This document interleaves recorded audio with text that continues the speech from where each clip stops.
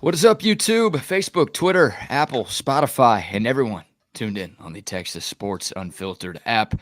Welcome in to another edition of Bucky and BK live on Texas Sports Unfiltered and on the free TSU app. Today is Monday, September 16th, 2024, and the Buck and I are with you for the next 2 hours. On today's show, there's a new number one in college football. What an eventful weekend it was for the Texas Longhorns. The Horns pick up a huge win over UTSA on Saturday night, but they lose their Heisman Trophy favorite quarterback in the process. We will recap all of the happenings from the Texas football weekend and give you an update on Quinn Ewers' health. Plus, we will go around college football and recap the biggest action from Saturday's slate. We'll talk some NFL as well. What an embarrassing performance by the Cowboys in Arlington yesterday. We'll also talk about the Texans' nice win on Sunday Night Football and go around the National Football League. Plenty of football to discuss. We've got an update on Bucky's Gold Star locks, which were absolutely horrible this weekend. We've got a funny video from an SEC stadium showing you that it really does just mean more in the Southeastern Conference. We've got a lot to dive into. It is a Victory Monday on Bucky and BK. What's going on, my friend? It is a glorious morning, although I didn't give you anything good. Like Texas Longhorns gave you something good, and that's right. And I did. I went 56 to 10 that score, and that the Texas would have to give them 7. Texas didn't give them 7. They actually earned the 7 points that they got. They really did. The Roadrunners, I thought they played as well as they could play, and that's how close that game was. That's as good as they can play against a top quality team like that. Will they win a couple games? They'll have to be better on defense. But you know what? They gave a good battle. They didn't quit. I thought they would truly roll over, and they just didn't have enough people. You know, we talked before the game, BK, about they would run out of juice. They just ran out of people. They didn't. They just had to have their guys played as hard as they could, as long as they could, and then just started to wear out. And I mean, by the second quarter, they were worn out. Yeah, they were lucky that game didn't get into the 80s, which it could have if Texas had wanted it to be. Once again, Sark, I thought he showed a lot of class and not throwing some wrinkles here or there that could have really got to a tired team. Could have been more reverses and things like that, where getting the group going one way, because they would have never got to the other side of the field on reverses against the Texas speed. So I thought a lot of guys got to play. They showed an awful lot, and I thought the coach was pretty classy in the way he did things because, dude, if he wanted to, that baby could – I'm not saying in the 80s, but it could have been in the 70s if he wanted it to be, And Texas did most of its work with a backup quarterback on Saturday night, which perhaps makes their win even more impressive. They won. That backup quarterback could have thrown for 700 yards. He could have broken all-time record. And total touchdowns if you wanted to. If they wanted to do that, I mean, Mississippi would have done that to you. They would have. Joey Freshwater would have done that. I'm just happy that Sark didn't have to do that. Once again, back-to-back weeks where he didn't have to prove a point. He just had to win the game, and he won the game because his team is just that talented all over the place. Backup quarterback, backup receivers, freshman wide receivers, freshman running back. I mean, he did. He did what he could to keep the score down and still let people play, let them play their games. And I mean, that's a kind of class. That's class move. You don't get a lot of that, around. People just want to score touchdowns and they want to show you big numbers.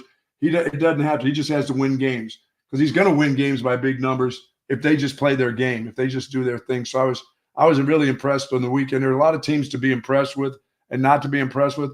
I like the way he handles his football club so far. Yeah, it was good for Steve Sarkisian too, because I don't know if UTSA players realized they were getting their asses kicked on Saturday night because they were talking trash the entire game. It's Texas kids versus Texas kids. They're gonna talk some trash. It's just gonna be that way. They're talking trash to Sark. They're talking trash to the other players. They're talking trash to the refs. They're talking trash to the fans. It's like, do you guys not see that you're losing this game by 50 points? What are you talking about right now? You're absolutely right. Yeah, they did a lot of chatter because you're playing against Texas. Most of them Texas kids versus they're gonna bully up and not get pushed around, which they did, but which they couldn't help. But there was a lot of that going on. I saw that even after Quinn Ewers got hurt there, I started to notice that pick up like they were going to make a comeback or something. I was like, what are you doing? Yeah, like late in the first half, that one play where I think it was Jarrett Gibson who got tackled right in front of the Texas sideline on a third down. Yeah. And the refs missed a clear face mask. And Steve Sarkisian was yelling at the refs like, hey, face mask, face mask. And there were 2 or 3 UTSA players who walked right up to Sark and were like, shut the up. And it's like, it's 28-7. You guys are getting boat raced right now. And you just committed an infraction that didn't go called. So, of course, the coach is going to try to get the call for his team. Like, what are you doing talking trash right now? I thought UTSA was a little over the top with some of their shenanigans in that game on Saturday night. But maybe it was just frustration coming out because they had nothing going in that ball game. No, they really didn't. You know, from quarterback play to running back play, they weren't threatening at all. But the touchdown, like I said, they earned it. They had a nice little drive and they did some things. But Texas never let up, and the coach really didn't let up. He just could have done more. And I just, as I said, I thought it was just a class move by not sticking that score into the 70s on them, because they could have had their backup quarterback have a career night, a national night. He played really, really well. He did some nice things, but there could have been more. There could have been more over the top things that I thought they would air it out. Even when Quinn Ewers was in, they were going to push that ball down the field, but they could have pushed it down the field even more with some backups that would have flown right by their guys. Their guys were nowhere in sight. Yeah. They just weren't. And they pummeled them with the run game. They did everything. I just thought they did everything the right way. Sure. Yeah, when you're up 42-7, 49-7, there's no point in throwing 4 verts on every single play. And there's no reason to even show any of your players that are backup players to anybody else that can see, oh, hey, listen, when that guy comes in the game, look out, here's what they're going to do. No reason to do that. It'll be the same this week. Yeah, you would think. All right, before we continue to dive into the UTSA game and talk about the newest AP poll that dropped yesterday, about a shout-out to the soldiers, Buck. Good morning to the soldiers at Fort Cabasas, Texas, the soldiers in the state of Texas, and all those that fight for us each and every day. Thank you so very much for what you do. It is appreciated, and do be safe out there. Yes, sir. Yes, sir. So a bittersweet weekend for Texas football. More sweet than bitter, for sure. You get the 56-7 win on Saturday night. You get rewarded by becoming the new number 1 in the newest AP poll. We'll talk about that in a second, but obviously a massive storyline from the Longhorns' victory is the injury to Quinn Ewers, who entered that game on Saturday night as the Vegas favorite to win the Heisman Trophy. And Buck, I don't know if you saw the updated Heisman odds. Quinn Ewers went from like plus 500 to plus 1,800, which, that's a big drop off, but he's not completely off the board. Like, people are still giving him an outside shot to win that award. Well, he'll have to be back within 2 weeks, that's for sure. But you know who has better Heisman odds right now than Quinn Ewers? Don't tell me the backup does. Arch Manning is at plus 1,600. Quinn Ewers is at plus 1,800 after getting hurt. He was amazing before he got hurt through that weird interception, which probably happened because he was hurt.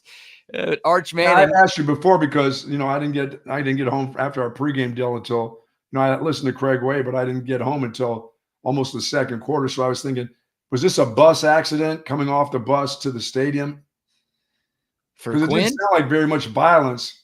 No, it was a non-contact injury, right? He did hit his thumb. Is that a bad sneeze? Is that one of those sneezes that I get you better hold on or something? I feel like he's too young for that. You can't be 21 years old and getting injured while sneezing. That you got to be at least like 40 or 50 before that you're right. happens. But yeah, it was a non-contact. It didn't seem like very much because it was like a mystery, and everybody thought it was a hand, and then I thought it was a leg, and then nobody could explain it, until he finally went down and said, okay, enough is enough. This hurts. Yeah, well, let's hear from Sark after the game. So we'll start with when Quinn got hurt and how he's feeling, and then we'll get to the update, which I think most of y'all have already heard by this point. But here's Steve Sarkisian in the post-game press conference giving some detail about Quinn going down. It was a non-contact deal. He made a heck of a beautiful pass to Gunnar Helm. And I think we were all watching Gunnar run down the sidelines and hurdle the guy. Like Gunnar's been playing so good, and all of a sudden it's like he's down or he's limping. And Coach Choice was actually the one who said he thinks Quinn's hurt. So we called a run And he turned and looked at me right away, like something, like he just pointed kind of at his stomach and then took the knee. And so, again, our training staff does a really good job with him. And I think, mentally, because Quinn's been through it, and I think because those other injuries he got with the shoulder were so structural and they were contact type injuries, I think he's probably in a little better spirit. Like, hey, okay, this was non-contact.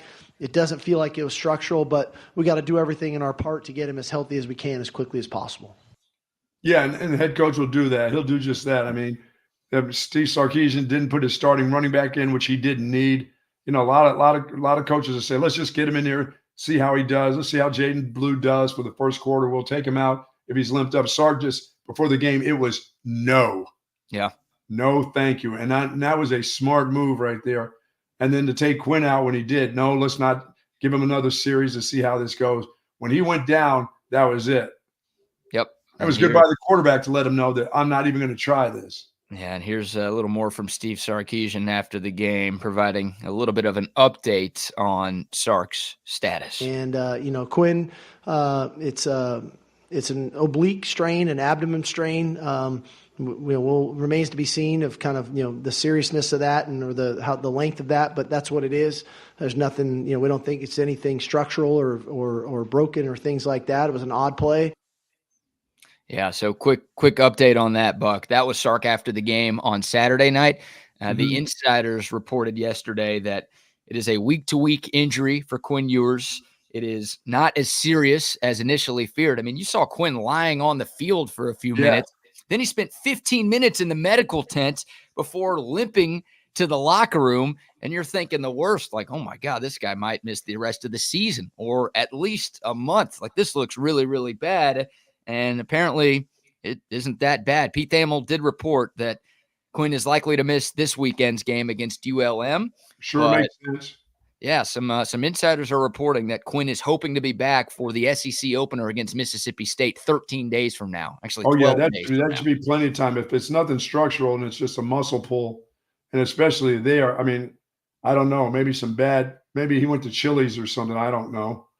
Maybe he had a bad meal and pulled something. While eating pregame, sometimes you put that fork up real quick and no. Once again, Quinn Ewers is not 69 years old like you are. He doesn't get hurt eating food like you do. Apparently, you mean things like that don't happen to young people like that by lifting up if it's too heavy on the spoon or the fork. We did see Joe Burrow last weekend struggle to lift up a water bottle on the side. Yeah. I mean, we're seeing these things happen to younger athletes these days, And I know Chili's is not a sponsor, but I got to stand up and defend Chili's. Oh, you do you? Chili's can't be catching a stray on a Monday morning. That's one of the best restaurants we have in the country. Maybe those baby back ribs. Oh, yeah, that would make Quinn feel better. Oh, that should be the cure. That's what the trainers are telling them to go do to heal up faster. Go get you some. Speaking of ribs, shout out to Cooper's Barbecue there in Llano as I was on my way to Midland Friday. That stop. By the way, 3 guys eating $110. Ooh, I mean, really? That car had to smell like shit afterwards. Dude, is meat that expensive? I had 4 ribs, an iced tea, some coleslaw. The other guys just has, a little chicken and what is it? How much can I have 1 rib? I'll have to go for 1 rib the next time. Dude, you know me, how my eyes are bigger than my stomach. Well, I ordered 4 of those suckers. I really only needed 2. How good were they? Oh, they was ridiculous. Yeah. I had ribs, some chicken on the side. Oh, was that ridiculous? Yeah, the price of barbecue's gone up, man. Food's expensive everywhere. I mean, is that just them doing? Is it that expensive, or is that just there's so much competition? That's what you do. I mean, shouldn't you lower your price? Cooper's ain't ever lowering their price though. Now that place is so famous, and it wasn't packed. I mean, it was nice. You walked right up. That's nice. Yeah, on a Friday. It's one of those places I feel like people are going to go regardless of price. But look, I don't know exactly what you paid, but you go to any barbecue spot around Austin, or hell, around anywhere in the state, and you're going to be paying a lot more than you used to pay. I'm going to tell you, slap down like 4 ribs. I'm thinking, oh, what's that going to be? $20? It's like $37. I'm like, what? For these 4 right here? I threw down $100 and thought I was doing a big deal for the group. Yeah, here's a nice tip for 110. Oh my God. Yeah, he threw a hundy thinking, all right, I'll pay for the meal and here's a tip on top of that. Right? Oh yeah. Yeah. I thought the hundy for sure. I thought with 3 dudes, it would be maybe in the 80s. Not a chance. Not a chance. That's tough. How about this comment from Gabe? Bet Ewers had a tough time sitting on the toilet with that abdominal strain. Yeah, with those baby back ribs. Yeah, that's not good. No, he didn't eat a triple dipper before the game. That's not what gave him the problem, but it's good news. It feels like best case scenario for Texas. And absolutely.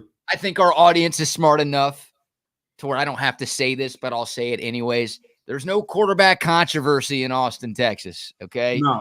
You'll hear a lot of national folk throughout the course of this week come out and tell you that, oh, here's an opportunity for Arch Manning, and if he plays really well against ULM, then he's going to take the job. No. Quinn Ewers. No, we all know what this is. Quinn Ewers is still this team's quarterback. He still gives this team the best chance to win. I think we all saw a lot from Arch Manning on Saturday that gives us a ton of reasons for excitement moving forward in the post-Quinn era of Texas football. But, I mean, Quinn Ewers was the Heisman favorite for a reason. That guy was looking incredible. Dude, I thought he was going to light them up for 300 easy. Yeah. After the first, I mean, the young quarterback came in there and did his thing. He showed his athleticism. That run was spectacular now. I mean, he just abused that. That's the level of football. UTSA secondary guy who doesn't even put a glove on a big old 6'4", 6'5" quarterback who shakes him down and then races to the end zone. I mean, I thought Quinn Ewers would have been in the 300s in throwing, and I think they were going to push but they pushed it down the field with the backup quarterback for sure. They did, yeah. And Texas as a team threw for 427 Oh, my goodness. yards. I think Quinn Ewers was about to have a 300-some yard night. And the other guy could have had this. The other guy had two high 200s, right? Yeah. Arch Manning led the way with 223. Quinn Ewers in a quarter and 3 minutes because he got hurt with like 12-17 left on the clock in the second quarter. So he played, 18 minutes of game on Saturday. He had 185 yards already. So if you talk about paces, he was on pace to go well over 300. Yeah, that was going to be a huge night for him. And I'm just glad they were smart enough and he was smart enough to say, you know what, I'm not pressing this. This is fine. We got a long season to go. And shit, it's not that he pressed it. That dude looked hurt. Yeah, that must have hurt. I mean, that's why. He was laying on his back. I was like, damn. Yeah, I was like, oh my God, he's going to miss once again, maybe the rest of the season, but at least a month. And we might be talking about an injury that only sidelines Quinn for one game, and it's a game against the ULM team that you're expected to beat by 40 plus. The line came out yesterday. I saw 45? Our friends at Sark. Yeah, Circus Sports had it at 42, but there are some books that had it at 45. So, like the Longhorns could throw Trey Owens out there on Saturday, and they still should win this game by 30 plus. With what you saw from Arch against UTSA, you feel like, they could still cover even without their. Well, I'll just say this: you don't want to get down to Trey Owens. You need to have those 1 and 2 because you don't want to get down to number 3. Oh, he's a backup right now. You know, there were some things in that game that made you – I was like, ooh, now slow down there, big boy. You look a little nervous. That was the thing. First time getting in there in front of 100,000 because there was 100,000 in there again. That thing was packed. Great crowd. Hot and packed. And he looked like an inexperienced guy in the game, and that's what he's supposed to look like, and that's fine. But you don't want to get to the point where that's your backup right now. Yeah. You know, you want to make sure that you get 1 and 2. You don't want to get down to 3. You're right. And that's the thing. Like Arch Manning, his first play was a touchdown. He looked incredible. And then his second drive was that big rushing touchdown. And it's like, oh my God, this guy is the best player in the history of football. And then drives 3 through 5 were like, okay, well, this makes sense. This is this guy's first real game action. I know he played some last year, and obviously he played week 1 against Colorado State, but that was garbage time. Yeah, there looked like a couple of throws where he thought about it and it was a little hesitant on doing some things. Yeah, and rightfully so. That's a good game for all of those guys that got in. It was definitely a good game for the freshman running back. He had his fumble, but I'll tell you this: he's ready to go now. You know, he's put the ball on the ground, so now he knows how he's got that ball needs to be a little higher and tighter in traffic. But man, does he have some explode? He runs like he's 215. And you tell me he's 205. He runs like a guy that's like a big back. He runs like a big back. Yeah, he's not like a scat back. He's a big back. He's got that big back running style. And I was wondering if I'd be able to see his out and out speed if he makes it. I mean, to accelerate once he makes a guy miss, it doesn't matter because he takes limbs with him. He'll take you if you stick your arm out there, you're going to come back with a nub because his velocity is really there, and he's got great body lean. I know he's got to protect the ball. That's one of those ones where if you can't do that, you really can't play. It doesn't matter if the ball goes on the ground. Every other game for him, it just can't be. But he's ready for the big time. I'm with you. Yeah, 13 carries for 75 yards for the true freshman, Jarrett Gibson. He did lose the fumble, but overall, I think a very positive performance. I thought so. Oh, yeah. Had one catch for 9 yards as well. Back to your quarterback discussion. Buck, Texas won 56-7. There weren't a lot of stressful moments in the game outside of a couple of guys going down with injuries. But there was one time I yelled at my TV, and that was when Arch Manning took that sack where he got hit from his blind side and he didn't see the guy coming. Oh, the extra guy. He should have saw the extra guy coming outside. I mean, if simple count, 1, 2, that guy there. If that guy comes, he's free. That was the one time I yelled. I'm like, get rid of it. I yelled so loud watching at home because of what you said. Like, no disrespect to Trey Owens. And I know you're in an easier part of your schedule, but you do not want to be relying on a true freshman quarterback right now. You've got national championship aspirations. It already sucks that your starter got hurt. And at that point, we didn't know the severity of Quinn's injury. So we're thinking, oh, God, he might miss a lot of time with this. Plus, you don't see the guy coming on the backside of you, and you could have taken a hit from that one. Yeah, exactly. And Arch took a few shots, and it's like, dude, throw the ball away. We're going to kill this team. Don't be taking unnecessary hits against UTSA because we might need you for the next 9 games this season. Yeah, you're right. I was thinking that too. I was thinking, dude, you don't just throw it away. That's okay. Every play doesn't have to be a big play for you. Yeah. That was like the one time I was like mad on Saturday night, just watching Arch take a couple of hits, but then he settled back in. Once again, drives 1 and 2 were great. Drives like 3, 4, and 5. He looked young and inexperienced, which he is. You get it.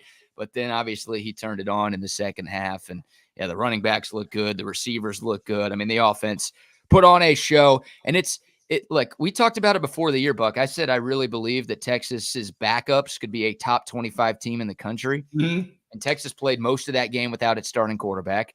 They played all of the game without its 2 top running backs. Of course, C.J. Baxter's been hurt all year, but Jaden Blue didn't play. They were down some players on defense. Some guys got hurt, and a bunch of guys were rotating in and out throughout the game on Saturday, and they still won 56-7. And their young players played well. The young wide receiver played well. Yeah. The kid from Bama, dude, let me tell you, if you don't put your hands on him, he's going to streak by everybody. He's got that Xavier Worthy kind of explosion. When he goes, he's gone. Yeah. You can't catch up to him. If you give him any room between you and him, and you can't put you can't get your arms around him, that's a problem because you're not going to fingertip and pull his jersey down. He's pretty strong, but he's really fast. He is, yeah, and straight ahead speed fast too. Yep. Yeah, turned nothing into something on that touchdown. Goodness. The 51-yard screen pass. And I think that was early in the third quarter. Dude, and that's on the sideline. Nobody even get a chance to push him out of bounds. No one could have touched that. It was just a race. It was a race. No one could have touched him with a 10-foot pole as he was running into the end zone. Like, that guy is ridiculously fast. And Texas has a team. I mean, they look fast against Michigan. So you figured they'd look fast against a team like UTSA. But the speed on this entire roster, and like you said, it's not just the starters. It's transfers, it's newcomers, it's freshmen, it's reserves. I mean, it's everybody. This team can come at you in waves, and it doesn't matter which 11 guys are on the field. This team's got a chance to score. This offense is elite, Buck. And they play such solid defense. I picked Alfred Collins to be the player of the game. I'll just say this: somebody please tell me that he was magnificent and dominating. Because I said he had to be dominating. I'm just going to say this. I didn't see that. I guess he was all right because they only gave up 7 points. Hell, they haven't given up anything, and nobody's running against them.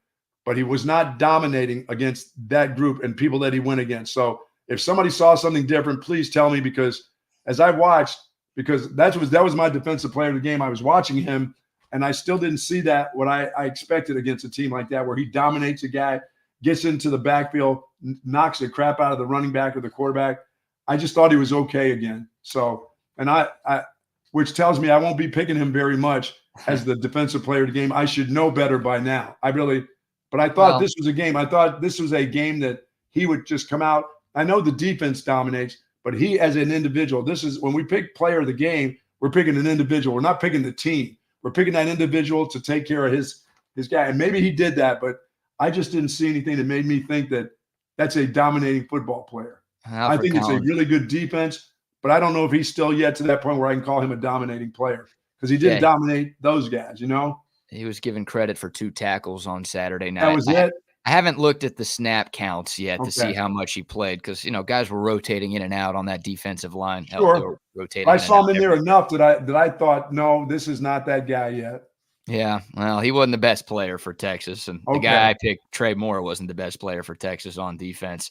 A guy we have to talk about is the true freshman, Colin Simmons, number 11. Oh, that guy is a beast. I mean, that guy, this defense is loaded with talent. They've given up 19 points through 3 games, Buck. I don't care if you're playing 3 high school teams. That's pretty damn impressive. And to put things into perspective, 19 points through 3 games, that's the fewest allowed by a Texas defense through the first 3 games of a season since 1983. You got to go back 41 years the last time a Longhorn defense has gotten off to a start as good as this one. Okay, so really impressive. There are some dudes all across this defense. But Colin Simmons, he's only played 3 games in college football. He looks like he might be a top 3 or 4 player on this defense already. That guy was everywhere again on Saturday. He had a sack against Michigan, had a sack on Saturday. That guy is a freaking problem, Buck. Yeah, he's the guy with that quick twitch that, the tackles have a hard time. There's not going to be any running backs. They're going to block that guy one-on-one. He will destroy a running back, just totally destroy a back that gets locked up on him by accident or whatever it is. You got too many men. Okay, this is your guy, and you're the running back, and that guy's on the end of the line. Oh my God, that's like a nightmare. Those are always my great teaching moments to a running back on what you got to do.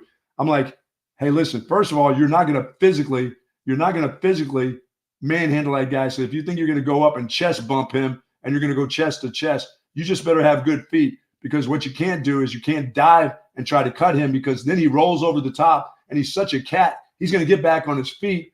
If you cut him, you're not going to cut him where he's going to flip backwards. He's going to flip towards the quarterback. He's going to get on his feet, or he's going to be at the quarterback's ankles and make the tackle. So you do have to go and chest to chest with him, but a running back's not chest to chesting with that guy. That guy's speed coming off the corner is unbelievable. That's ridiculous. His bend is impressive, but I think what separates Colin Simmons is something that separates a lot of great edge rushers in this sport: the ball get off. Oh yeah, he times it up. He gets right off, and he gets on the shoulder of a tackle. Yep.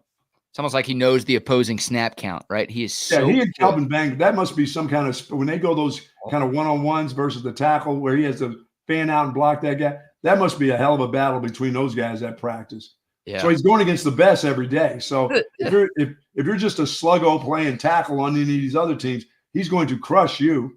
Well said. Yep, Texas has one of the best offensive lines in the country, and these guys get tested. Iron sharpens iron, right? Yep. And Colin Simmons getting to go against these guys in the spring, in the summer, and in the fall has definitely made him a better player. He was second on the team with 6 tackles, had the sack, had 2 TFLs, which led the Longhorns on Saturday nights. And he does go down the line. He'll get you on the other side. If you think you can, teams are trying to get on the perimeter against Texas, he will run you down from the backside.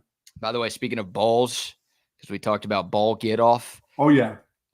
Kelvin Banks, I don't know if you were home yet for this one, Buck, but Kelvin Banks got hurt in the first half. Yeah, I saw that. I was there for that one. He was on one knee for a few moments and only missed a couple of plays, came right back in. But I know a lot of Texas fans, myself included, were terrified. Oh, no, I saw where he got that one, yeah. And then, I was told, and maybe you saw it, but he took a shot to the nuts. I saw that. He went down. Most of the times when they go to one knee, it's generally somebody's hand or arm gets flung in there. Some defensive end comes flying in there and tries a rip move, but he starts way down there low, and then he gets ripped right into your nuts. Oh, I saw the way he went to his knee, and then when he kind of grabbed down there, I'm like, oh, just took one to the nuts. Yeah, so he got hurt. I'm terrified. And then he came back in, but still, I'm like, uh-oh, is this something we're going to have to worry about with Kelvin Banks going No, he forward? got back pretty quick, which is good. You Yeah. knew then it was just one of those shot to the balls. Shot to the nads for Kelvin Banks. So thankfully, I'm sure he was hurting for a few moments on Saturday, but nothing long-term with that one for the best player on this Texas football team. Still got the one dude who gets his penalties, illegal procedure. He's got to get that. This is now game 3. You need to get over that. That ought to be done by after this, shouldn't it? Yeah, Cam Williams did get flagged one more time after having 4 penalties against Michigan. There were a couple of false starts. I think DJ Campbell had a false start as well. So the right side of the offensive line had a couple of moments they'd like to have back on Saturday. And, Texas as a team, I guess if you are going to complain about something, 7 penalties, 59 yards, season highs in those categories. Didn't affect them. They won the game by 49 points, but there were a couple of moments that a few guys would like to have back and a couple of coachable moments on film for Sark and this staff. Absolutely. Absolutely. They're all great coachable moments. You're absolutely right. Yeah. So how did Anthony Hill play? I saw him on a bunch of tackles. Awesome. Like I know he doesn't get credit for the tackles, but he was there. That guy's he's around the ball. He's like Michael Tapp. Every time I see Michael Tapp standing where the runner is. He doesn't make all the tackles, but he's there. If that ball comes loose, he's going to be on it. That guy flies across the field. I mean, he's got the smarts of Michael Taft, but he's got athleticism that Michael Taft doesn't have. Sorry about that, Mr. Taft. But, Anthony Hill mentioned that Colin Simmons was second on the team with 6 tackles. Anthony Hill credited with 11 tackles. Yeah. To lead all players on Saturday. So, that guy just flies to the football, man. I mean, his instincts are great. His closing speed is great. He doesn't miss a lot of tackles, and he's a hell of a player. I don't know if he's All-American level yet, but like that guy's going to be in the mix for an All-SEC spot, I think, when this season is all said. And the defensive end, the freshman people's eyeballs are going to open up because once you start getting into SEC play, I think you're going to see him a lot. And he looks like a guy, BK, that not only could be outside, he could be inside. If you ever slid him inside, if you wanted to, he would kill running backs. Yeah, I mean, he would come off of blocks and just crush the runners. He is only 245, so maybe that gives you a little. He plays like a 260 guy with speed. Sure. Yeah. Like, I don't know. Like, I don't know if I disagree with you, right? Like, you usually don't line up guys who are sub 250 inside, but you do feel like that guy could make some things happen if he was lined up, Yeah, another great recruiting game for Texas. They'll end up picking up guys will be changing their mind. Now that Texas has gone from number 2 to number 1, there'll be a lot of phone calls that you can make now and say, how you like me now, Yeah. Yeah, well, let's dive into the ranking here in a moment. Texas number 1 in the country in the AP poll for the first time since 2008. We'll talk about what that means and whether or not we agree with the AP voters' decision. Spoiler alert, we do. But before we get into that, how about some sponsor shout-outs? Our good friends, we'll see you on Wednesday at Sue Patrick's on Burnett Road. They've got that incredible selection of Texas Longhorn apparel, collectibles, accessories, and they've got tons of Texas-themed gifts and items there just for you. A wide variety of men's and women's clothing, men's and women's, and all sizes. And ladies, believe me, if you're worried about your size, they've got sizes from extra small to XL large. So believe me, depending on your size and shape, they've got it at Sue Patrick's just for you. They offer free shipping on online orders over $49, free curbside pickup, of course, located at 5222 Burnett Road. Come on over, say hello to Jay and the whole gang over at Sue Patrick. And for more information, go to SuePatrick.com. We will be there Wednesday morning. Love to see you there. Pick up your gear. Yes, indeed. We'll be there this Wednesday and next Wednesday. Yeah. Oh, yeah. We're upping our game at Sue Patrick. We'll be there twice a month doing shows out there at our home away from home. Looking forward to seeing all of you people this Wednesday and next Wednesday. Nice. Shout out to centextickets.com. Hey, if you want to be in the building for what's likely to be Arch Manning's first career start as a Texas Longhorn this Saturday night, they got tickets for you already. Doesn't matter that it's Monday. You can get your tickets right now at centextickets.com. Tickets to every Texas game, but it's not just Texas games. It's Cowboys games. It's Texans games. It's Aggie games. It's Red Raider games. Whatever team you love, whatever team you want to see here in 2024, they've got tickets for you online right now at centextickets.com. Make sure you use that promo code CENTEX10. You're going to get 10% off of checkout when you purchase your seats at sendtextickets.com. Also, a shout out now to AV Consultations. We'll let you hear from our man Tom McKay and the crew at AV Consultations. Hi, this is Tom McKay with Audiovisual Consultations. And Camilla McKay. Kid, what time is it? Old man, it's back to sports time. The hockey and football seasons are upon us. And baseball is winding down to the best part. And what about basketball season? I'm 5'2". Who the hell cares about basketball? Yeah, we're talking about watching, not playing. And in that case, you've got everyone covered, right? That's right. Audiovisual Consultations has been providing awesome systems and service throughout Texas for over 30 years. Installing home entertainment systems and livening up restaurants with incredible audio and video systems. We're talking multi-screen video walls. And home entertainment that puts you in the best seat in the stadium. Just give us a call at 512-255-8678. Hey, aren't you forgetting something? Oh, yeah, I almost forgot. Hug your kids until they beg you to stop. Watch a game with your friends. And make love to whoever the hell you want. Just give us a call at 512-255-8678 or visit us at avconsultations.com. Go Stars! Go Bruins! Kid. Got that right. Oh, yeah. I don't know about that. But shout out AV Consultation. Shout out all of our great sponsors here on Texas Sports. Yeah, and thank you to our wonderful sponsors for the pregame and Schultz's and Dan and everything. That was nice over there. Boy, it is good to be in that air condition. Oh, man. I go outside and out. Yeah, we want the big stage, Dan. We love to have the big stage for the Georgia and Florida game. But, dude, you just melt when you walk outside that door. Yeah. And that walk, even from the stadium, from Schultz's to the stadium, that has got to be something else now. But if you got a couple all stats in you probably don't really care. But if you just got regular H2O, by the time you get there, half of that is gone. It's hot. Wow. Yeah, we got that little tease of fall a couple of weeks ago. Yes. It is still summertime here in Austin, Texas, and it's going to be hot all week long. And I know it's another night game coming up, but I think we're still expecting some 90s temps at kickoff. Yeah, and we're expecting some 90 to 100,000 there from this point on. Well, that's the thing. Like the first game, and it was a little different because it was a 2:30 kick versus a 6 o'clock kick. But a lot of Longhorn fans left at halftime or early in the third quarter because, Texas was dominating Colorado State and it was hot as hell outside. People were going home.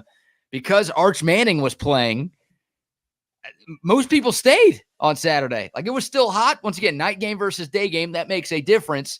But most people stayed until at least very close to the end on Saturday. So it was full at the start, but it was pretty full throughout. Great crowd at DKR Saturday night. Yeah, until that sun goes over that west side, it has got to be just something else when you go there. I mean, it is packed. I mean, people are shoulder to shoulder all over the place on the streets and everything else. As I said, when I was coming on Mopac, it was 45 minutes before the show, and I thought, last time I went down there, I had plenty of time.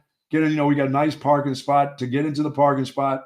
And, dude, on Mopac, it was like bumper to bumper. I'm like, you got to be kidding. And I'm just talking about getting over the Lady Bird Lake, just getting over the lake to the other side. I'm like, holy shit, am I going to make it? I'm like, I got plenty of time. And I get down there and get ready on 15th Street. I'm like, oh, my goodness. And it's going to be like that for every game. Yep. So if you want to, and it's going to be still hot, get there early. Yeah. And that whole hydration thing is the real deal. I'm old, as you said, but I guess I saw a dude carrying the baby in his little deal right there, had the bottle and stuff, carrying that baby up against his chest. I'm like, that's got to be nasty. Well, you got to carry the baby, right? The baby. No, you're right. You need to punt that baby over to the stadium. You're going to punt your own kid? Well, you're just about kicking other people's kids. If it was your kid, you wouldn't be punting your own baby? No, I'm not punting my own baby. It's other people's children you like to punt. Yeah, I'd like to. I don't say I like to, like I do it often. I've thought about punting other people's babies before. It's just a weird thought. I just feel like I could send them a long way. Whether it be yours or anybody else's, isn't that a weird? You just want to see what that feeling is like on your foot? Yeah, like a little end over end action. Give me a little end over end action. Let me see if I can coffin corner this baby. All right. Come on, dude. Now, I'm not going to do it, but once again, it's something we've all thought of this, right? No, we've never ever thought of that. And yeah. You mentioned that years ago. It's never even come close to my mind of what a baby would feel like on the end of my foot. how far would the baby go? Now, we've all thought about it. I'm just the only person who's willing to admit it, but we've thought about it. That's okay, guys. I'll take this one for the Tossing team. a baby to somebody else, like across the aisle. Ooh, what are you, Jerry Jones with the Patrick Mahomes pitch? Yeah, I just hold on to that baby as long as I could before I got to the sideline and then toss that baby. But All right, so you want to lateral the kids, but not punt the kids. Lateraling the kid's different. We've is. all tossed a baby or two to another relative. Hey, hold on to the baby here, catch, and you caught the baby. We've all caught a baby. Anyone dropping kids? No. I've seen a lot of people out there. I think a lot of kids have been dropped, Buck. Son AJ was dropped out of the bed when he was a baby at the hospital. Boom, onto the floor. He was fine. Bounced right back. Babies are resilient. They can bounce. I don't know, man. Bounce. I know AJ. I don't know if he's been fine since that moment. I got some questions about I don't him. know about punting him. I don't know about actually putting foot to baby's backside. Well, that would be soft. Well, that'd be kind of cushiony, though, wouldn't it? Now you're thinking about it. No, I'm not. You just were. Go out and buy my buddy. Going to go out and buy my buddy and get out in the front yard and punt that my buddy. Oh, there you go. Oh, but not the real one. No. Okay, that makes sense. Buck, the new AP poll came out yesterday. Texas, the new number one team in the country. Yes. The Longhorns get rewarded for their dominant victory over UTSA and their very impressive 3-0 start. Georgia, it was going on at the same time the Texas game was. So if you were at DKR on Saturday night, you might have missed what was happening in Lexington. Georgia won, but they escaped. They were 24-point favorites going up against Kentucky. They won by 13-12, the final score. Georgia had to come back in that game. They were trailing at halftime. It was an offensive struggle for both teams. You don't need me to say that. I just told you the score.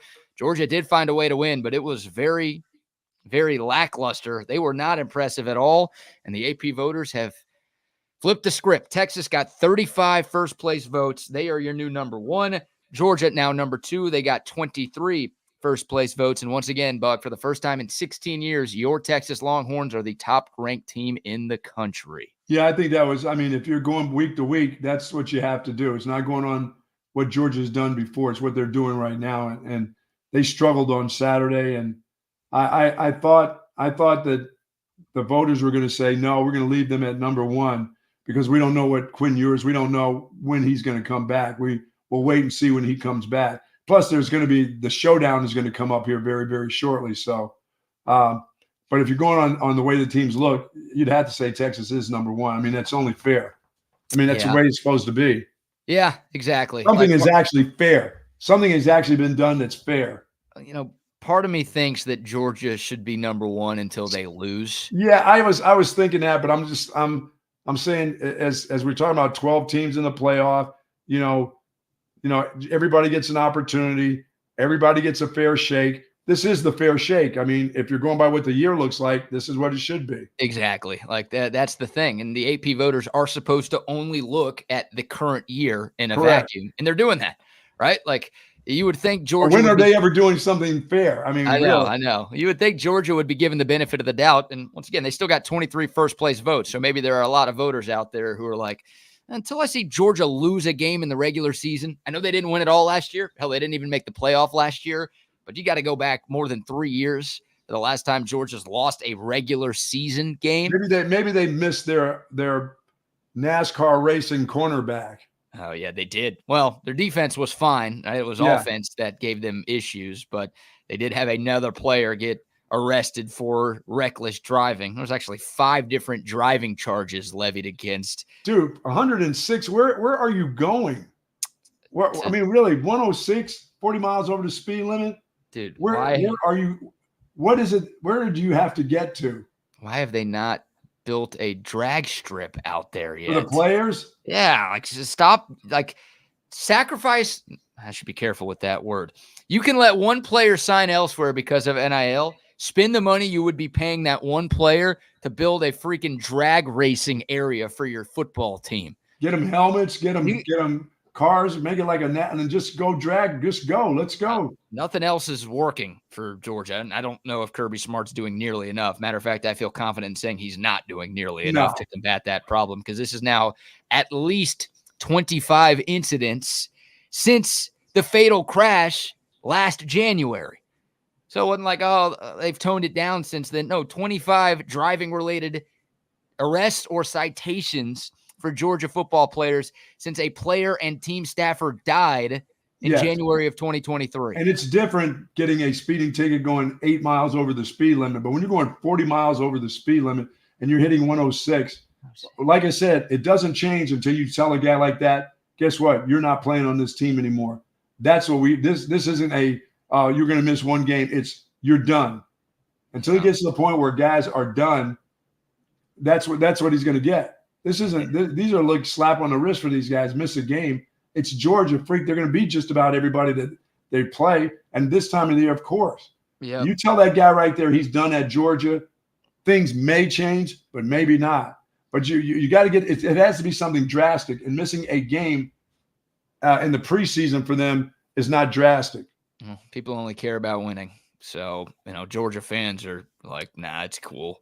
And Kirby Smart's like, nah, that's cool. Like, you guys pay me to win games, so I'm not going to be kicking all of these talented players off my team. Absolutely. Then I might not win games, and then I might lose my job. And I don't know how many people in the country would. I just don't know. I would like to say somebody will have the balls to say, you're done. And no, I would hope that if a program had this many going on and it wasn't Georgia, that some people would not be on that team. They wouldn't be missing games. They'd be out of school there. Texas, they'd be playing for somebody else because somebody would pick them up immediately. Texas basically kicked a player off the team this offseason, right? Samaje Burrell, the linebacker who was involved in that Tavondre Sweat driving incident right before the NFL draft. Like that guy, they didn't come out and say you're done, but he transferred. It was basically like you're not going to play here anymore. So hit the board. And then you wonder how good was he anyway? Right. Well, yeah, but like Georgia's not even doing anything to their terrible players. No, you're right. Absolutely. So Daniel Harris is one of their better corners. Like, of course, nothing's going to happen to that guy. He dressed out on Saturday, but he didn't play against Kentucky. But he was on the sideline. He in uniform. He got to go to Kentucky. Yeah, he was there. He was in pads on Saturday. Maybe that was his decision. Like, what a lesson! Solidarity with my guys. I'm going to dress up. He didn't play. But yeah, like of course, a guy like that's not going to get a serious punishment. And they've got Bama coming up in 2 weeks. There's no way Daniel Harris is missing that game. He's had his one game. No, he's had his one game. He's done. He's all right. Yeah. So I don't know. But Georgia, look, the first 2 games, they look great. Obviously, what they did against Clemson was very impressive. Week 2, I think they beat up on Tennessee Tech. But yeah, week 3, I mean, you look at the 3 games, you look at the whole body of work from this season, Texas has been more impressive than Georgia. Sure. I think in terms of eye test, the only team that's been close to Texas is maybe Ohio State. Ohio State didn't play this weekend. They had a bye, so they're 2-0. Yeah, it's weird. It's like they haven't even played this year. Yeah, like they struggled for a little bit in week 1 against Akron, but they ended up winning that game by 50+. And then everybody struggles with the MAC. Apparently that's how it works. Look out, Aggies. MAC's coming this week.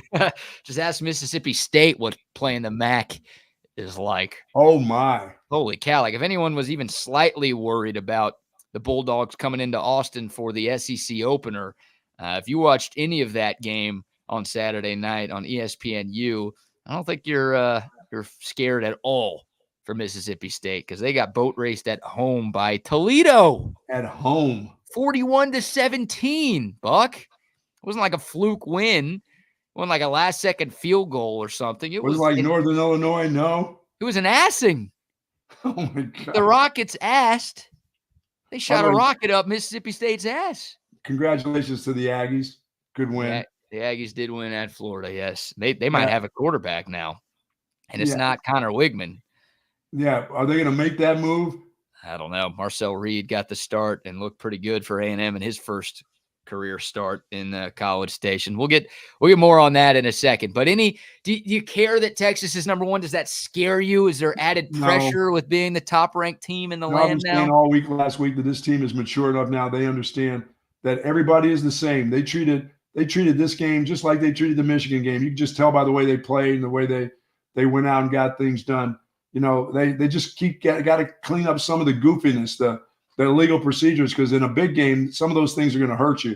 Those 1st and 15s, or when you put them behind the chains, you're not going to be able to overcome all of that. So you got to erase some of that, and some of it's just, I don't know. It's the one guy right now, so there'll be all eyes on that dude.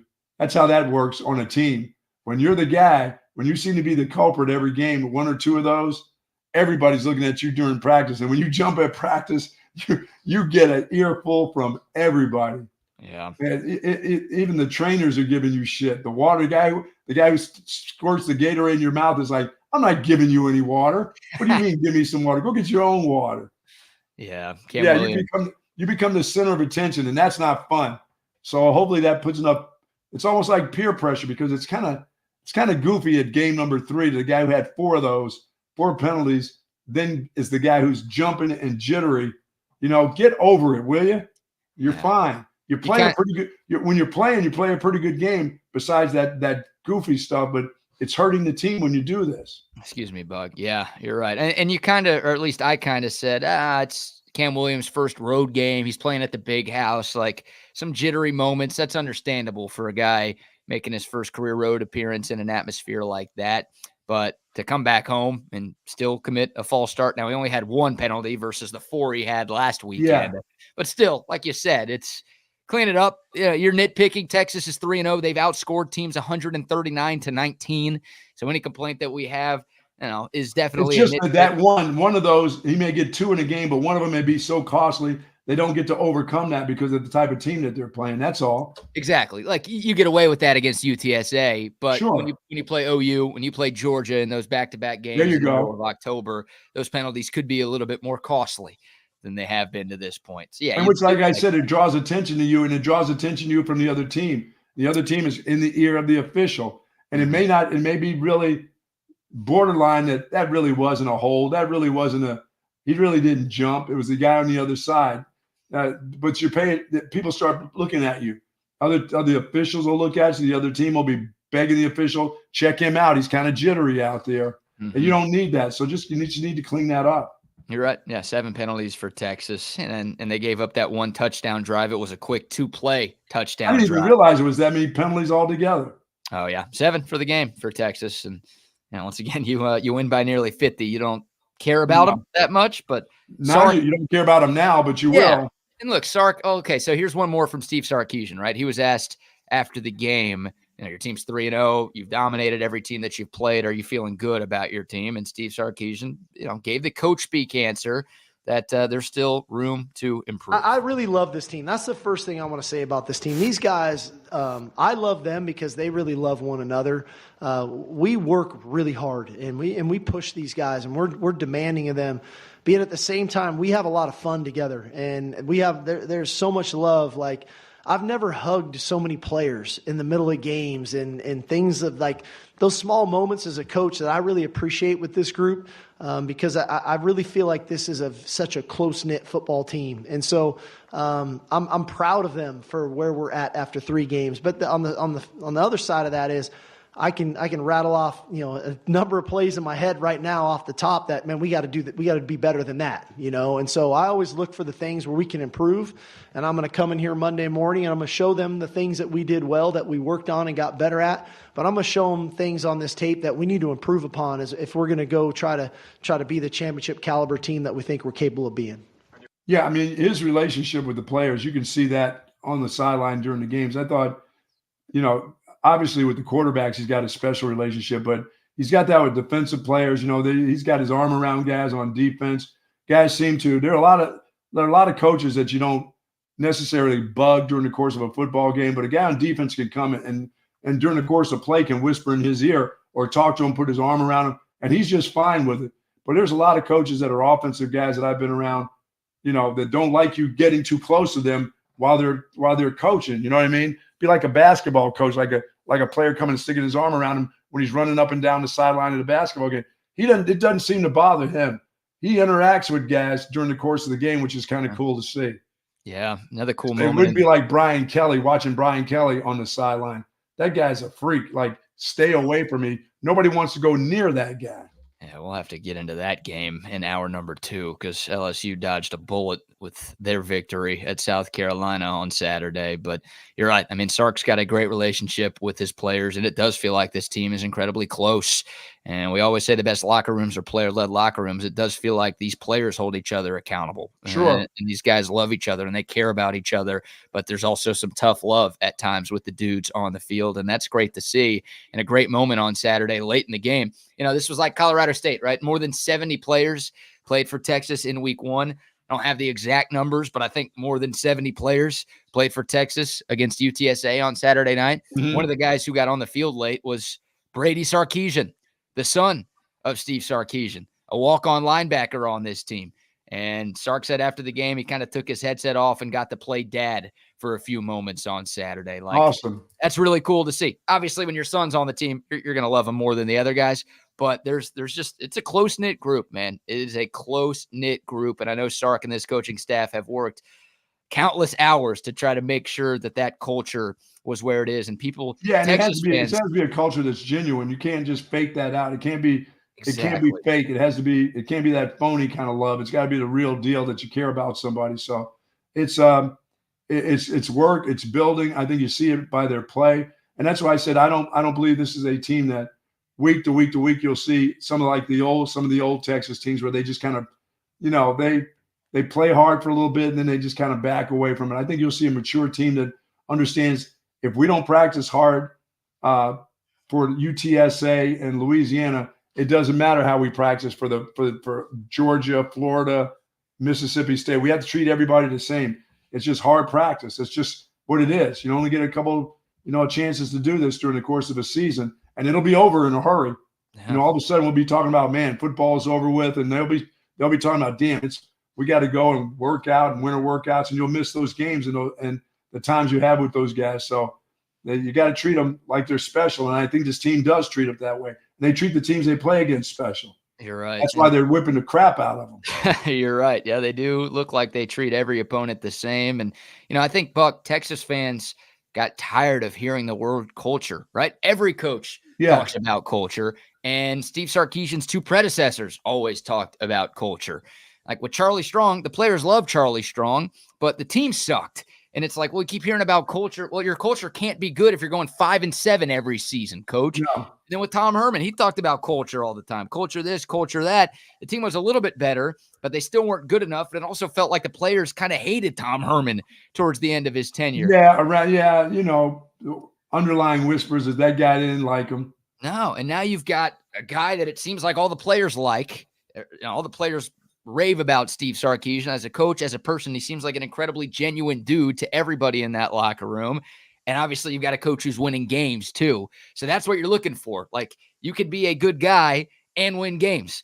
Texas had a good guy with Charlie Strong who couldn't win a lot of games. Tom Herman pissed just about everybody off. He won some games, but it was like, what are you sacrificing here? Yeah, I mean, you're only going to win so many with that guy. Right. Steve Sarkisian's both. Like, he's a genuine guy who is winning a ton of football games, and you put that together, you get a culture that people can actually be proud of. Yeah, I mean, I like when he talks about the game. I think he just has a lot of respect for the game of football. He's gone up through the ranks. He's had his highs, he's had his incredible lows, but he understands how much he enjoys the game too. It's not just about the players. He enjoys the game of football. He likes the history of the game. He understands, like I said, he's not there to whip you into 80 points. And when he's got a team that can do that to you, he's not going to do that to the game. He's not going to do that to the opponents or the players or the coaches on the other side. He has a respect for the game, and I think he has a respect for his opponents. And I think that respect for the opponents, goes over to his players. His players understand what they could do to teams. I mean, those guys could be on the sideline saying, "Coach, I got this guy. Just heave it up." And the coach could say, "Hey, throw it to him. He's going to beat this guy one-on-one." But they play as a team. There's a lot of individuality here, including a quarterback that's got an opportunity to be a Heisman. I mean, who's a Heisman candidate, the front runner for the Heisman. The backup quarterback's waited his time out. He's not doing anything but playing football. With every opportunity he has to play, he's going to show that when it's his time to be the leader, he can do that. Yeah, played well on Saturday for sure. And that was just exceptional play by Arch Manning. No matter who he was playing against, it didn't matter if it was, UTSA. It didn't matter if it was Westlake High he was playing against. He just showed respect and what he's capable of doing. And he showed that he's been coached pretty well. And this doesn't go back to his grandfather and his dad and his uncle. just goes back to where he is right now and his development as a quarterback here at Texas, and what he's learned from Sark. Not a lot of Texas haters saying that Arch Manning was overrated coming out of high school. Remember how much we heard that? Like, oh, yeah, this dude's only a 5-star. We heard that last year. Right. Oh, this guy's only a 5-star because of his dad and his uncles, Right. No, and this guy isn't very yeah. good.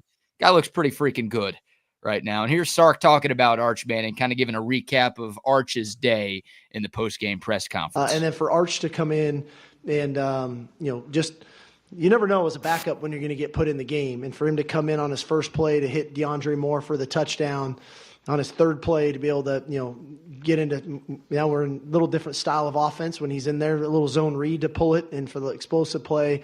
But I love the post throw to Ryan Wingo for the long touchdown, the big corner route to Ryan, through a beautiful, kind of slot fade to Jonte Cook for a touchdown. He did some nice things for us, extended some drives on third down. So that was a great experience for him that he got. Yeah, I loved it. Like I said, I mean, he in all phases, the short pass, the one in the right corner there for a touchdown was a nice touch ball just over the top of the defender. That was done well. He did a lot of things well. I mean, he just does a lot of things well. And this isn't, this is stuff that he's learned from being here and under this system and what he can do and how much more he can do under this system too when his time comes. But it doesn't matter. His time is now. He's playing this week. It doesn't, you can look to the future all you want, but these games count. And his team is the number one team in the nation right now. And he's got to go lead like he's the number one quarterback on the number one team. He is. Yeah, I fully expect Steve Sarkisian to tell us at his press conference later today that Quinn is going to miss the ULM game and Arch Manning is going to get the start. So for the time being, this is Arch Manning's team. But, man, he looked like I know every backup quarterback will tell you that, oh, I'm always ready. Like, I know I'm always one play away from getting out there. You never really know when your number is going to be called. For Arch Manning to come in off the bench, cold off the bench, and throw a touchdown on his first pass. It was the first play he was out there, and that was the play he was rolling to his right and threw that perfect ball to DeAndre Moore on the run. Like, that's incredible, dude. That would have been a great throw for Quinn. That would have been a great throw for anybody to make, but we're talking about a guy in his first sort of major game action in his first play coming off the bench. And everybody's looking at him. He knows everybody in the stands is looking at the one dude. Yeah. And that's like, damn. I mean, once again, it's UTSA. I get it, but I don't care who you're playing. For that to be your first throw coming in cold off the bench like that was damn impressive. And then obviously the second drive, you had that long touchdown run where he shimmy shaked some poor UTSA defender out of his shoes and then was running away from people. I thought he was going to chunk up the Tyreek Hill deuces as he was crossing the 5-yard line because he was running away from people on that play. Like, that was pretty crazy, man. Like, once again, it's Quinn's team. I'm not trying to stir the pot here, but the fact that is the guy who's taken over after Quinn, that leads you to believe you don't have to worry. There'll be enough stirring the pot over the next couple of weeks. Oh yeah, the national. He's gonna go and elevate himself once again over this team this weekend. They're gonna put him in position where he can do a lot of things, get a lot of yardage. This group won't be able to keep up. This defense will give him the ball in great field position. Special teams hasn't even had to do anything yet. They haven't even blocked a punt yet. I've been waiting. That's coming up this week, by the way. It's coming. This is the game at home. You want to get your quarterback, who's now the starter, off. This is where you go after one right now. Yeah, why not? I think they went after a couple on Saturday, just didn't get home. But that'd be nice if you could add that element to this team. We had it last year. Keelan Robinson was really good at that. Obviously, he's off in the league right now, so you're still looking for that special teams ace.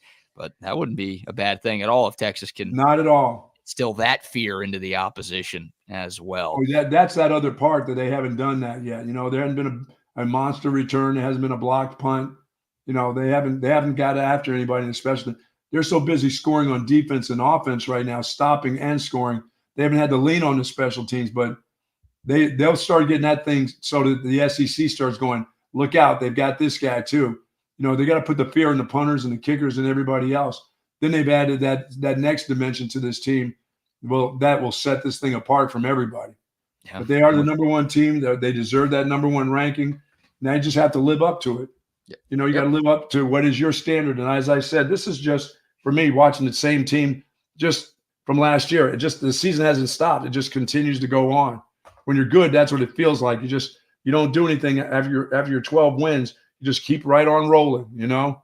Yeah, keep rolling. I think it's not like you're not going to have down times because, Sure. like I said, when Arch, there was a couple series in there where there was a little bit of a lull in there, and it looked like he was, you know, just kind of finding his way around. But that'll get better as he's the guy who gets all the snaps this week. All that stuff just gets better, gets easier.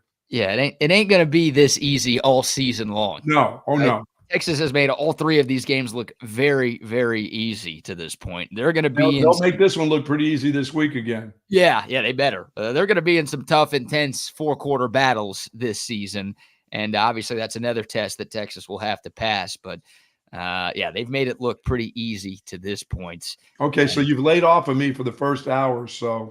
What did I do to the people? Let's give some sponsor shout outs. We'll shift gears because we've got some NFL to talk about. What a disaster for the Cowboys yesterday in Big D. Speaking of disaster, the Bucks Gold Star locks of the weekend, almost as bad as you could possibly be. Sure, I didn't have Pittsburgh. I did not have Pittsburgh, although they were one of your sleepers before the year.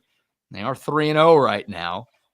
Talking about the Pitt Panthers. You do not have the Steelers either. I'm not sure which Pittsburgh you're asking about, actually, but you didn't pick both either. Undefeated. Both undefeated to this point. So what's wrong with me? I don't know. Yeah, we'll get to those in a second. Go ahead, Buck. Folks, let me tell you about Relax the Back. It's been last week was a long week going to Midland, sitting in the car for 5 hours, coming back, and my back was humming a little bit. Now, I'm not saying that the ride that I was with, it was a bad ride. It's just a long ride, and I needed to get back. And when I got back, I didn't sit in the big taco to watch the game. A little late for the coming back. Got back at the end of the first quarter, but I got right into my Relax the Back chair, the one I'm sitting in right now, and boy, does my back feel great. Thank goodness I've had this chair for over 20 years. I love this chair. And if you've got back problems, even if you don't have back problems, and you're starting to think about taking care of your body now, do it while you can, whether you're at home or at the office.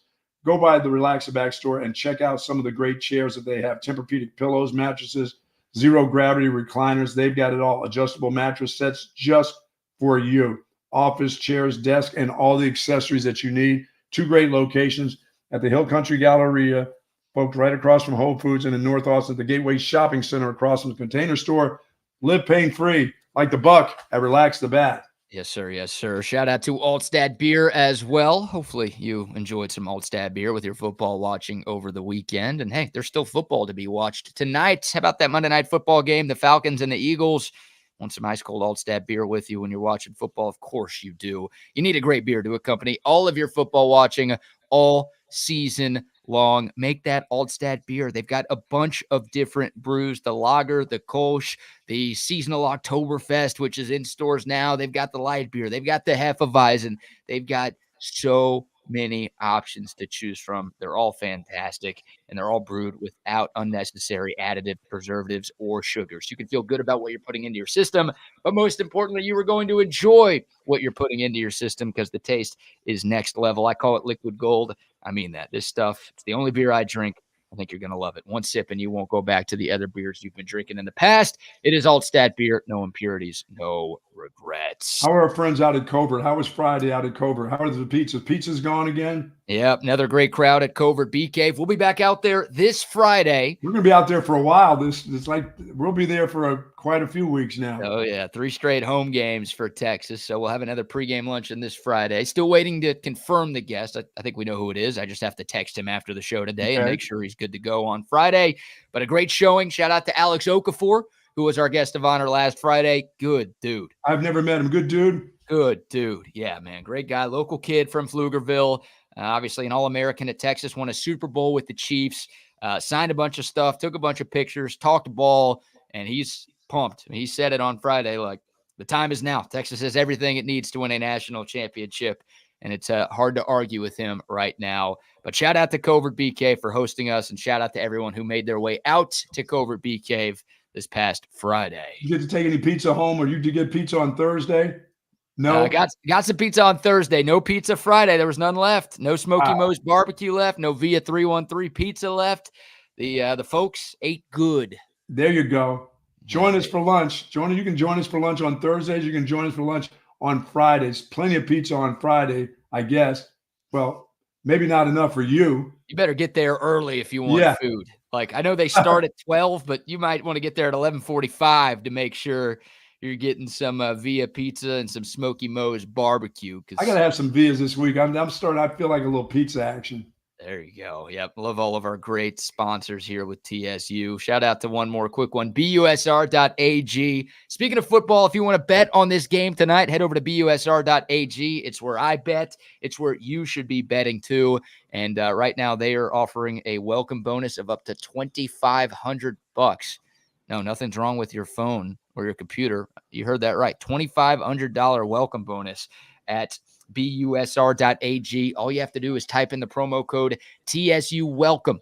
That's TSU Welcome when you make an account and make a deposit over there at busr.ag, and they're going to hook you up with some free money. So turn your game day snacks into stacks this season with our great friends at BUSR.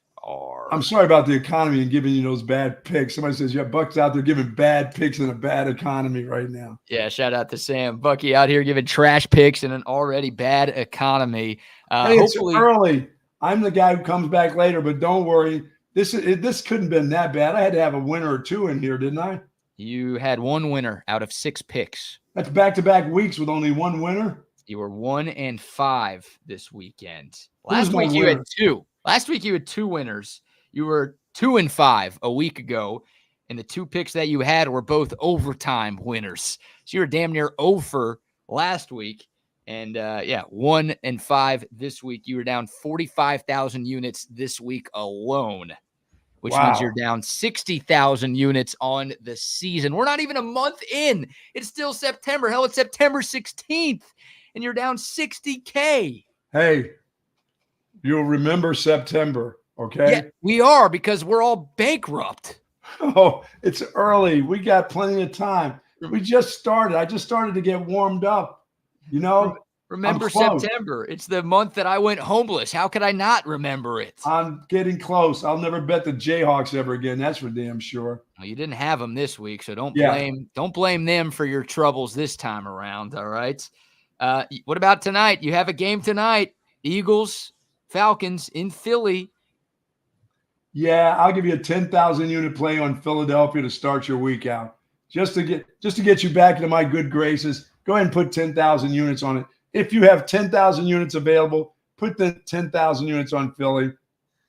Hey, well, congrats to the Falcons on at least covering the 5.5-point line. No, that's an easy win. That's a 10-point win for Philadelphia. You're hooking the Cowboys fans up with that pick too. Thank you very much. But here were your picks before we dive into the Cowboys game. Here's what you had. On Saturday, the one game you got right, the Houston Cougars in the battle for I love the way they played against the Oklahoma. Yep, you were right. They played Rice in the Battle of the Bayou Bucket. Yes, that's a real thing. I don't know why I know that. Well, I worked in Houston for 2 years. That's why I know that. They covered against Rice. That was the one game you had right. The other college game you had, Georgia. Oops. Oh, boy. That was a big one, too. Yeah. Minus 22. They won by 1. Good job there, Stoops. Should be coaching down here at A&M. And then in the NFL, you had 4 picks. You missed all of them. You had the Chiefs minus 5.5 against Cincy. Needed a last-second field goal to win there.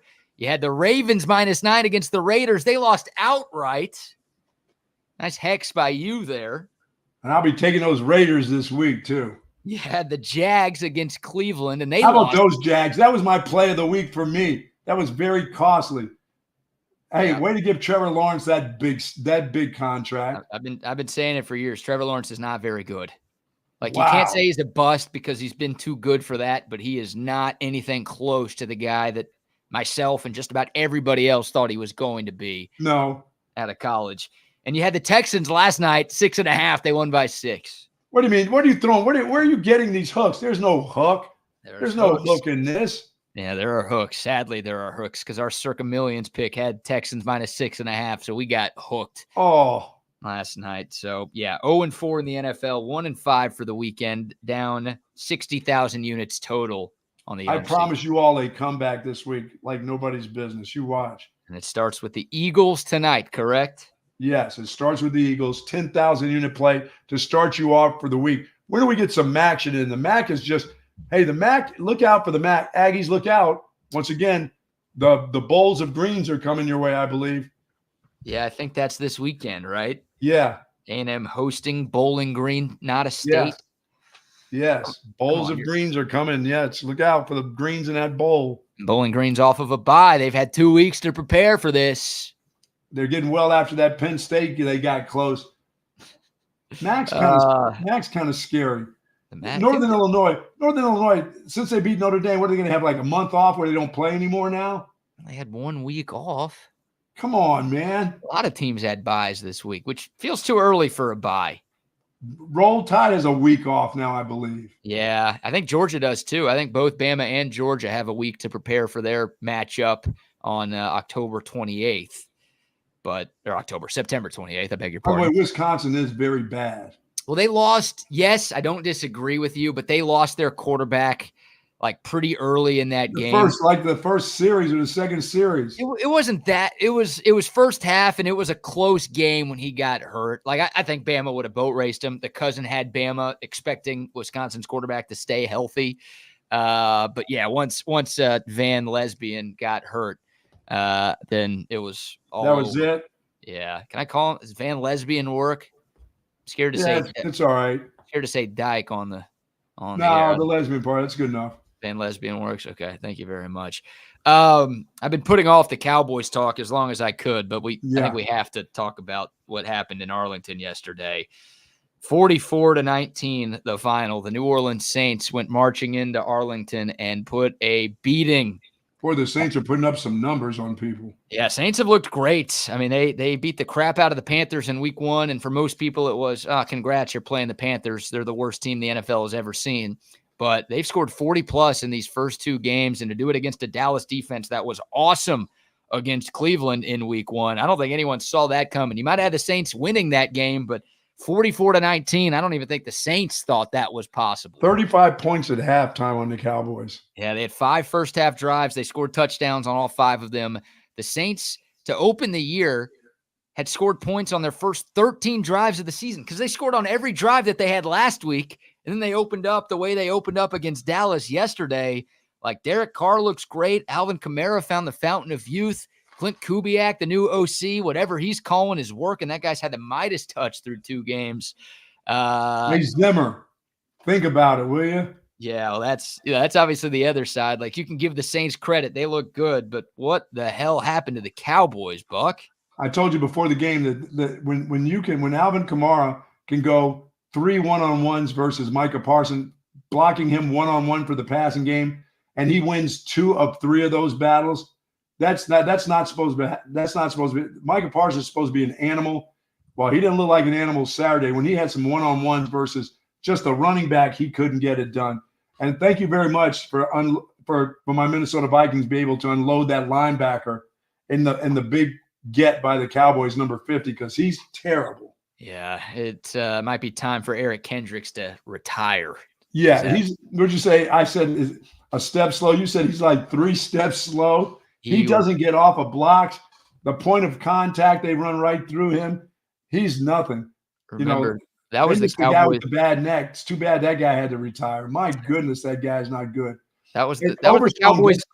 Overstone gets the spots, BK, in the passing game, but he's still kind of light in the run game. Their linebacker area against the run is not good. Well, sorry to cut you off, but Eric Kendricks was the Cowboys' big money free agent signing. That was like the one guy they did go out and get in the offseason. They gave him $6 million. It's not like they gave him a massive deal, but that was literally the one move Dallas made in free agency. Get 3. Hey, if you gave him 6, take 3 back. Yeah, he should be donating his game check from yesterday.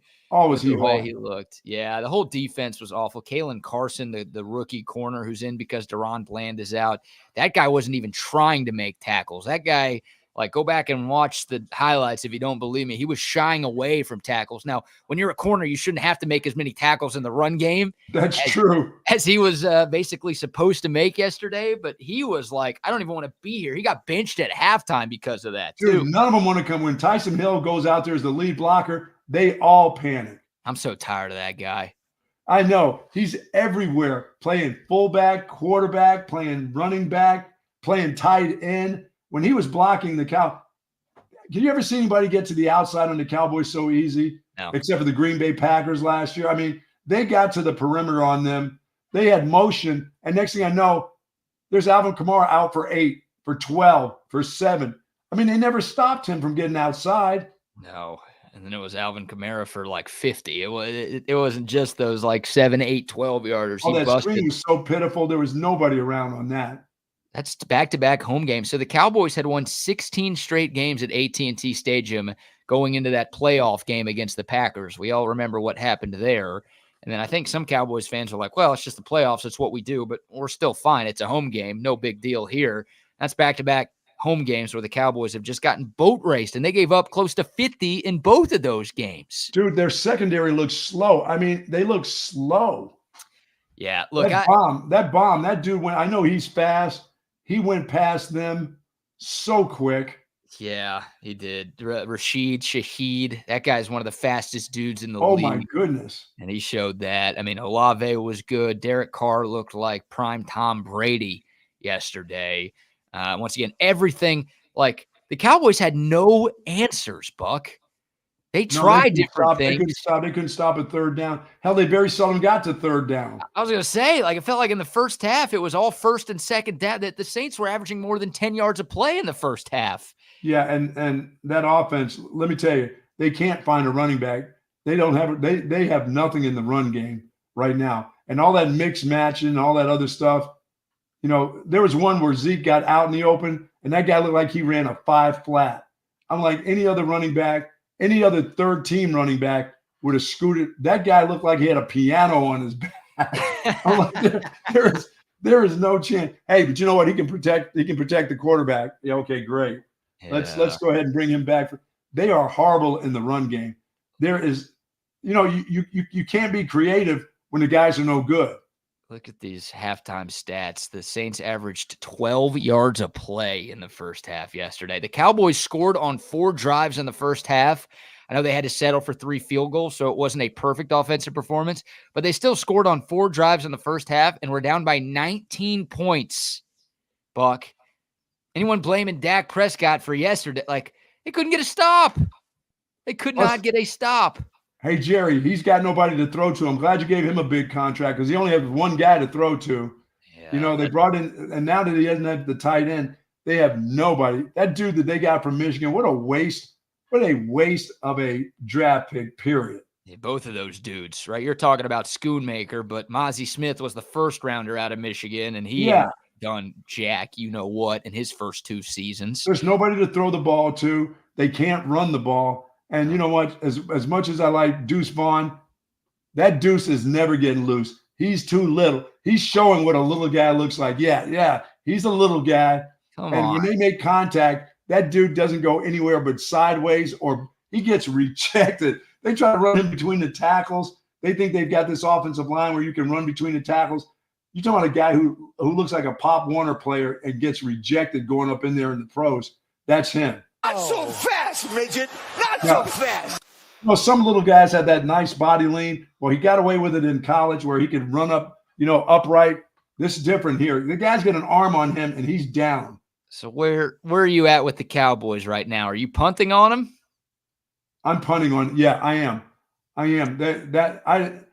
They thought Zimmer was going to come in. Dan Quinn, his defense seems so much better. But you're right. It's the same. It's the same. It's like watching it. It's like when you watch Blazing Saddles. You know there's certain parts you're going to laugh at no matter how many times you've seen it. When that part comes up, you're just going to start cracking up. It's like the Cowboys. It's the same scene.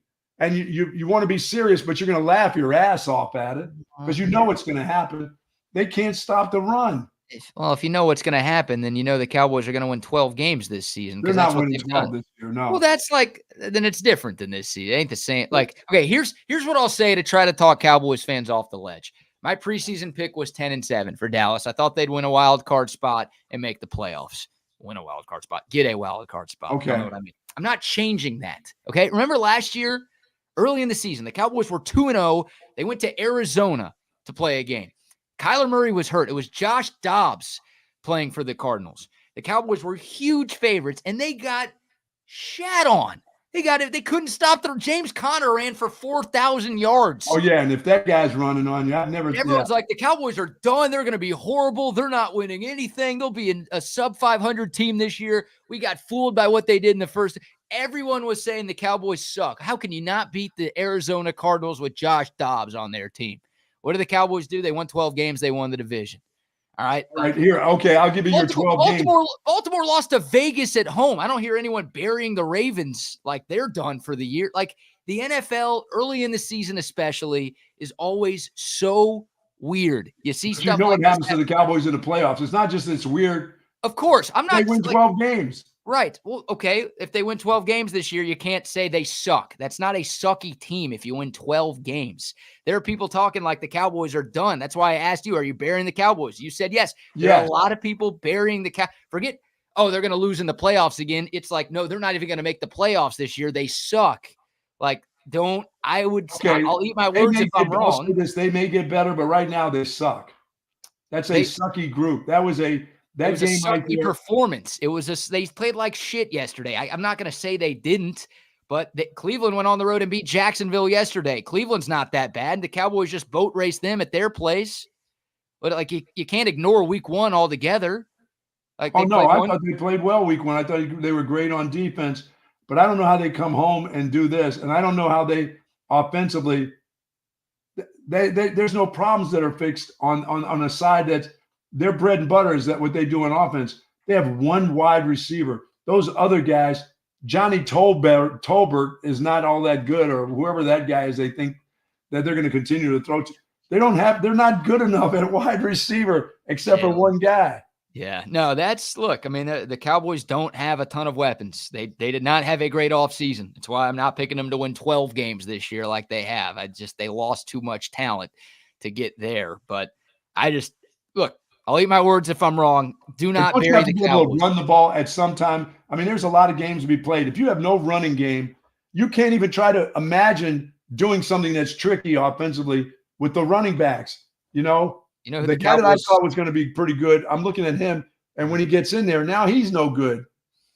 Rico, that guy looks just so very average. And he may be an average running back to people, but I thought he was okay last year. He looks like crap. He ran 7 times for 30 yards. That's 4.3 yards a carry. I mean, figure it out. Hey, running back coach, figure it out. Let him play more and get number 15 and the mighty midget out of there. Well, how are you supposed to run the ball when you're down by 50 points? Like they couldn't even try to run at some point. 35 at halftime. They couldn't run in the second half because they were down 35-16 at the break. It's like, the run game has been a problem. They should have invested more in the running backs. We talked about it all season long, but I don't know. The offense wasn't great. They need to score more touchdowns. That game to me falls solely on the defense. And look, they play Baltimore next week. Baltimore's the best running team in football last year. They better figure it out. But if the Cowboys, they've got a chance to bounce back and win and get back into the good graces of a lot of people. So if they lose and get embarrassed again, then I might start sounding some alarms. But I'm getting flashbacks of that Arizona game where everyone's like, the Cowboys stink. They're not going to be good this year. They just lost to that team. Well, Arizona was a lot worse than the Saints are this year, I think. And maybe how about the Cardinals? Yeah. Bad day to bet on the Rams. Oops. They took advantage of the Rams being banged up for sure. And they couldn't touch Kyler Murray. Speaking of a little guy. Oh my God. Yeah, that guy, that was the best game Kyler, I think, has played as an NFL quarterback. And how about, Marvin Harrison, maybe get him the ball, Kyler. Remember after the game last week, Marvin Harrison had 1 catch for 4 yards. Yeah. And Kyler was asked about it. He's like, well, it's not my job to get him the football. It's like, if you want to be good at your job, you're going to get that guy the football, dude. That's for sure. And he did yesterday, and look what happened. Boy, they got on them so quick. It was 21-0 before you could blink an eye. Yeah, 41-10 Arizona over the Rams. The Rams had won 9 straight games in Arizona. That's why I'm like, I'm going to go ahead and call the cousin for the Rams because they always win there. No. And Kupp got hurt. Nakua's already hurt. The Rams. No, they have nobody to throw. Speaking of nobody to throw to, looks like the Cowboys. Yeah. Got a decent enough quarterback with nobody to throw the ball. I mean, nobody to catch the ball. Your thoughts? Texans Sunday Night Football, 19-13, kind of a weird game, right? Didn't Just see a a lot solid built team. They're just solid. They're Yeah. not going to overwhelm you, the Texans. They're going to be in a lot of games where they win by a touchdown, a field goal. But damn, their kicker's kicking it from every place inside the stadium too. Oh, They're like the Cowboys. They got an automatic kicker now. Yeah. That if you get it on the other side of the 50, you got a chance of scoring some points. They just do. And their quarterback's just so calm. And, Joe Mixon didn't have a great game, and they didn't run it as well as I thought they would. But I think they do just enough to keep you off balance. And if you don't pay attention, they'll be able to run. But they just got so many weapons in the throwing game right now. They do. Yeah, it was a So bit of many an guys you can go to. offensive struggle. Like week 1, they won with offense. Week 2, they won with defense. And that's the sign of a good football team, right? You've got multiple ways you can beat you. And the defense stepped up. And you're right, Keamy Fairbairn deserves some love. I saw the stat on SNF last night. 5 field goals of 50-plus yards in 2 weeks. He's the only kicker in the history of the NFL to do that. Oh, no, and they're right down the guts, too, with room to spare. Yeah. Had that 59-yarder right before halftime. And it's like, you're right, that thing would have been good from 65-plus. Oh, yeah. So he deserves some love. Caleb Williams, what did you make of his – I think he'll be just fine in year number 3. Oh, year in the 3. NFL. I think he will. I think they'll surround him. He didn't run around like he did in game 1. Somebody said he took coaching and said, hey, listen, it's not college. You can't double reverse spin and think you're going to get out of it. These guys will catch you and slam you to the ground. But boy, when he runs, he's not a slider. He's one of those guys, I'm the quarterback / running back, that I'm running up in here like Derrick Henry. He'll learn. Yeah, I think he'll learn that stuff quick, that those little bumps and bruises he got in college where he was the same size as his DBs, these guys they hit for their families and their kids here. You know? Yeah. It's a little bit different, but I think he's going to be just fine. And he's got, what has he got, like 20 tight ends that he throws? That dude Komet seems like he's been in the league for 40 years. Really? Yeah, but Komet was like one of their didn't they have at one time had like 6 tight ends? Yeah, they drafted a tight end like 8 years in a row. Yeah. It felt like, Cole Kmet he's about 5-6 years into the league. Yeah, they've got to figure it out. They'll figure it out. He'll be good in a couple of years, but this year he's going to have his struggles just like every rookie. That's not Patrick Mahomes, and remember Patrick Mahomes sat around too. So it'll take him some time. But I say in year 3 he'll be what you thought he would be, because they'll be getting first round, because they'll be lousy and they'll be getting first round picks. He'll have his struggles. As long as he doesn't get hurt, he'll be fine. Well, he might get hurt because that O-line is terrible. That was the big story last night. I mean, give the Texans defensive front credit. They've got some dudes up front on defense, but I mean, the Bears could not block anybody. Yeah. Caleb Williams was running for his life on every play, and he's got to take less hits. The Houdini acts that work so well in college, they don't often work in the league. His second interception was on a play like that, where he avoided like 5 sacks and then just chunked it down the field and it got picked. Like, you could do that against the Pac-12. You can't do that against the Houston Texans, dude. But that Bears O-line, like Caleb Williams is going to get killed back there. That's my big take. Now you know where they're going to be putting their money in the next couple of years. Yeah, you're right. They went. Hey, they won't be putting in a running back like Zeke. That's for sure. No, nobody else besides Dallas would have signed Zeke this offseason, I don't think. Maybe we'll see Dalvin Cook this week for Dallas. Oh, is he ready? Was he available Saturday? He's been inactive. He was inactive. They got to bring somebody. Somebody has to go sit. That little feller may have to go sit. Oh, the little guy. Deuce Vaughn, Austin Zone. Come on, man. Dude, certain little guys are okay. There's certain guys that pop into the league that they're so quick and so whatever. That guys had a lot of hits on him in college. Now, he never really got hurt, but this league, he gets rejected. I don't care how strong people tell me he is and how physical he is. He's not physical in this league. It's not the same. I'm just glad he got to play. Like I'm not completely giving up on Deuce Vaughn yet, but he didn't look great yesterday. 4 carries for 11 yards. Did he not look like a little guy? He looked like a little guy. Yeah. He did. When he would run up inside and they hit him, that pile never went forward. He went sideways or he went backwards. Yeah, that That was a tough one. I mean, if you're a Cowboys fan, hopefully you're smarter than me and you turned the game off at halftime. Hell, you could have turned it off like midway through the second quarter, the way things were going. But I like to see Micah Parsons become a dominator. He doesn't have to talk that much. He can just go play. And like I said, when you get one-on-ones with a running back, that guy, I don't care how good Alvin Kamara is and how many years he's been in the league, and he understands about Micah Parsons should never get blocked by Kamara. That shouldn't happen, period. Here's Micah Parsons after the game. A lot of people throwing heat at Mike Zimmer, the defensive coordinator for the Cowboys, and he's got to wear it because that was an abysmal showing by his group. But here's Micah Parsons after the game, taking some blame for the loss. To me, it had nothing to do with the scheme. I thought Zim called a pretty good game. Now there was a man play we happened in the screen, but at the end of the day, that's life. You know what I'm saying? You always don't know play's going to be a perfect call. But at the end of the day, I believe that we just got outplayed. I don't think whoever played on that field. Everyone didn't play to 100%. That's just me being accountable and, saying the truth. And everyone, we all got to play better. There's some plays I wish I had back. Yeah, and he really means that because he knows that he had opportunities and he can't let a running back block him.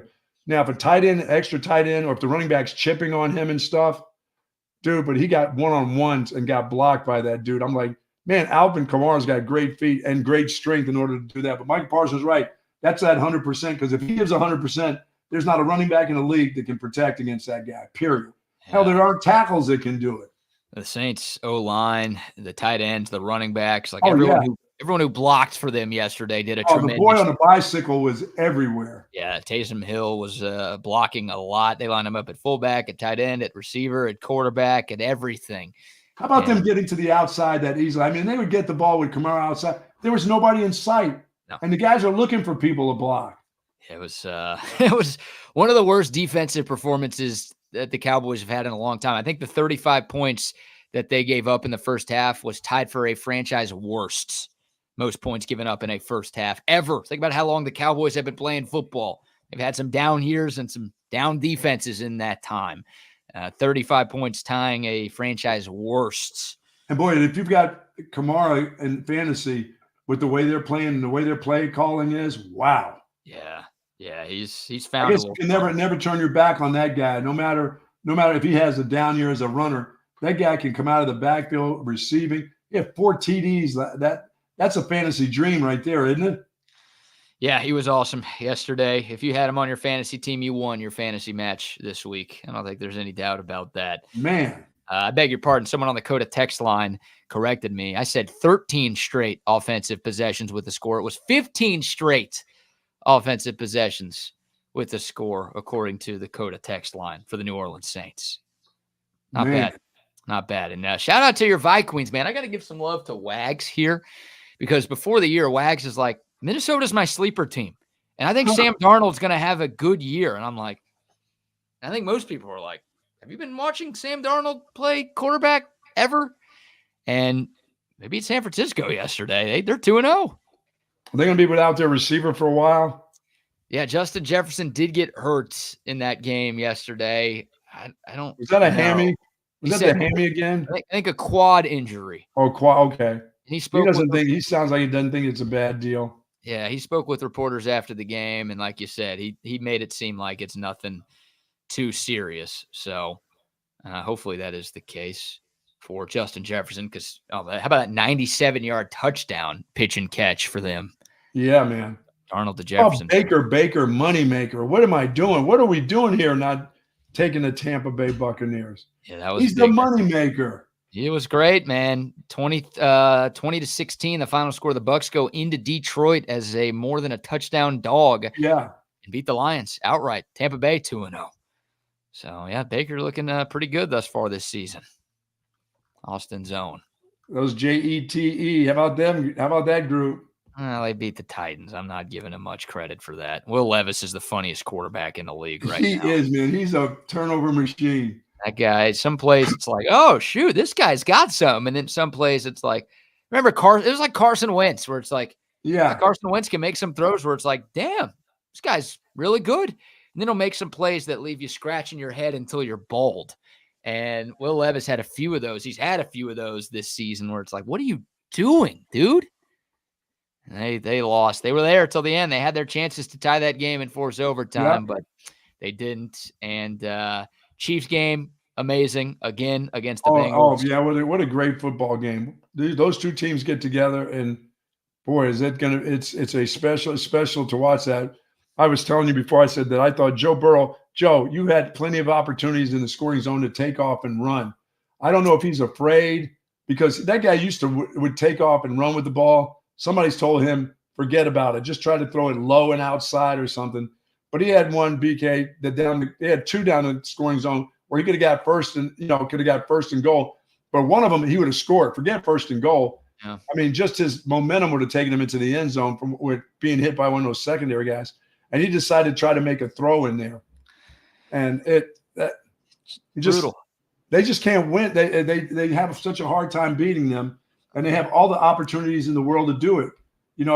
They'll cover the spread against them, but damn, man, that was a game for them to win yesterday. They had it. Burrow is 3-2 now against Mahomes in his career. Yeah. So compared to most teams, he's had a lot of success against the Chiefs. But you're right. I mean, at 4th and 16, Buck. 4th and 16, you get off the field, you win at Arrowhead, you're 1-1, and everything's right with your team. And then you commit a PI. And yes, that was a PI. I know everyone's like, oh, the Chiefs get every call. Well, the Chiefs literally had 2 penalties called on them the 2 plays before. But that was a PI. Like, the DB just got there early. And if he doesn't do that, then the Bengals win. Yes. 4th and 16, just get a stop on that play, and you're going to win the ball game. Helen, it was 50-50 that even if you didn't touch that guy, could he have made that catch? Well, he had an opportunity to make it, but I don't know if he would have made it. It was kind of high. Yeah. Like he would have had a chance. Huh? Yeah, he would have had a chance to catch it. Like it was the right call, right, on the PI. Sure. But still, it's a low percentage play. It's 4th and 16. Like, make Rashee Rice catch that ball. Yes. Don't just tackle him and give the Chiefs a free field goal because Bucker ain't missing in that spot. The women hater ain't missing in that deal. That dude doesn't miss either. There's 3 of them right now in the NFL. They just don't miss. Oh, what kind of meal do you think his wife cooked him after that kick, huh? Oh, she was waiting there with an apron on, waiting for him at the house.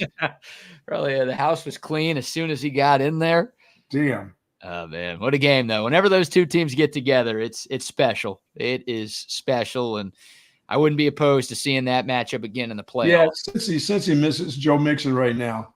Yeah, they do. Because a lot of these little dump offs that what I keep saying for Joe Burrow to run, he would have dumped them off to the running back, and Mixon would have been gone with it. So they're back now, even though they're 0-2. That's a pretty good Bengals team.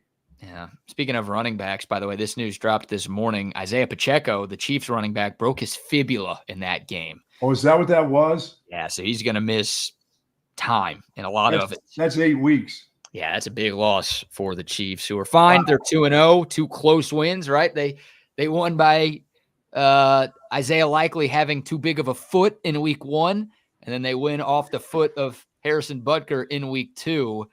But, yeah, I mean, they got Samaje Perine, Central Texas's own. They got that white guy. That white running back who played the rookie. Yeah, I think they'll miss Pacheco because he was starting to get involved in the pass game too. Yeah, I wonder. Because he gives you that little bit of a spark. I don't know. I don't know what these other two is, but as long as you got 15 at quarterback, it's still good. Yep. Yeah, I'm with you on that. All right, go ahead. What did Kelsey do? Did Kelsey catch more than 3 balls in that game? I feel like we didn't call his name a lot. Maybe 2 catches? Pull up the box score real quick. Kelsey, wow. one catch for 5 yards, Buck. Good call. Yeah, it didn't seem like he was involved. Yeah, I know he's looking up at his girl the whole time. Mahomes did not have a great statistical day. 18 of 25 for 151, 2 touchdowns, 2 picks. Lou Anarumo, the Bengals defensive coordinator, like whatever he does, every other team should try to do. Well, they don't get to have a guy shake loose for too many long bombs. Xavier Worthy didn't get down the field. No. Now he's the Mr. Reverse guy. Yep. Yeah, 2 catches for Worthy yesterday. I had a couple of carries as well. And the Bengals, they play the Chiefs close every time they get together. And once again, they've beaten them a few times, but tough one yesterday for them. That was a tough one. Probably a quiet flight home back to Cincinnati. All right, before we get some Texas football to wrap up the show, also a pretty funny video of an SEC fan that I want to show the people. Oh, I got to see that. A few more sponsor shout-outs, Buck. Folks, if you're seeking that specialized patient-focused orthopedic care, and it's that time for you. Contact Texas Orthopedics. Their physicians offer surgical and non-surgical orthopedic care for children and adults, spinal care, trauma care, sports medicine, joint replacement, rheumatology. And Dr. Daney and Dr. Stockton are dedicated orthopedic surgeons there, and their goal is to get you right back into good health and the great quality of life that you definitely deserve. Folks, Texas Orthopedics is the largest independent orthopedic practice in the state of Texas. For more info, go to txortho.com. Absolutely. Head over to passes.com as well. Chip Brown and I posted a little Passes post-game video talking about Texas's big win against UTSA, but we're not the only folks on Passes. 40 of the top Texas athletes are on Passes, and they're giving you exclusive content that you've never been able to get before. Our friends at Passes are bringing you closer to the game than ever. They are revolutionizing the way that you can engage with your favorite athletes. 40 of the top Texas athletes. It's not just football players. It's volleyball, it's basketball, it's softball, it's Olympic athletes. It's everyone who's on Passes. You can DM with them. They have memorabilia that you can only buy online at passes.com. They've got all sorts of things that, once again, you've never been able to get before. Head over to the website, passes.com. Check it out. We think you're going to love it. So much to do, and you can get closer to the game than ever before with passes.com. Hey, did your Commanders win yesterday? They did. They field goaled the Giants to death. Really? Seven field goals to beat the Giants. Oh my goodness. Yeah, couple more quick shout outs here. I got to give some love to Waterloo Printing and Graphics. Buck, Nice. They made that badass sign that we've got at our pregame shows now. They're awesome. And they made the TSU hats that we rock all the time. They hook us up with great merch. If you've got a business that needs hats, shirts, banners, signs, posters, you name it, our friends at Waterloo Printing and Graphics can put it together for you. They're based in South Austin. Great customer service, quick turnaround time. They'll take care of you like they took care of us. Find them on Instagram at Waterloo Printing. You can see some of the works that they've done over there and shoot them a DM to get in contact, or reach out to our buddy Adam, 512-300-9641. And of course, Woods Comfort Systems has been doing it for almost 70 years. My air conditioner just clicked on because it's warm outside already. So the summer's not quite over. We got a couple more days left of summer. We're almost there. Well, then again, I will let you know when summer's over. BK will try to give you some date where it officially is the end of summer. I'll let you know when summer has ended. But so far, not so quick, my friends. It's not over yet. We've got a couple more weeks. No, we don't. We have 6 more days. Six more days? Yeah, the first day of fall is Sunday, so. That's BC's. That's got to be. Is that you, BK? Is that your timing? Saying it's over then in 6 days? That's the world's timing. No, well, the world will be wrong. I'll let you know, but it won't be 6 days from now. It's going to be more like 2 to 3 weeks before summer has ended. So enjoy it, but make sure that your air conditioning system is working. And if not, call the folks over at Woods Comfort System, please. And get ready for when winter does come, the 3 or 4 days that we have in winter. Be ready for that also. Look at this. First day of fall, September 22nd. That's Sunday, Buck. Oh, that's from the Googles? From the Googles, from the Farmer's Almanac. Aren't you a big Farmer's Almanac guy? Does that say? Oh, it's the Farmer's Almanac. Uh-oh. Sorry about that. I apologize. If the Farmer's Almanac says it's right, it's right. There's no mistaking about that. That's the only true weather forecaster. That's the only true. That's where you get all your crops from. That's for the crops. That's for hurricanes. If the Farmer's Almanac says it's going to be, then it's going to be. They gave the Farmer's Almanac. Did they give a date? They said September 22nd is the first day of fall. I think the Farmer's Almanac said also there will be a full moon here on Tuesday. So prepare yourself tomorrow. If you want to go howling, or you and the wife or the girlfriend want to go outside and go naked, tomorrow night is the night. Sorry, what? If you're with your significant other, him or her or whatever, then tomorrow night is the night to get naked outside. Why? Because full moons are great to be naked outside. Let your body bring all that in, all that great energy from the moon. Moon has plenty of energy. There's just as much energy in the moon than there is in the sun. So BK, tomorrow on your patio would be a great night to sit out. That lounge chair that you stole from the other place? Sit out there naked, just sit on your back porch. Will people see you? Is there a problem with that? Like I'm going to get arrested if I do that. I will be naked in my yard tomorrow. Just I won't in be in your the yard. garden, but I will sit out back naked a little bit. You're not going out in public doing this, are you? No, I don't do. No, I have property. Okay. Just I may making sit in the sure. front yard. It's my property. Just making sure that you're not like walking around Austin, Texas tomorrow completely nude. I don't think a full moon gives you an excuse to do that. I will be. My energy, I'm going to bring that energy into me. Long week coming up.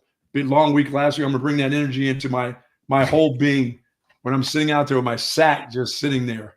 Oh. Yeah, baby. What, are you sitting on a chair? You're going to be sitting on Mother Earth. Well, I'm not. I do not. I got too many ant mounds outside.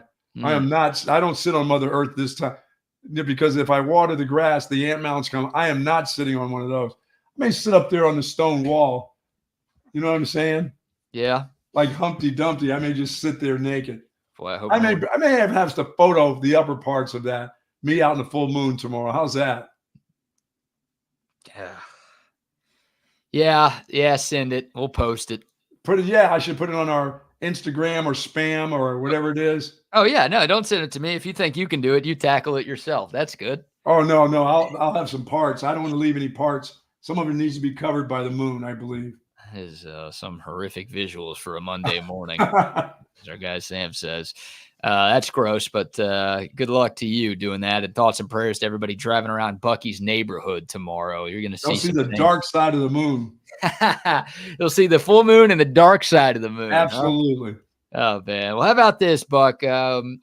We go to the LSU South Carolina game, and we'll talk to our man Chris Phillips from SEC Unfiltered tomorrow, and we'll go around the SEC and recap week 3 of the SEC football season. But one of the biggest games, maybe the biggest game in the SEC on Saturday, was LSU at South Carolina. LSU survived the trip to Columbia, 36-33, the final score. South Carolina was up 17-0 in this game. South Carolina had what would have been a game-tying field goal to force overtime in this game. South Carolina got absolutely hosed by the refs in this game. LSU is incredibly lucky, and whatever donor paid the refs in that game, congratulations to you. You're the reason your team is 2-1 today instead of 1-2. But the fans, baby, it just means more in the Southeastern Conference. And this is, check this out. This is after LSU scores a touchdown. There's a little kid in the front row wearing a South Carolina jersey, rooting for the home team. And here's how he decides to greet the LSU player here. See the thumbs down and then boom. You see that at the end? Gives the thumbs down. The LSU players going back and forth. And then how about the bird? Here's a little bird for you. Yeah, on your way out of here, Major Burns. Check this out. Check this bird out. Yeah, how about that? Right in his Come face. on, kid. What do we think? Good parenting here? Bad parenting? Is that the mom who's the sister at the same time? Is that what I'm seeing there? Oh, we're calling incest on this one? No, it's like Sooner fans. Look, they got those Sooner colors. It's like the 7-year-old kid shooting you the finger and the mom's only 9. Yeah. Ew, that's gross. Yeah, look at that. Come on. Oh, was that a little girl? The little girl sitting next to him, she's just going thumbs down. She doesn't give the bird, and it looks like the mom is to the left of the. That's a little girl who's giving the bird too. Where?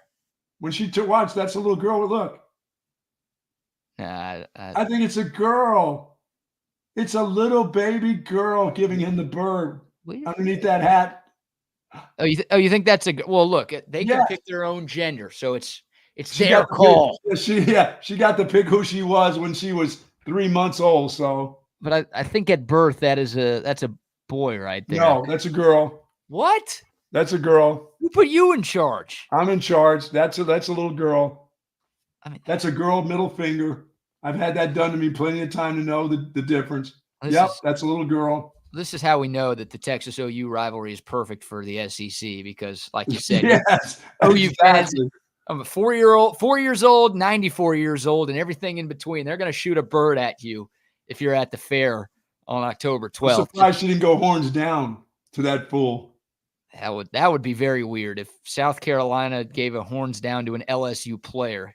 Considering neither team plays Texas this year, that would be. Look, there's Auntie Louise with her hands on her hips, letting her little niece shoot the bird at the player. So let me ask you this: good parenting there, bad parenting there?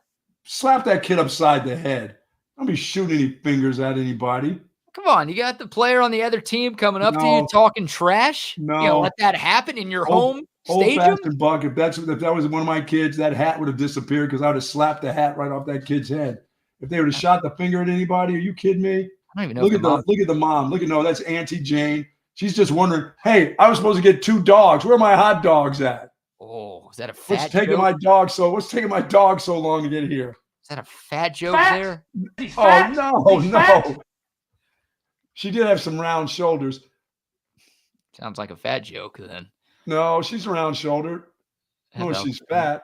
And that's that impressive. little girl, I would have cupped that little girl behind the head. That would have been one of my daughters. They'd got a whack. How would you have cupped the girl across the head when it was the boy who did the bird? The girl just went. It's the girl. She's a little girl. I'm trying to tell you, I'm the genderizer here. Sort of like, we'll have the randomizer tomorrow too, won't we? You're going to get us all canceled if you start calling yourself the genderizer. What? I know the genders. You can't fool me. TSU is going under if you lay claim as the genderizer and you start. I'll still remember the when we played years ago when I was at that other place, the one that threw me out barefoot. That we played the gay softball team, and they lined up, and the guy says, "You don't know." I said, I can. The guys. Well, I chose. It was a mixture of gay guys playing, and I said that person right there is gay, and so I said, "Yep." I said I have my gaydar out. I could tell. I know. Okay. And I picked. They stood in the line. I said that right there, and that was when I couldn't. I was barely able to move, and I was the catcher. And the one dude said to me, he goes, "Yeah, that's how I got started." Oh. I was the catcher back there, and he goes, "Yeah, that's how I got started." I'm like, that ain't funny. That's hilarious. That's how being the catcher. I'm like, really? Wait, so you were the catcher on a gay softball team? No, I was with the other team. I was with the radio team, but I was playing catcher because me, I couldn't move around back in that time. So I played catcher so I could get the ball. But the guy said to me, the guy was hitting, looked back at me, goes, "Yeah, that's how I got started." I'm like, that ain't funny. You were playing catcher against the gay team. Yes. Interesting. I picked out the one dude. He goes, "You're right." How is it a gay softball team if they had one gay player? No, they had more than one gay. They had numerous. It was a mixture. Did you pick out all of them? No, but I said pick out one. I'm like, that one right there. And the guy goes, "You're right." What was he wearing? It didn't matter. It matters. It didn't matter if he had his nails done, rainbowed. That didn't matter to me. I guess it could have been Caleb Williams, right? Yes. Oh my God, that's awesome. All right. I love it. Love it. Yes, seeing that kid do that just brings back, Aggies don't do that. I don't think so. No, they don't. They're not like that. When you go play there, they don't do that shooting the finger stuff. They don't get into all that stuff. They just bring out swords. They don't care. They go strong. Is that another gay joke talking about swords? No. What are you talking about here? You people seem to they get confused with the hook 'em, the horns down and the middle finger are all like the same thing. Well, it's weird because for 364 days a year, the OU hand sign is horns down. Yes. But the one day they play Texas, the OU hand sign is the middle finger. Yeah, it is. How do they do that? I don't know. It's like the one time you really should be doing this, you're not doing it because you're shooting all of us the bird. They're such a witty group. They are something else, man. And wait till the Volunteers come to town this week. Yeah, that'll be fun. Tennessee at Oklahoma. The Vols opened up as a 7.5-point favorite in Norman, which OU looked a little better. Their offense looked a lot better on Saturday. Well, the quarterback looked a lot better because he took off and ran, which scares me. Yeah, Jackson Arnold can scoot. He's a very good athlete. And obviously Texas will have to deal with that in a few weeks. But, OU's got to deal with the other UT, the fake UT, first. Boy, is the fake UT fast. Boy, are they fast. Can they run on defense? If we're just talking about eye test, Tennessee's right behind Texas. Tennessee should be ranked number 2 in the country. If we're just talking about eye test. They played NC State, who's half decent. They were ranked. Tennessee boat raced them. Their other 2 games against nobodies, kind of like Texas. They have been just crapping on teams. It's been pretty impressive. They're good. I'm kind of glad we don't have to play them this season because Yeah, I don't like. I wouldn't like. That would be a hell of a matchup. But they are awful fast. I think OU is going to find out just how fast they are. And Jackson Arnold taking off and running, going to find out these guys will run him down. Yeah, they're going to have to be buttoned up this week, BK, to play Tennessee. You're right. They're going to have to play better than they've played to this point in the season to win that game. All right, quick shout out to our friends at Parallel Lending before we bring on the fellas from Chaos Theory.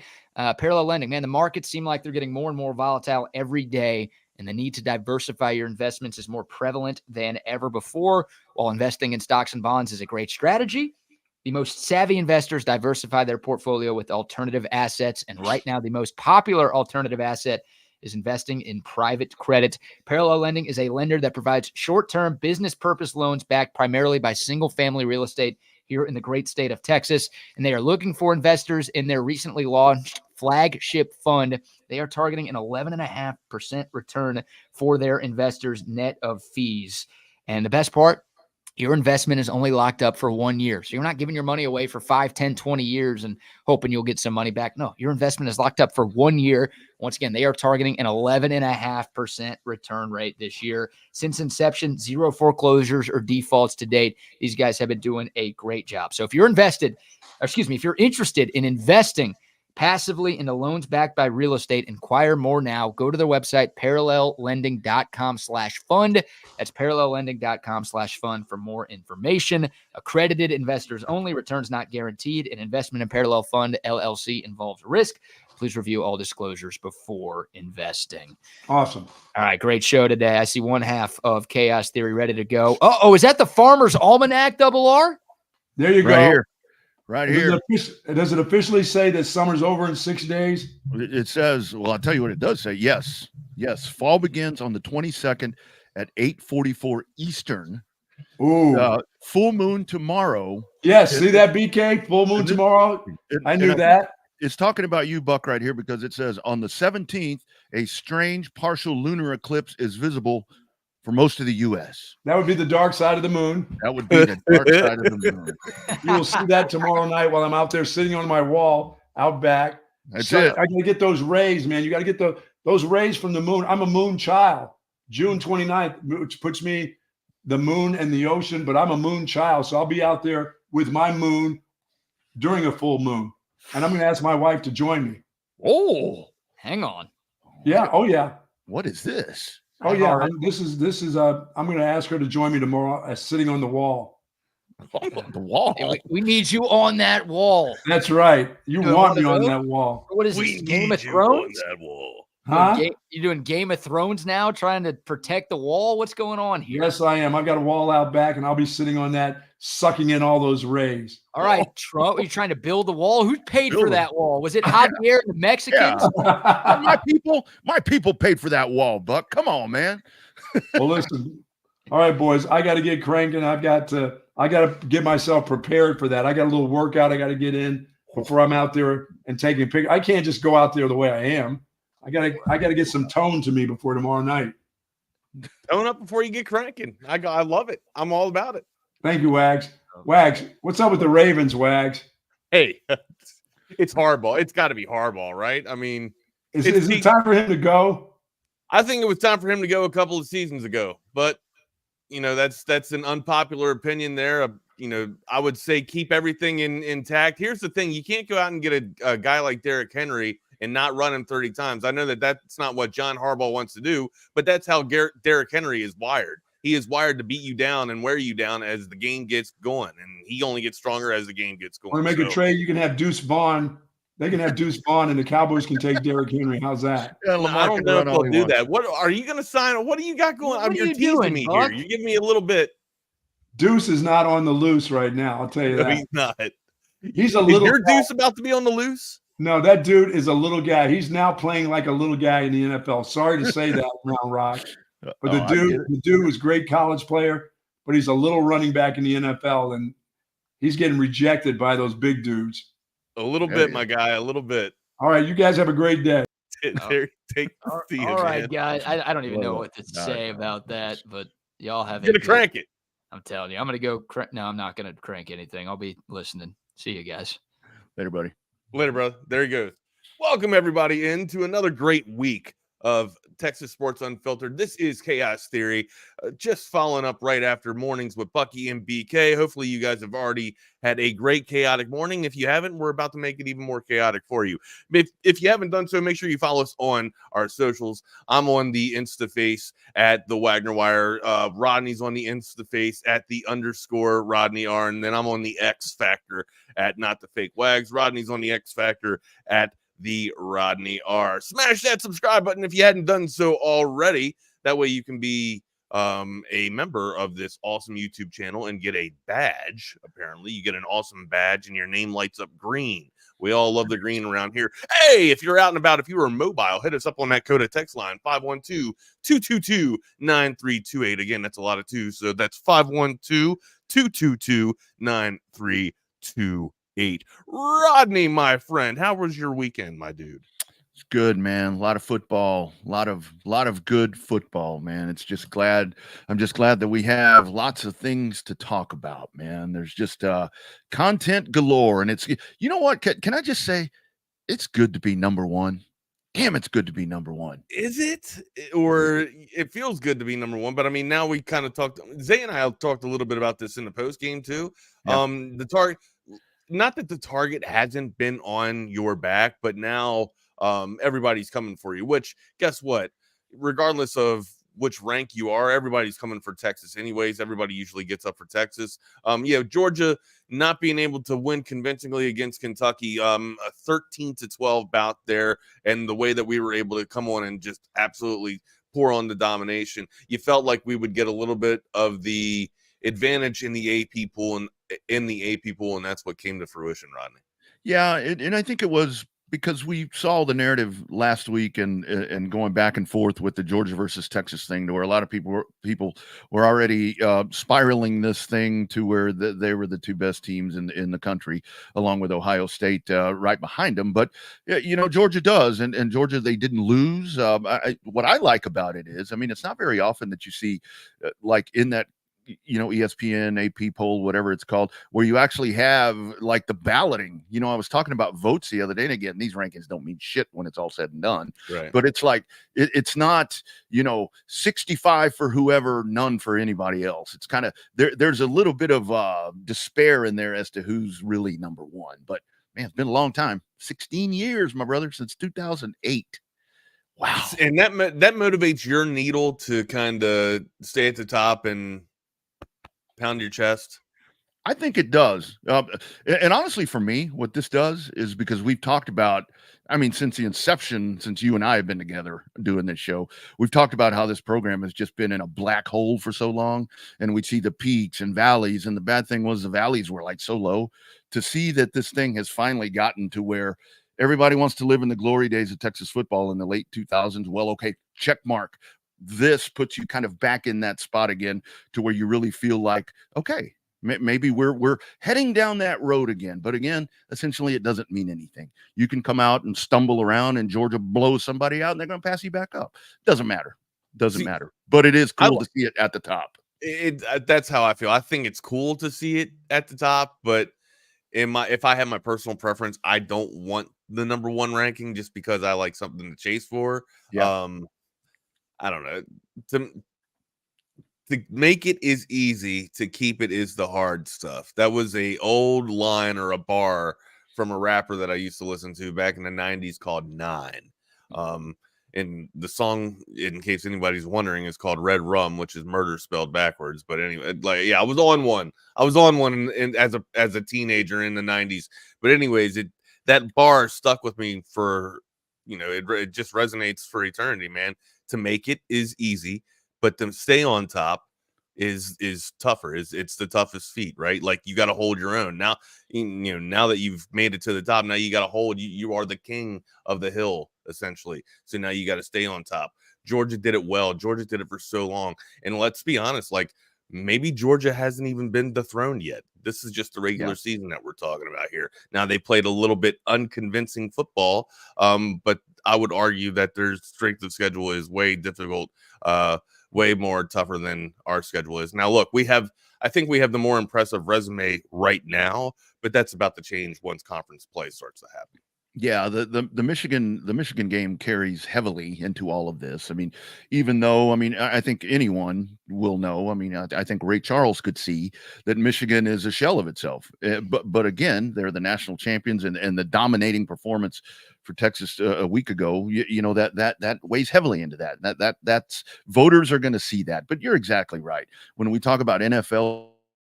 Something that we can touch on, that this is early in the season, and Georgia, Georgia, you go back and look at this, I think it'd have been a different story if Mark Stoops would have gone for it on fourth down, for crying out loud, to where Georgia would have lost. I think that's where we could maybe go in there more and say, well, maybe the Dragon's been slayed, but they didn't lose. They're still right there. And look, it could come down, Wags. You might play Georgia 3 times if you're Texas. Now, if that is reversed, if Stoops is on the road, do you think he does go for it? I think he probably does. Yeah, I mean, as that was going on. But I mean, that puts another hypothetical into the perspective too, Rodney, or another just adjusted variable.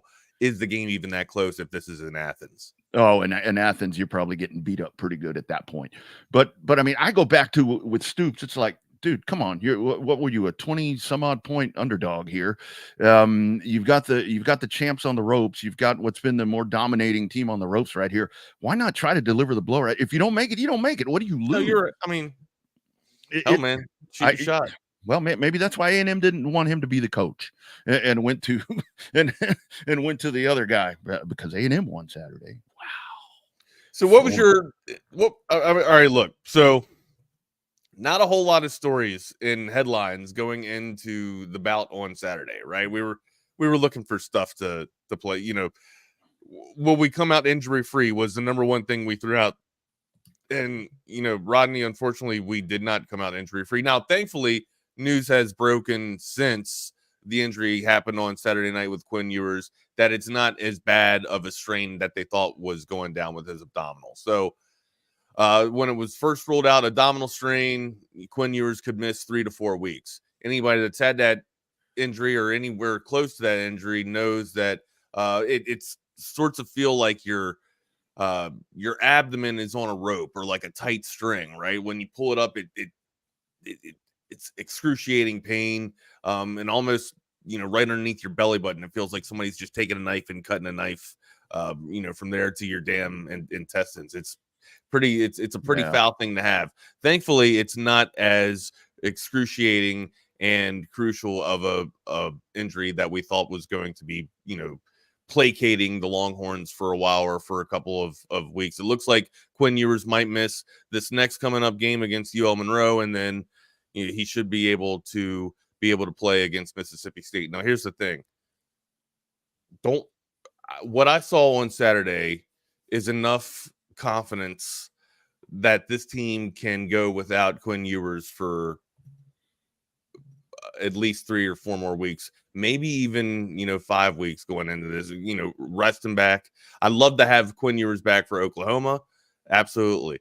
But if he's not needed for Oklahoma, rest him for Oklahoma and then roll him out for Georgia.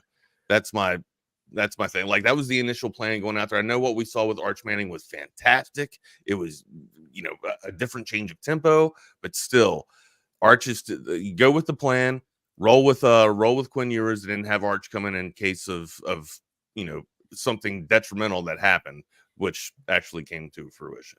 Yeah, and then Kelvin Banks. That was one of those moments where you're like, "Oh my goodness!" That was the more scarier part, right? Like, it sucks to lose Quinn, but you know what's going to replace Quinn, right? Or you know who's going to replace Quinn. Yeah. But, you know, with the quarterback situation, and, you know, we've said for a long time, and many have speculated, best quarterback room in the country. Obviously, that's pretty obvious now. Again, that's UTSA, but I mean, I think you've got a really good understanding on what you have there waiting there in the chute. So as you look here as the number 1 team in the country, and if you really want to, and with recruiting and all of this and moving forward, again, don't put the cart before the horse or the schooner, but it's as you go right here, I mean, your future's looking pretty good there with the second quarterback. But my thought on all of that is, no, Owens throws a pretty damn good ball too, bud. Absolutely. Day to day is Hey, we what said we wanted to see Owens, didn't Yeah, we? We yeah. said we wanted to see him. I don't want to see him like this, but that's no.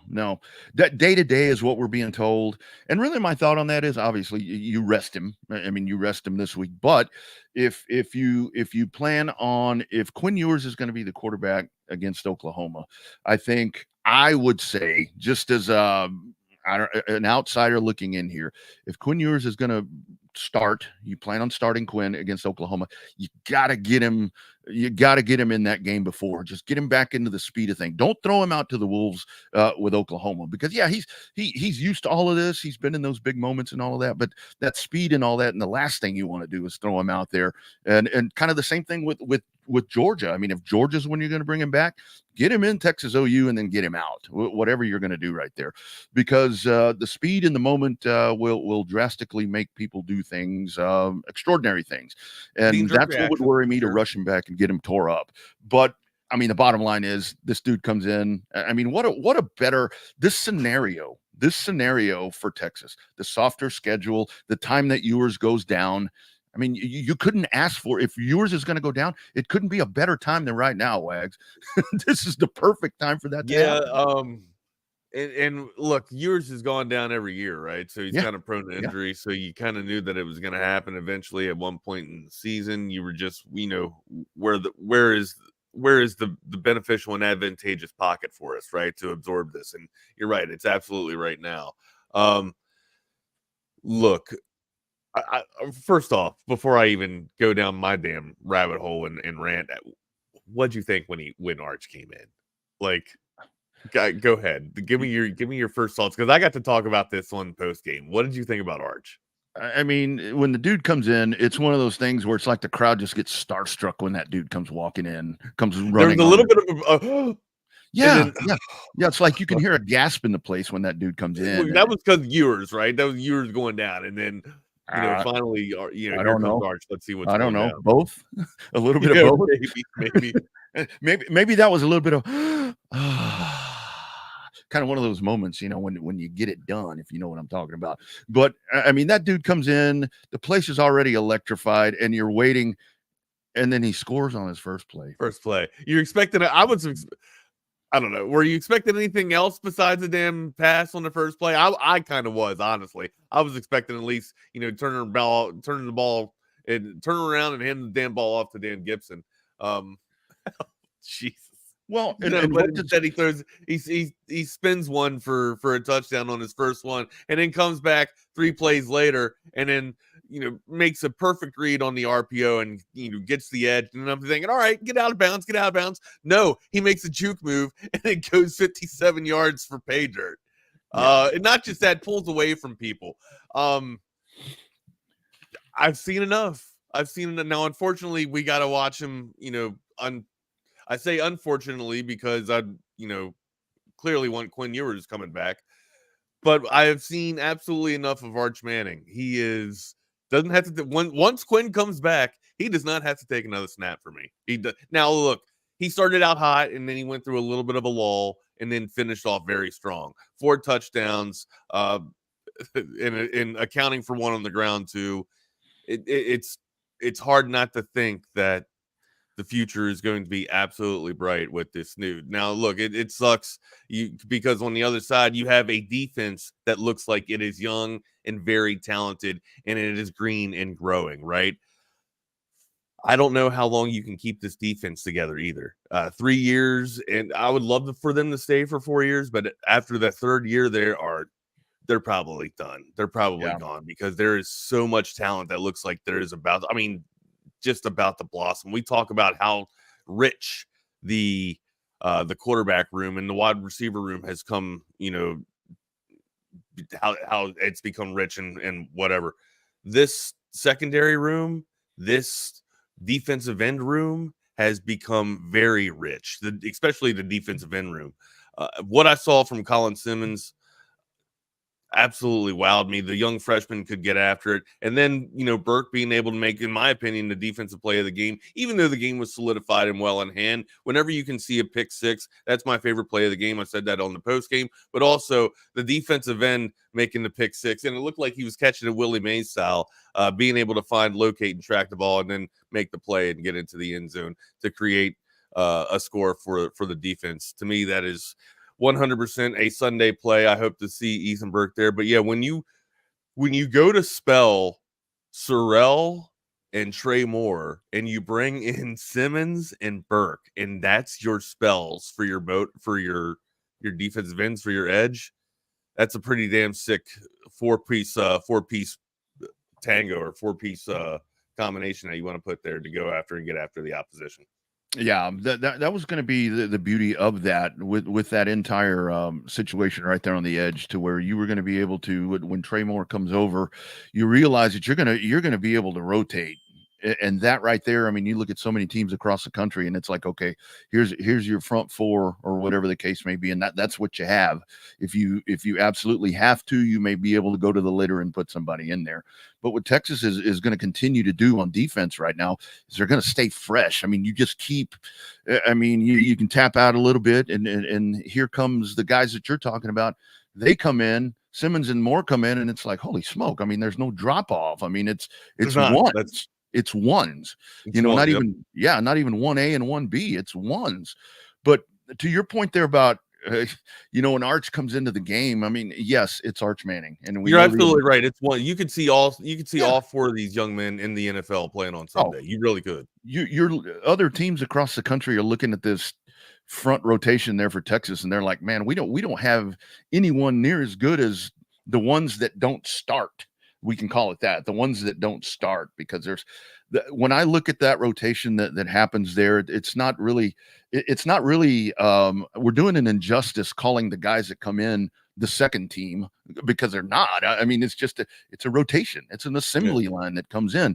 But with Arch Manning, there's the confidence right there with Steve Sarkisian in this young guy. Going to bring him in. You don't have to hand the ball off. Don't do a naked bootleg. Don't do any of that. Just fly it down the field. And you mentioned about the 57-yard run. My dude, that guy, I never got to see Cooper Manning play. I did see Archie Manning play. He ran for his life when I saw him play. So you haven't seen Cooper's clips when he was a wide receiver? No. I maybe I have. I just don't recall him. But I mean, that speed out of a Manning, I'm like, whoa. Well, so even the more shocking thing that you'll see when you watch playback of Cooper is when he scores, he not only, he talks a lot of shit. Cooper Manning talked a lot of shit. And from going back and watching any type of Manning play, if you're watching Eli or Peyton, Eli, he would score and whole golly gee Wally. Eli looked like he was somewhat, just a big dumb idiot, but he could somehow spin the damn pigskin. Peyton looked very cerebral. When he scored, he'd go back, grab the damn football, share it with Marvin Harrison. And then you have Cooper Manning, that Cooper, whenever he would score, he'd throw the damn ball at your feet and be like, yeah, you were trying to get that, weren't you? I don't think so. And now, of course, it was very short-lived with their little time there at Newman with the degenerative spine ailment that Cooper Manning went through. But yeah, he had some speed. Now look, he says he got it from his mama. Well, I don't know how true that is, but why would Cooper lie, right? But Archie had speed too. The grandsire of this young man could get after it, my dude. Now Archie was usually running for his life. It was instead of trying to find the end zone, but this looked like a direct threat, man. Making that read, making the right read, the correct read on the RPO. Now, of course, the next, I think it was either the next series or the series after that, he made the wrong read for the RPO and actually, it wasn't the wrong read. It was the right read. It just crashed. The linebackers crashed and filled the other gap after they shot down and twisted on A. So, yeah, I thought for sure, Arch played one hell of a game making the correct reads. And again, the future looks absolutely bright, man. I can't say enough of that. The dude able to come in here and not pump the brakes like we thought was going to happen. No, he's full, pedal to the metal, letting it unleash, and then going, I think he only missed 3. Yeah, he only missed 3 times. So, I mean, Yeah. drop back 12 times and got 4 touchdowns out of it. You got to love it. And I'll tell you what was really impressive for me, and again, for me, it was all watching it after the fact. I didn't see it live. I went back and watched it Saturday night. But at one point after Arch is in the game, you do see UTSA do some different things on defense. You know, some stuff that maybe Jeff Traylor had in the toolkit there for a big game like this that they hadn't put on film yet. They started doing some different stunts and so forth, and it seemed to take I get all these damn Mannings confused. Seemed to take Arch back a little bit. It kind of stepped the game back a little bit for him, but he got it right back. And that's the other part of this. You know, it's one thing, the speed and to be able to read defense or to read guys downfield and all that stuff. But when defenses start doing things that as they were throwing nickel blitzes off of him, blind nickel blitzes off of him. And to Arch's credit, Arch ate it. Arch, of course you want him to get the ball out faster than that and not be able to take the sack, but he didn't cough up the ball. He didn't fumble the damn ball. He was able to eat it and keep possession, which, I think that it ended up going to a punt anyways, that possession, but still you don't turn the ball over and give the opposition right there at midfield. So yeah, to his credit, he was able to, he took way more hits than I wanted him to take. And I'm sure the rest of, the burnt orange fan base, wanted him to take too, but still the fact that he was able to hold on to the ball and keep possession is a good sign. And the other part of that is I know on the national scene now, because I saw it Saturday night as the game was going on. It's like, okay, Texas has a quarterback issue. No, man, it's Quinn's job. It's Quinn's job. Like I mentioned, I think had this been, let's say this was in the Georgia game, hypothetical Monday, manic Monday. Let's say Quinn goes down in the Georgia game. Texas is trailing by 10. Here comes Arch Manning, and Arch Manning does what he does. Okay, then maybe you can say, well, there's a quarterback issue. There's no the quarterback issue is Texas has a damn good quarterback room, and that's not a bad issue. That's an issue for the rest of the nation here. Now, look, we kind of talked a little bit about this on the post game too, right? That'll be the low hanging fruit for the national media moving forward for this week. Is Texas has got a damn problem in the quarter, or there's a quarterback controversy now, in Austin or inside the burnt orange. No, there's not. Just to what you alluded to, man, it's still Quinn's team, and I'll even tackle the hypothetical that you threw at me. I still think even if it is Georgia, you still follow the plan. You stick to the calls here, which is have Quinn continue to roll out on this remarkable Heisman Trophy campaign run that he's on, and then have Arch follow and spell in case anything bad is to happen. And then once Quinn rides off into the NFL, Arch takes over the reins and starts, taking this machine essentially into the next reign of championship era. Because if we continue to play like we did, especially when Quinn comes back, if we continue to play like we have been, I do feel like this is an absolute championship team. And it's not just the quarterback play that's given me that. It's the defense. It's the defense. The holes that were there in the defense last season are not there. This is one of the best. You could argue that this is one of the best damn secondaries in the nation now, right? But here's the thing too. We haven't even really gotten after it in terms of stunts and twists and blitz. Once PK starts to get like mid-season nasty, I think you're going to see craziness out of this defense. The one thing that I would like the defense to step it up is on that the mid-interior pressure. I'd like for them to get a little bit more nastier with that, but still you can't argue with them being able to absorb the opposition's blocks and allow Anthony Hill to roam and scrape freely. He had 5 solo tackles. He was all over the place on Saturday night. And a lot of that is because of the defensive line being able to keep him free, keeping that opposition's offensive line off of him. Yeah. And to this point right here, again, you folks feel free to jump in here and hit the YouTube chat line, the code of text line 222-9328. Quinn gets injured, then they jump Georgia to be ranked number 1. Let that sink in. It sunk in, but a lot of that has to do with Kentucky. Kentucky brought what they've played Georgia well. They almost beat Georgia. Texas played UTSA. That was a lot more, I think, Texas going to number 1 of what Georgia didn't do. I mean, let's be honest. Right. I think Texas taking care of business and winning. I think the score would have been the same if Quinn stayed in. I'm not sure what the counter to that is. If the whole underlining error is the fact that we wouldn't have scored that many points or gotten the number one if Quinn didn't go out. I think the fact that, Georgia playing as bad as they played, and the fact that we had a 56 blowout of 56-7 victory is the reason why we jumped everybody we had a lot of national votes for the AP poll. Let's just say that. And this started last week, and I know what you mean right there. I'm not trying to DJ dog. We're not downplaying it. Yeah, and certainly not, calling you out or anything. But yeah, you don't skip a beat. I mean, depending who you ask with the quarterback change, I mean, maybe you get better. I heard folks saying you got a Heisman candidate, but the guy behind him's better.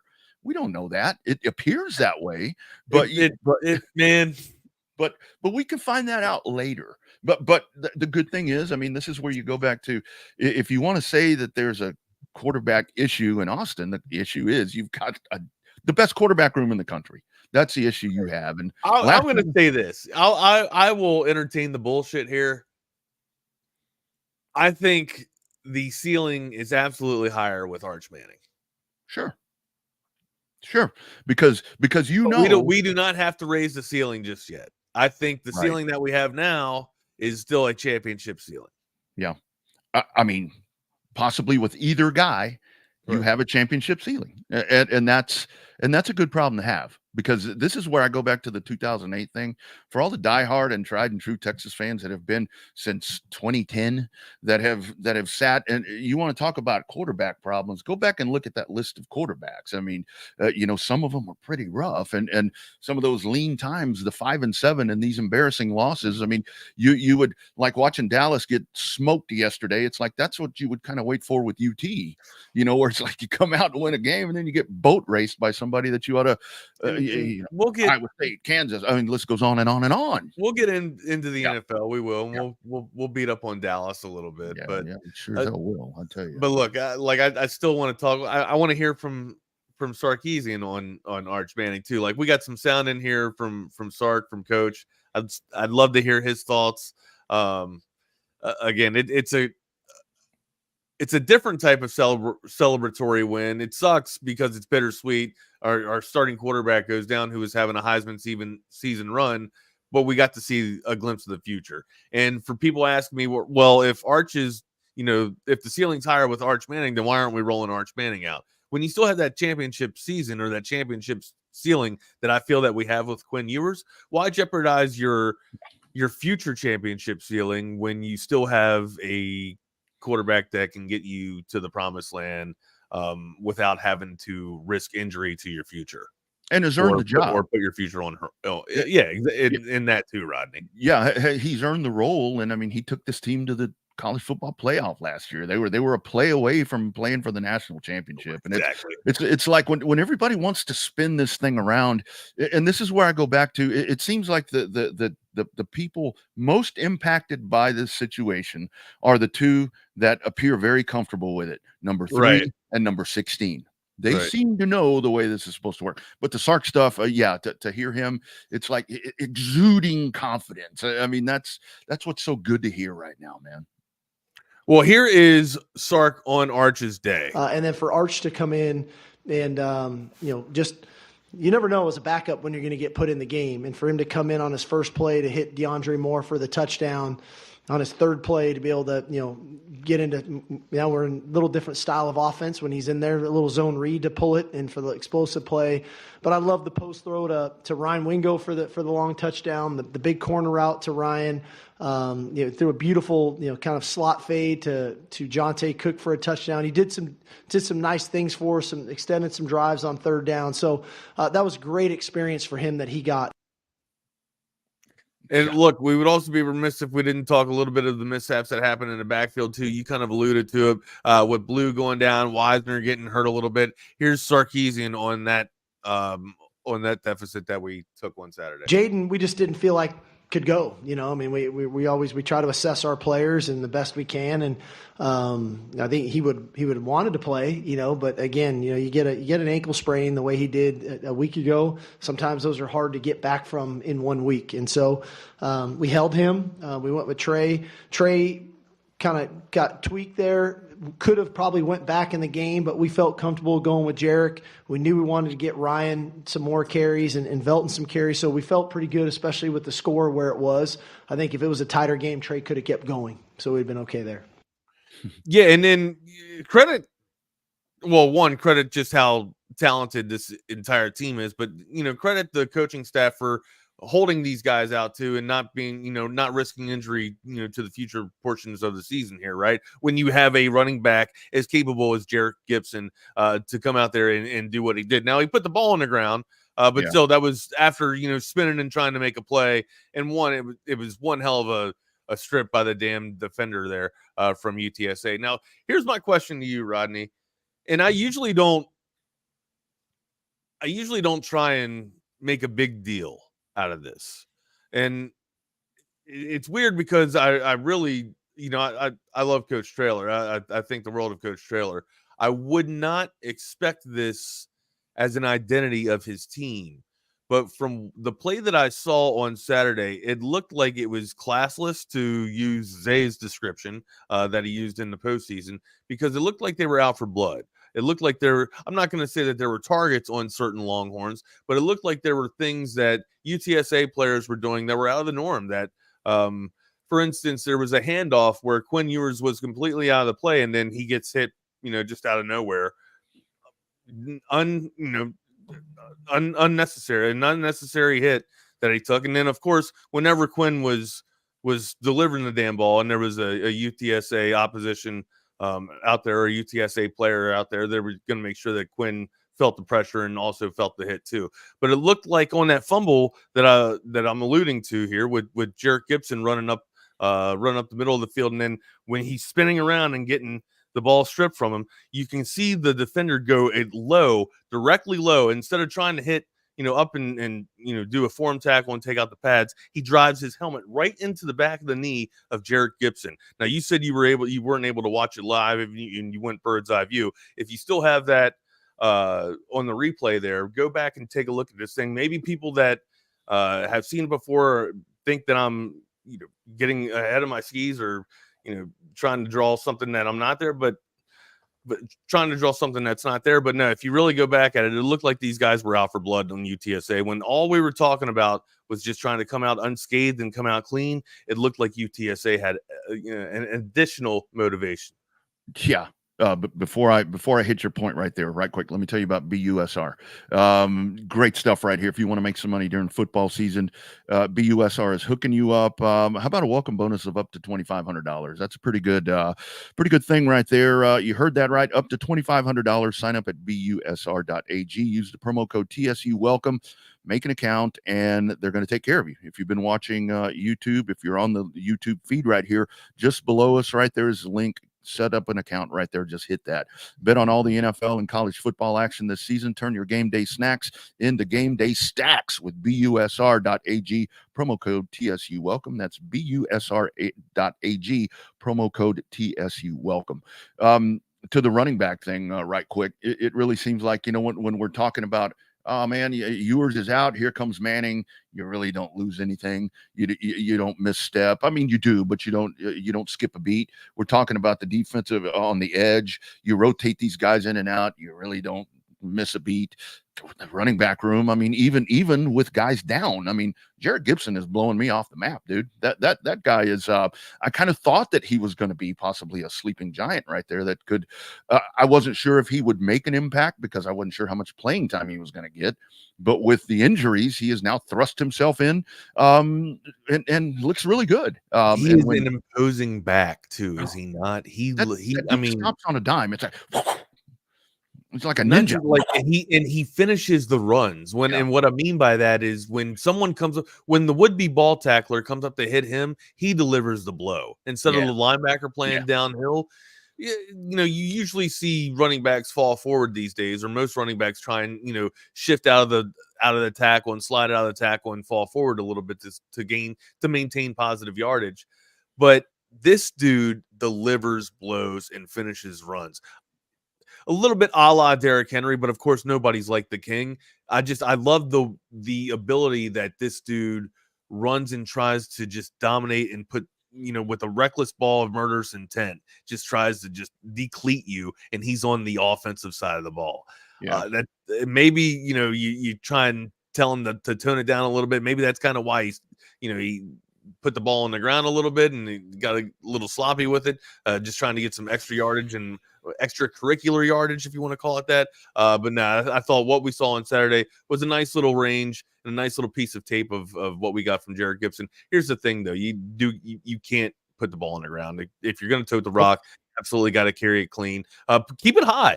He was carrying the ball a little bit low on that time going through the middle of the defense. Just keep it high a little bit, put two hands on it, and deliver the blow that way. If you want to continue to be an imposing back, you can do that, but cover up two hands, go all-stat style. Or I said alt-stat, but I meant to say all-stat. But, ain't nothing wrong with all-stat style, my friend. It's bad to go with alt-stat either. Did that yesterday, as a matter of fact, with NFL. To the UTSA situation right there. I mean, I think that was a lot of you got a team that got humiliated by what is one of their biggest rivals the week before. Correct. Yeah. You get beat up pretty good. That group had never beat you, and they came in and they shellacked you.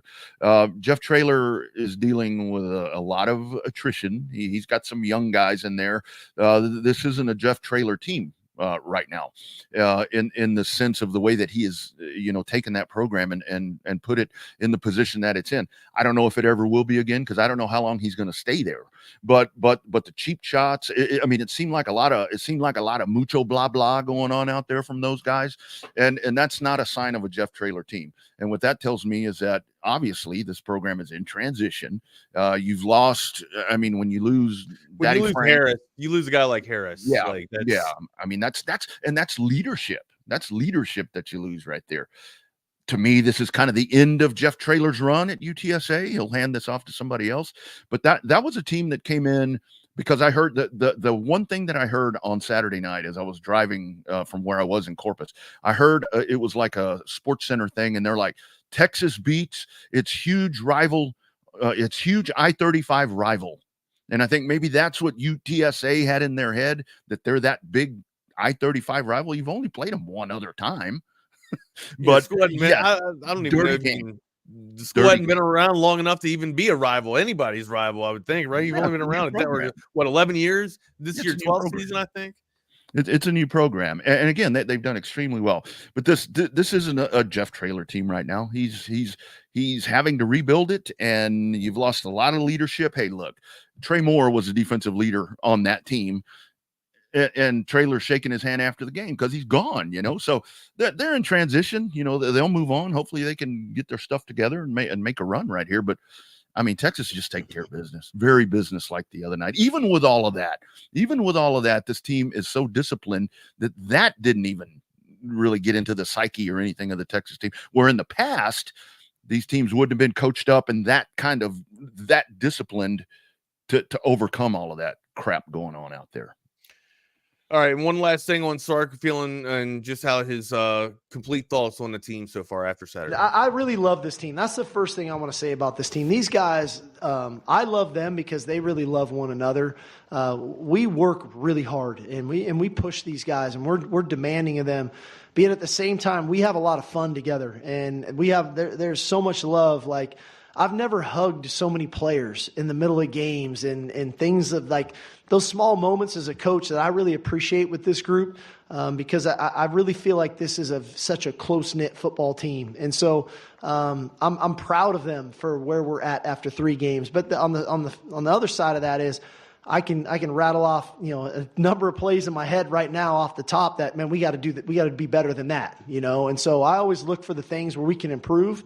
And I'm going to come in here Monday morning and I'm going to show them the things that we did well, that we worked on and got better at. But I'm going to show them things on this tape that we need to improve upon as if we're going to go try to be the championship caliber team that we think we're capable of being. Love it, Coach. Final thoughts, Rodney? Always improving, it seems like. I mean, you never, the coach, the team, they're never satisfied. Even with everything that's happened right now, they're never satisfied. Yeah, it's kind of Dick Vermeil vibe right there coming from Sark. Remember Dick Vermeil? As much as I don't want to remember him, he loved his players. He'd hug and love on them all the time. Hold on. You got something bad against Dick? What's wrong with Dick? He coached the Eagles. That's true. That is true. Yeah, There's Hey, I that. loved him with the Rams. There is I that. loved him with the Rams. I mean, good stuff there. Last thing, Coda text line, Quinn will possibly be the top quarterback off the board. His ceiling is elite also. Not saying that it's not. I think here's what I think if you want to really look at this part about it, when we're talking about the draft, I think what some NFL, draft watchers may start thinking is the injury stuff. And, Well, what about Penix? Didn't Penix have that tag or that damn tag on him too, the injury bug? I think what helped Penix is he was able to make it through that last season. If this is indeed Quinn's last season here, made it through the last season without anything happening to him. So, there was injury stuff on Caleb Williams. Well, thankfully that this isn't that crazy of an injury, right? This is, clearly, and it looked like it was it looked like he kind of got aggravated with it the throw before, but when he threw the damn fade to Gunnar Helm, that's when it looked like he actually overextended and strained his abdomen. Now I'm not a damn team trainer or a doctor or anything. I'm just going off of what I thought I observed. But that's where it looked like he kind of did it and overextended, or maybe he did it, a couple of plays before that, and then finally overextended on the play that he threw to Helm there, and was just like, and credit to Quinn, knowing that he's throwing, for a damn Heisman Trophy campaign here. It's just like, hey man, this is a little bit too much for me to muster here. Let me, turn it over to Arch and, let the boys go get this dub here and let me nurse myself back to health here. And what I was talking about with Zay in the post game, here's what we need from Quinn for the next couple of weeks, right? Take a Dr. Pepper and water, but take your Dr. Pepper and sit up there with Brian Bosworth and company, be the deputy, look over Fansville, and take care of this thing. Nurse yourself back to health and come on back here and let's take the starting team and go get this championship, baby. Yeah, just get well. But I definitely say, don't whenever you're going to bring him back, don't just throw him into that game. Get him some live speed reps. Because yes, he's been doing it all year, all through camp and so forth. But it's different. It's different. I think we all know that. Great conversation right there. And again, Texas. I see the YouTube chat right there. Depth wins championships. Texas has plenty of it. And the thing about it is, with this part of the schedule right here, you're able to, the rotations, you're able to bring people in. People are getting some game that way. If you need them against Georgia, against A&M, against whoever the case may be, you pop them in there and they're not blinded by the Saturday afternoon or Saturday night lights. So yeah, good problem to have right now if you're a Longhorn supporter or a Longhorn player, because your team is really, really good. We'll break down more Longhorn play, especially going into UL Monroe coming up this weekend as well. Rodney, your thoughts on the NFL? First and foremost, before we talk about NFL, thankfully I was able to keep up with all my fantasy teams and Underdog Fantasy too by watching all my audio and visual stuff with AV Consultations. They are the kings. They've been setting the standard in audiovisual automation for the past 35 years, and they continue to do so moving into the future. If you have no idea of what you want in your house, the setup that I have with the 2 TVs and the arcade machines, Rodney's got the trifecta with 4 arcade machines. BK's got 4 TVs. You put them all together, you get that video wall. It's all deadly. It's a great setup. Just give them a call, 512-255-8678. That's avconsultations.com. You can watch every damn game. I had 8 games going on at a time watching all NFL go down on Sunday, Rodney, and I did it with audiovisual consultations. Give them a call, 512-255-8678, avconsultations.com. I had all those games like you're talking about, had the red zone going, and I had an IndyCar race on, had a NASCAR race. It's like, just like looking around, man. It's like, turn the lights off, have my tough burnt tough to leave your house, man. Yeah. It's really, really hard to leave the house. NFL, I guess you start with Dallas. Why is anybody surprised? I mean, this is nothing new. They're going to come out, they're going to dazzle you. And I'm here to tell you, Baltimore comes in next week. Baltimore's 0-2. Baltimore is what they are. We talk about Derrick Henry and Lamar and all these different things. Dallas will probably beat them. Because that's what Dallas does. They come out, and then the thing about it is, Wax, Dallas comes out, and like when the eyes of the world are on them and they're being hailed as NFC contenders and all that, they don't just stumble. they don't just stumble. They fall flat on their face. Tom Brady, by the way, did a better job yesterday. He talked a lot.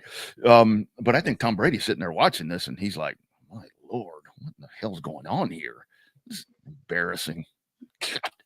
Well, you had the Saints put up a 44-19 shellacking on your disappointing Dallas Cowboys there. But here's the thing, too. There was a really good tweet from Jory Epstein, who covers Yahoo Sports there. A friend of BK's as well. She's been on a few shows with BK a couple of times. She reports on Dallas. Now, she had a really good tweet on the New Orleans Saints here. At one point, they had scored 82 points within 6 quarters of football. It's gone on now for 7 quarters of football, 88 points if you want to consider the special teams part of their offense too. It's 89 points now within 7 quarters of football. That's efficient football, man. Clint Kubiak taking over as the offense coordinator there, had a little bit of talent, a little bit got started with San Francisco, being able to, come up through Shano's tree there. So yeah, New Orleans has found something out. And everybody, for you guys out there that's saying that Carr was washed up, dude was looking tremendous yesterday,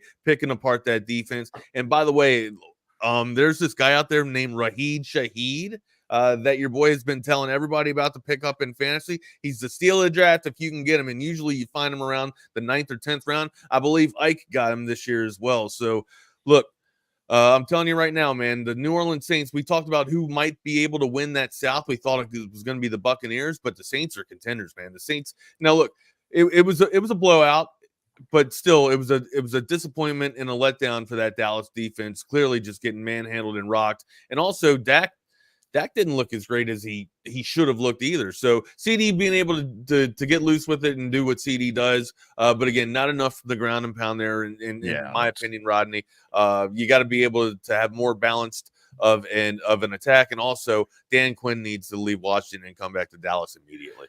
Yeah, you have no running attack. I mean, this loss can't be pinned on Dak Prescott. I mean, this defense couldn't stop you and me running through a hole. Alvin Kamara, I think, is probably still running over there in Arlington somewhere. They made Kamara look like he was the MVP candidate back 4 or 5 seasons ago. Yeah, and the running game. I mean, boom, there it is. I mean, Rico Dowdle, he's serviceable, but he's not your number one guy. And Zeke, the one run that I saw that Zeke had, and again, I called for Zeke to come back, but not as a number one guy.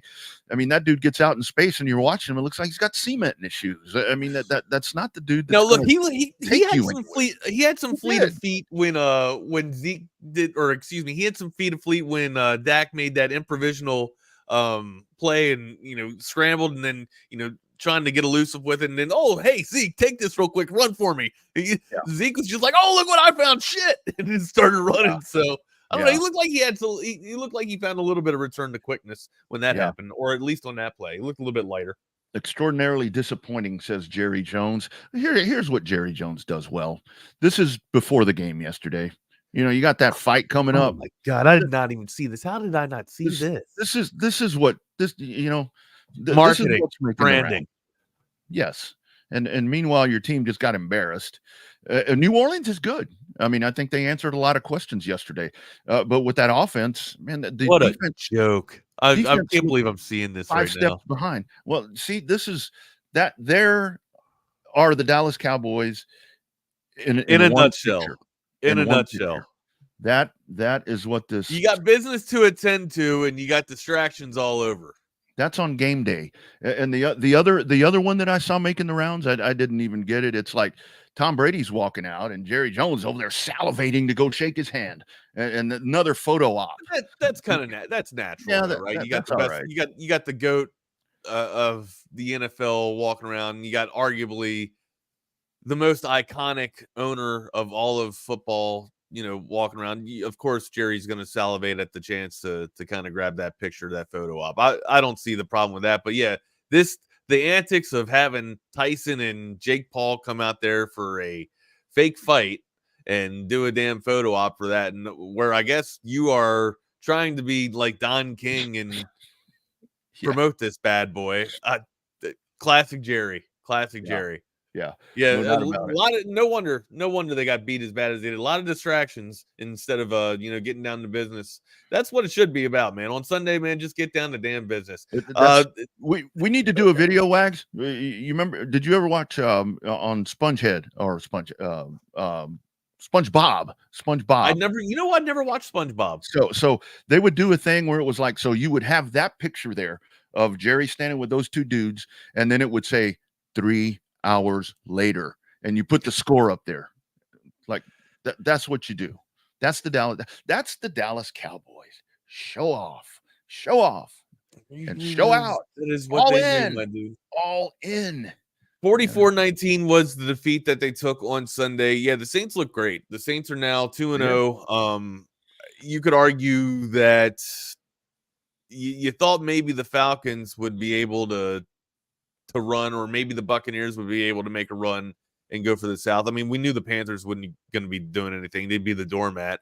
But you thought that the Saints, they would kind of be mediocre in that division, right? Or at least that's kind of what I thought they would be. I didn't think that Kubiak would have the offense, this primed and Carr would find, the fountain of youth and return to glory this fast. I knew that he still had talent in the arm. He's got tremendous arm strength.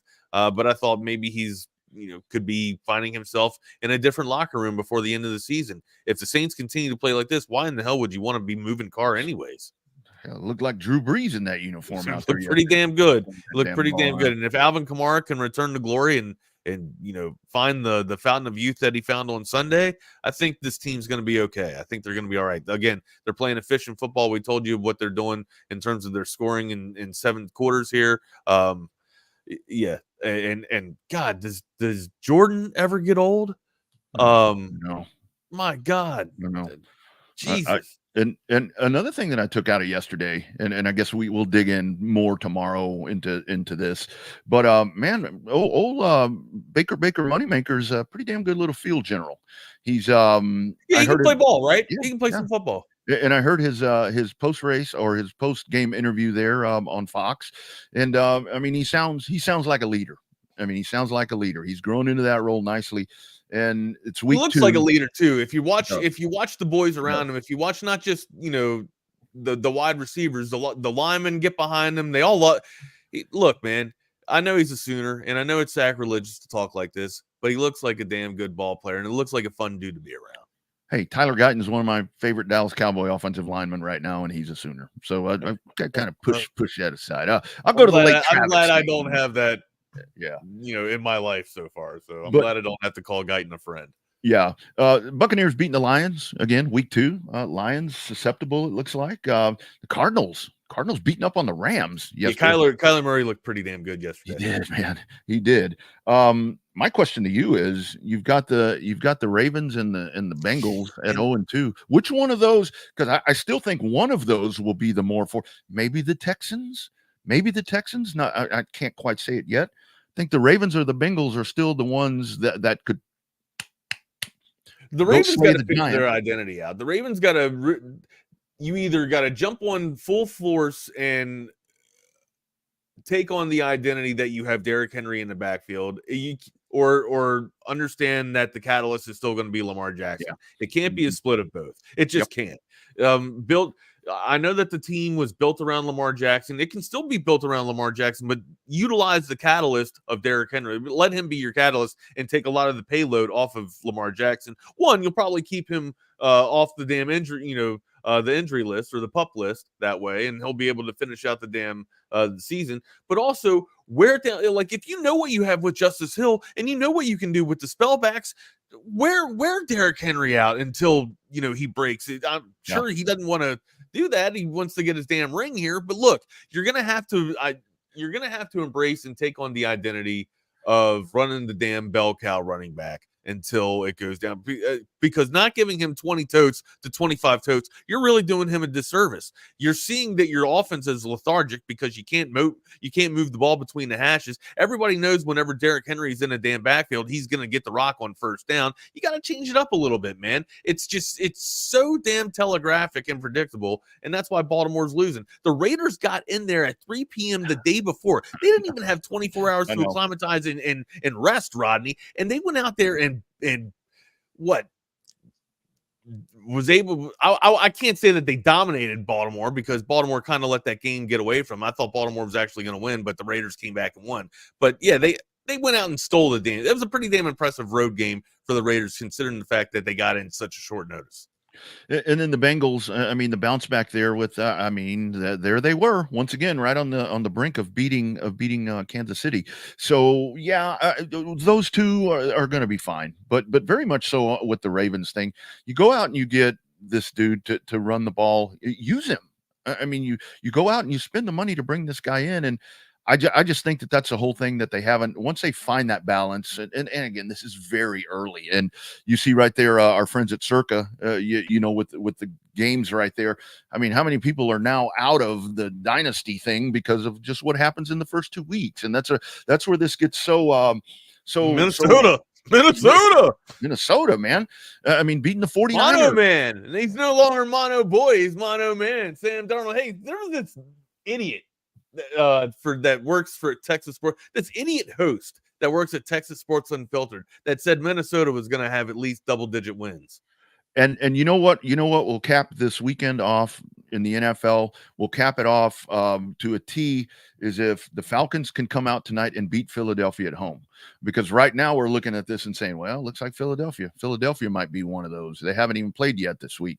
It's like Philadelphia, maybe it's now since Detroit's stepping back, Green Bay bounced back. With a backup quarterback, with Malik. Yeah, Malik in there. So yeah, he threw some pretty damn good balls on Sunday too. So serviceable. He did what he had to do. He looked better than Will Levis. No, Will Levis looks awful.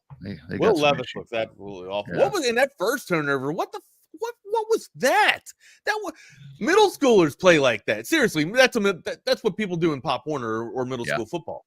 Now, I get it. You're trying to make a play, but you're a pro. Be smart. That's just a very stupid turnover. Very dumb. Absolutely dumb. Calvin Ridley can still play ball. We know that. Pollard's been doing, decent work there with the Titans, considering how lack and lethargic that they are. Maybe the problem wasn't Vrabel, though. I'm just going to put it out there. Maybe it wasn't Vrabel. Yeah, maybe not. Friends, don't forget about Covert BK, our great friends right there. A quick word from them. It's really a family experience. I walked in the showroom today and everybody greeted me by name. How you doing? What's going on? How's everything going? From a price standpoint, from a customer service perspective, just conversation when you come in, it feels no pressure. I want to buy cars here. The family buying car experience, one of the best that you will ever have. Come and experience it for yourself. Covert, born and raised in Austin. All right, nobody beats Covert deal. Not now, not ever. Wags, did you see after the Pittsburgh? I was out there on Friday, man. That place is a damn castle. Got to meet, saw Matthew out there too. Got to see a few people out there, as a matter of fact. Good times, really good times. It's always, that's the best part about it. Like it's really cool to go out and get the pizza and the grub and everything. But when you're able to put faces with the people that you interact with online and the people that follow Texas Sports Unfiltered, that's the best part about it, man. And I say that I'm not a people person and that I can't stand leaving the house. But when I do leave the house and I get out there, it reminds me of why I actually want to leave. So thank you to everybody that showed up to that luncheon on Friday. It was a great time. It was a fantastic time. And I know Alex enjoyed it. You guys had great questions for Alex. And really, it's good for you guys to show up as patrons and not just your family of Texas Sports Unfiltered. And it was a great show. It was a great showing, a great turnout. And I know that Covert B Cave appreciated everybody coming out there too. So thank you guys. Did you see after the Steelers win yesterday over the Broncos, in which Russell Wilson didn't play? After the game, Mike Tomlin gave him a game ball in the locker room. I forget what he called it, but he gave Russell a game ball. And I think the conversation was for the way that Denver did him wrong last year. You don't think that Denver did him dirty? I think not really. I think that they. I don't know, man. It's hard to say. It's Denver's own fault. Right, but they made it seem like it was all Russ Wilson was the problem at Denver, which Russ is a shell of himself. And I thought that was one of the worst trades that went down, given fans and a couple other pieces of your damn future for a washed up Russell Wilson, but you can't put it all on Russell Wilson, man. You just couldn't. I thought he was done a little bit dirty, and a disservice was done to him, especially the veteran quarterback that he is. I would think that the front office or the faculty of Denver would have done a little bit more classier things than what happened last season. No, it's all business, man. It's business. Sure, it's business. But some people run their business a little bit better than others. Yeah, I'm sure they told him, don't take it personal, but don't take it personal. But I don't, I don't know. But hey, Russell, maybe he can go to Miami. Maybe he can go to Miami. They need a quarterback. Yeah, look, we weren't busy, having to struggle for too many damn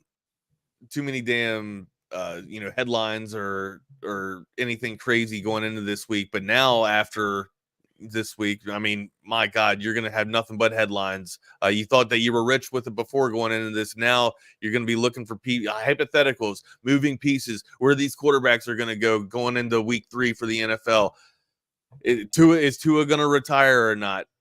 Well, apparently Tua doesn't have any plans to retire at all. So again, this is the 3rd concussion now. And we talked a little bit about this on Friday morning. But the 3rd concussion now in as many games. We shall see if Tua actually does walk away from the game or not. To me, Rodney, you kind of alluded to it. There's some quarterbacks out there that are, sitting behind the bench or sitting behind, the starting quarterbacks right now that look like they could play. And hell, I mean, I know this is crazy and it's a knee-jerk reaction, but Mac Jones is backing up Trevor Lawrence. Okay, now Trevor Lawrence hadn't exactly been playing the greatest football right now too, and I'm not saying that Mac Jones is a great backup, but you would think that Mac Jones might be better than Skylar Thompson. Maybe. Jacksonville's not that far away from Miami. Maybe they make a quick call up there and switch locker rooms. That's just a hypothetical piece that I thought that could come to fruition on this Sunday. Again, Mac Jones isn't exactly the greatest quarterback out there, but out from one Alabama quarterback to the next Alabama quarterback for succession, anything could happen. We'll see how it unfolds. The NFL is going to get a little bit crazy with it. We'll talk a little bit more about it moving up. Ran out a lot of time. We talked a lot of Longhorns today. Talked a lot of Arch. Talked a lot of Arch today. Hey, Wag, speaking of Alabama quarterbacks, Bryce Young, yikes. I think that experiment may end sooner than later for the Carolina Panthers. I've even seen that Carolina, when they have the number 1 pick again, I'm not sure if that group can win a game.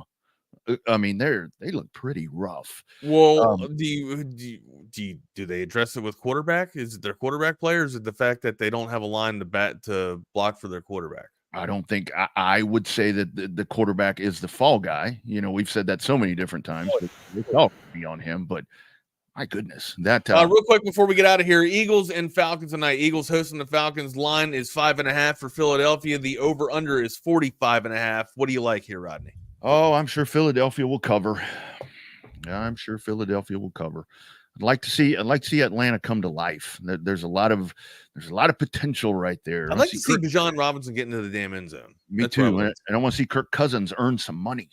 It's a primetime game though. Primetime game. Hey, there you go, Kurt. It's a primetime game. What's up, Jeffrey? How was your weekend, bud? Dude, the Longhorns are number 1 in the country. I'm great. There we go. Yeah. How about that? It distracted me from the Cowboys diarrhea dumpster fire yesterday, so better. Hey, look, I would say I'm sorry, Jeff, but I'm a Giants fan. Yeah, I'm all about the Beavos today, man. I just want the fan base to embrace being number 1. Well, now we got the target on our back, and there's nowhere to go but down. And there's always a target. There's always a target on your back. Who gives a fat rat's ass? This program has been a punching bag, punchline for the last decade plus, and now Texas fans, your favorite team is the number 1 freaking team in the country. Enjoy it. Relish it. Here's the one thing I'll say that run up and kick it in the balls. Counterpoint to that, I like seeing the number 2 just because the motivation to be number 1 is still there. Now, again, what I talked about a little bit in the beginning of this, when you make it to the top, there's usually a little bit of a natural letdown. Once you get there, it's just like, we've made it, right? Well, the hardest part of getting to the top is keeping it. So it's a Longhorns. The challenge is upon you. If you really want to look for the challenge is to hold it. Then if that's the case, then this culture wasn't as good as we thought it was. No, you're 100%. 100. It shouldn't take that type of bulletin board material to motivate you. That's just how I'm wired, though. I'm a believer in what Sark has built. I'm a believer in this roster. I'm a believer in the talent and depth on this roster. So I don't think it's going to impact Texas one way or the other. When you start getting to the point where you're talking about playing to a standard, doesn't matter if you're ranked 1, 2, 25, right. whatever. Right. Just don't play up and down to the level of your competition. If Texas plays the way it's capable of playing week in and week out, it can beat anybody in the country. Which is what we're seeing right now, because these are the games that Texas used to, in the old regime, the old culture, you would see them playing down to their talent. Here, they did not. Like, this was in years of past, Jeff, that this team, like an event like this or a game like this, Longhorns might have won by 2 scores, maybe 17 points, right? Yeah, there's sweet games and the cupcake games. They wouldn't be destroying and devouring the cupcake teams, right? They would be sitting there, letting them in the ball game at the end of it and not being able to finish. You're not seeing that. The classic Tom Herman thing would have been go beat Michigan and then come back and struggle and beat UTSA by a touchdown. Yep. That's what people have lived through. 100% changed. Yeah, and that's where, Jeff, I said the same thing. It's like, just enjoy this moment. It's like when you beat Oklahoma 49-0, I went on the radio and said, enjoy this, because you've been through a lot of shit. Yeah, exactly. All right, Jeff, Jordan, what are you guys talking about? I'm talking about the Longhorns. That's we're not dealing with any NFL. Plus, I'm only here for another 15 minutes or so. So yep, presser coming up. All right, man. Y'all have a good one. Y'all be good, guys. All right. We'll see you. Thank you, Chaos Theory crew. It's Jeff. It's Jordan.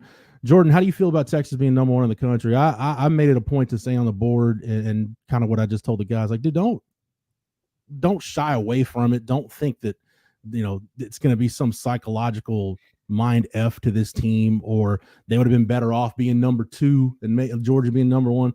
Dude, I think UT Parking hit it on the head. Said, I don't think Sark's Longhorns give an F about being number 1. They like it for recruiting, but this year's team is solely focused on beating the crap out of ULM.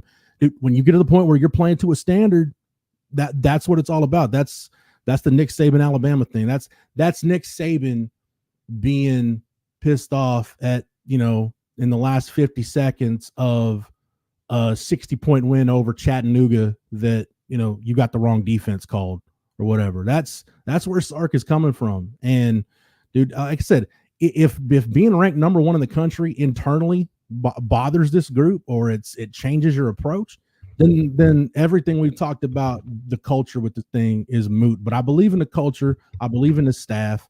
I believe in this team. And Jordan, I'm pumped for where this thing is at right now.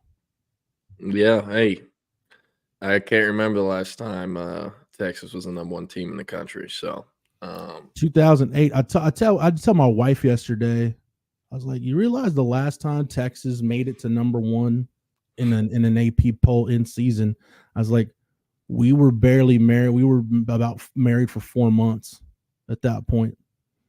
Just a little over 3, about 3.5 months. We've been married for 16 years. So it's been a while since Texas got to this point. But, you look at where this program is and compare them to everybody else. I think one of the misnomers, and I hope Longhorn fans understand, this is part of the deal with being in the SEC. There's going to be a week, Jordan, where they're just going to struggle. And I think Georgia proved it. Like, dude, winning games on the road in the SEC, I don't care where you're going, man. It's not easy. There aren't that many, unless you're probably talking about, going to play Vanderbilt in Nashville. Dude, you talk about going to Lexington, going to Starkville. It used to be going to the Swamp, not so much anymore. But College Station, Fayetteville, like, these are not easy places to go in and win. And I think Georgia proved that. There's going to be games where Texas struggled, but for right now in this moment, you can very much make the argument Texas is the best team in the country. They are the best team in the country. You think without question, even you've seen Georgia. See, I might lean slightly toward Georgia just a little bit. Okay, if we're looking at last weekend, you can't look me in the eyes with a straight face and tell me Georgia's number one. I know that Kentucky game, the way they play each other, it's always going to be close. It's always going to be low scoring. It's always going to be majority field goals as to how points get on the board for both teams. But Georgia rolls out in Austin on October 19th like they did Saturday night. They're going to lose. And I kind of have enough. I'm pretty sure Quinn Ewers will be back by Georgia. I feel pretty good about that. But let's say he's not.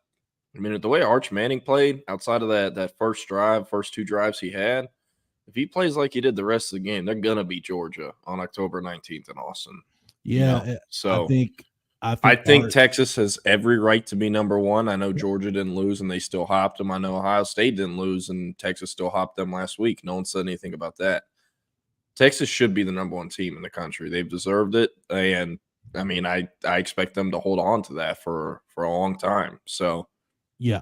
I'm with Joel Klatt. I think there's a group of three that separated themselves from everybody else. It's Georgia, Agreed. Ohio State, and Texas. Kind of whatever order you want to put them in. You can make an argument for any one of the three. I'm pretty close, Jordan. For me, I'm pretty close to putting Alabama in there. We'll see what happens. Just because that's the respect one I have for that program and that roster, and two, I think all things equal, I think Kalen DeBoer is the best coach in the country. So I'm real close to putting Bama in there. All you can do is play who's on your schedule. You should never apologize for winning games. To the point the guys were making before they hopped off and we made the switch in programs. This is kind of what I've been asking Texas to do. If you want to take the next step as a program, you want to get into where you're competing for a national championship and you're in that discussion, beat the teams that you're supposed to beat the way you're supposed to beat them. Yeah. You're supposed to beat Colorado State 52-0. You're supposed to beat UTSA 56-7. And I think we can agree, Jordan, after watching the game, this is not Jeff Traylor's best UTSA team. This might be, this is year 5 for him. This team might be 5th out of 5 just because it's a transition year for them. They're going to struggle. But if you're Sark, all you can do, that's why you play to a standard. If you play to that standard, it doesn't matter who the opponent is, where you play them, when you play them. Do it the way you're supposed to do it. And Texas left no doubt that game was never at any point in question on Saturday. And that's the way it should be. That's the way the ULM game should be on Saturday. And I'm not so sure, Jordan, if the Mississippi State game shouldn't be the same way here in, less than 2 weeks. Yeah, no, they should. If Texas loses to Mississippi State, I mean, Jesus Christ. Considering they just paid Toledo 1.77 M's to come pull their pants down and spank them till their ass is red in Starkville.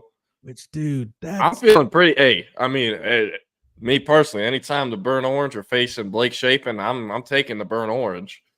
But I mean, with the way they're playing right now, are you shitting me? Are you? I wrote it in the roundtable. Like, Quinn Ewers, as long as he comes back before Oklahoma, I could care less. Like, let's be honest. I am not even trying to go viral or make a joke. If you put me at QB and handed the ball off every single play, knew I was handing the ball off every single play versus ULM, Texas is still winning that game. Because even if we don't score, the defense is going to get a touchdown probably, right? I'd assume. So, yeah. I don't know. But the Mississippi State, I mean, they look horrible. Like, I don't even know if they play Vanderbilt this year, but Vanderbilt might beat that team. Florida could possibly beat that team. I mean, it's not looking up for Jeff Lebby at all. No, as a matter of fact, I was talking to somebody yesterday who had an interesting take off one of my old college football takes from yesteryear. I used to say, Jordan, there used to be a rule. It was really when Guy Morris was the coach at Baylor. Like, dude, if you lose to Baylor, you should probably get fired. Like, that means your program's hit a bottom point. And then Gary Barnett, Dennis Francione, Dan McCartney. I can go down the list of coaches that lost to Baylor and got fired not too long after that. During the kind of the Kevin Steele, Guy Morris days, but it was brought to my attention. It's like, hey, losing to Jeff Lebby in Mississippi State, it's like what it was losing to Baylor back in the day. Like, you should probably just not even make it to the press conference if you lose to Mississippi State. Like, I don't know that I'd go that far, but yeah. And dude, scheduling Toledo, I actually want to give Mississippi State props for scheduling Toledo, because that's a no-win situation. Like, if that program year in and year out, they're 9+ wins every year, whether it was Matt Campbell or Jason Kendall. That's a really good G5 program. And to play them, like, that's a kind of a no-win situation. You know they're good, but if you play it close, or God forbid you lose, you're not going to get credit for that. And if you win big, it's like, well, okay, you beat a G5 team. No, Toledo's really good. Yeah, okay, they're from the MAC. Like, who cares? It's kind of like scheduling Boise back in the day. That was a no-win situation. I always said scheduling BYU for a non-conference game is always a no-win situation, because they could just have a run of like 23-year-old grown-ass men everywhere and just be ready to physically dominate you if you got a young team. So I give Mississippi State props for that, but I don't know that, Jordan, that we can spend too much time talking about the UTSA game, because like I said, it was what it was. You knew Jeff Traylor was going to have to gamble and go for it on fourth down, try to get some things going in their favor. Just nothing really seemed to work, and Texas pretty much shut down, other than the one run that they busted. It kind of reminded you of the Wyoming game last year in terms of the Texas defense against a G5 offense. You gave up one play on a bust, and other than that, that was pretty much it. Defensively, I thought the best play I saw, there are a lot of really good plays, but that 4th and 1 stop, I know David Benda, and dude, I need to ask the spotters in the booth that do the official stat to like maybe keeping better eye on that. Barron Sorrell got credit for a tackle, just because he like jumped on the pile at the very end. Well, good on Barron Sorrell, because you know that you sometimes you'll get credit for that. But that was Benda and Taff making that play. Benda wrapped him up, Taff came, finished it off. But dude, Janae Barron made that play. I mean, that was a hell of a job by him to set the edge in a short yardage run situation, force the run back inside, and on 4th and 1, you drop him for a 2-yard loss and get the ball back for your offense. So defensively, I thought they did what they needed to do. Offensively, I hated the injury for Quinn, Jordan, just because he was playing really well, other than the one interception, which that's kind of like on the video game where you mean to hit the pump fake button, but you push it a little too hard and it accidentally releases the ball and you throw a duck and it gets picked off. That's what that reminded me of. But man, part of the UTSA media corps asked Jeff Traylor after the game if he was surprised that he asked him about Arch Manning, if they prepared, and Traylor was like, I mean, we watched the little film that was out there, so wasn't really a whole lot you can do. And I go, well, are you surprised by what he did? And Traylor just has his head down. He just goes, no, like laughing, like, no, I'm not surprised what freaking Arch Manning did when he was in the game. I'm just glad that there's, I think for the national media can do whatever they want with it. I think Texas fans know, and us in the market know. You know who QB1 is. You're just really fortunate. You're just really fortunate that QB2 is capable, and I think definitely for this week, most likely he's going to get some much needed reps. I would love to see Arch start the game, and it just put Quinn on the shelf unless he's 100% healthy and there's no risk of further damage to that oblique injury, that abdominal injury. Start Arch, let him play, and see what it does. Let him get this week of preparing to be the starter. Just give him that experience. So, look, this is why all the offseason talk of, oh man, is there need to be a quarterback controversy? It didn't matter, because what we said, Jordan, what have I always said? You're gonna need both of them to get through the season anyway, because Quinn Ewers is gonna go through his career at Texas never going through a full season healthy. So yeah, you're gonna need Arch at some point. I hate to say this, but did we not say all offseason Arch Manning is starting at least one game this year? And it's not because they're benching Quinn. It's because he's going to get hurt. That's just you firmly planted that flag in the ground. Yeah, early. And I didn't disagree. And I don't mean to, I don't like doing that. I told you so. I don't like to do that whenever a player gets hurt. But this was on the table the whole offseason, and Texas knew about it. They were well equipped. And, pretty nice when you have the best backup in college football, potentially college football history.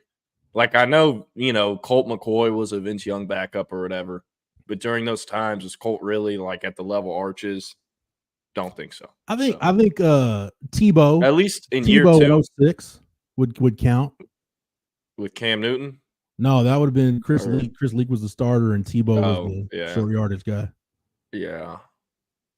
But we're talking about Tim Free. We're having to go back to Tim freaking Tebow. Yeah. Right. So it's been a long time. I think your point stands for anybody that would want to debate it. But I liked what Texas got from Arch. I thought the one thing that Sark said after the game that was most interesting about Arch's outing was the one sack that he took for that 10-yard loss. That Arch wanted to change the protection, but the play clock was running down and he didn't want to check, and ended up eating it and taking a sack. And Sark was right, and Sark's forgotten more about quarterback play than I'll ever know. But that's one of those deals where it's like, yeah, that tells you the guy is thinking through the game. Like it's not too big for him. It's not moving too fast for him. And I think our guy Mike Roach, Jordan, put it best on the Twitter machine Saturday. The whole, if his last name wasn't Manning crowd, they were down bad Saturday night. Down tremendously. Tremendously. And how about Trey Owens getting in the game, going 2 of 14 for like 19 yards?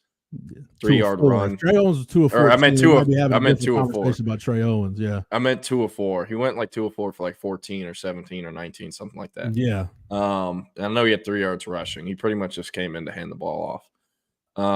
What I'm wondering, are we going to see Colin Page this season? I know, we're told not to really expect it, but like, man, if they keep kind of doing their CJ Baxter impersonation where they limp off the field every play, like the current Texas running back committee, we might see Colin Page play versus ULM. So yeah, I think you will. I will. I mean, I honestly hope so, because like, and I'm not trying to be funny when I said they're impersonating CJ Baxter by limping off the field after runs. But like, that really worries me when I see Wisner or Gibson come off the field like that, or even Niblett. Because I mean, you're already holding Jaden Blue out just to be safe. So yeah, but I'd love to see Page. Oh, he did get a carry. Maybe I just wasn't. I was going to say it's funny when you look at the box score and the two guys that had the longest runs from scrimmage, Arch Manning for 67 and Colin Page for 23 in a game that Texas won by 49 points. Yeah, that was not on my bingo card going into the year. Yeah. Hey, I promised I'll watch the entire game. I haven't rewatched it yet, but I guess I just completely forgot that Colin Page carried the ball. 4 carries. At the end. I remember seeing Velton Gardner carry, and I'm like, who is? Oh, it's Velton Gardner. Yeah, hey, I'm similar to what I said about Quinn. Like, if there's a shred of doubt, hold him out. And I don't think Quinn's going to play this week anyway. Whether Sark names Arch the starter here in the next 5 minutes, we'll see. But I'm gonna say, hey man, if Jaden Blue's banged up, like if he doesn't fully trust that ankle, dude, just put him on a shelf for ULM, and let Colin Page and Velton Gardner and Jarrett Gibson spin. If Trey, I don't know if Trey Wisner needs another week, but the schedule is working out really fortunate for you because you're taking some injuries early, and you're getting to the end of the non-conference schedule. You got a favorable matchup for your SEC opener. Then you hit the bye week. So really you've got 3 weeks, not to say you want to take Mississippi State lightly, but you got 3 weeks. If some guys are banged up, you got some time to get them right before you've got that brutal ass back-to-back with OU and Georgia. Yeah. I'm very excited to see Blake Shapen try to play quarterback versus Texas. Speaking, this will be the last thing. This will be the last thing before we bring Tommy, and I see him in the waiting room. And is it great Tommy Yarish pinch hitting for me again? Oh yeah, I think he might become the regular back half on Mondays. As long as that stays, he's a good bullpen hand, Tommy. Yeah, as long as that stays as a regular, I'll just bring him in. As long as that stays as a regular time slot for Sark on Mondays, we'll have Tommy. But what I wanted to say, I sent it to you on Twitter, Jeff. Did we or did we not tell you all offseason Kansas fans might want to hang themselves because they hired Jeff Grimes? The Jeff Grimes experience is real, folks. Yeah. And I know if your brother's listening, you're probably getting a text sooner or later. Oh yeah, dude. But I mean, Jesus Christ, did we not like? How are y'all surprised this happened?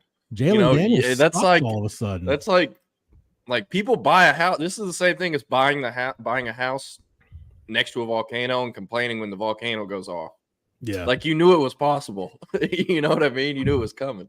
Come on now. On that note, Tommy, great to see you as always, sir. Nice to see you wearing the free Sugar Bowl swag that we got last year with that CFP logo on it. So I wear this all the time. I love it. It's so comfy. I'm not gonna lie, I wear mine too. It is one of the most comfortable shirts I own. But I got to get rolling, guys, for the Sark press conference. Tommy will take it the rest of the way.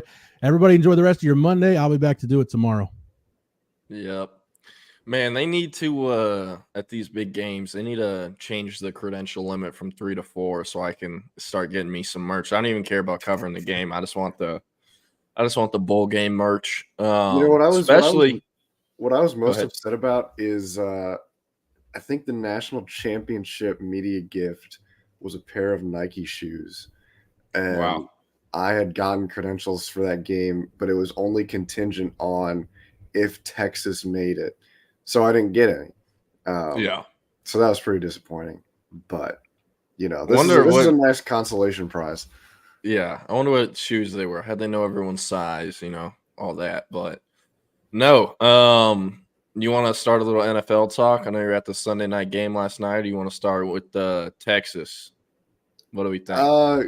I think last night was pretty easily summed up. The Bears just have a Swiss cheese equivalent of an offensive line. I mean, Nate Davis is terrible, and you showed that, if you blitz Caleb Williams, you're going to have success because they can't protect him. And so, this is going to be a team that's going to have to build through the trenches forward because you can, funny enough, it kind of reminds me of Texas pre-Sark in the Herman days and the Strong days where, you've got so much talent at wide receiver and tight end and running back and quarterback and just nobody on the offensive line. And that's a big reason why Texas wasn't good because they had no fight in the line of scrimmage. And so the Bears are kind of in that same mold. They have been for a while. Darnell Wright held his own for the most of the night at right tackle. He was the number 9 overall pick a couple drafts ago in the first round. And when they needed him to hold his block most, he didn't. And Danielle Hunter gets a free whooping of Caleb Williams in the backfield for another sack. Caleb Williams threw the ball 37 times. He was pressured 36 times. It doesn't matter who you put back. You could put Patrick Mahomes, Lamar Jackson back there. If that's happening, you're not going to have success. So that's the biggest issue for the Bears right now is they've got to find, some sort of way to bolster their offensive line. And Shane Waldron was calling tight end screens to Mercedes Lewis in week 1. What are we doing? He's 40 years old. You just can't do that. But the Texans are a really good team, man. They look really good defensively. Derek Stinling was really good. I love the Kamari Lassiter draft pick. He had an interception last night, and he was just all over the field. So, and obviously CJ Stroud is just the real deal at quarterback. So it was a lot of fun. That was a great atmosphere. I went with my dad. I got us tickets for his Father's Day gift. And nice. I haven't gone to an NFL game in years, so it was pretty cool to spend that night there with him. And it was not fun to watch him get beat up, but it's crazy. I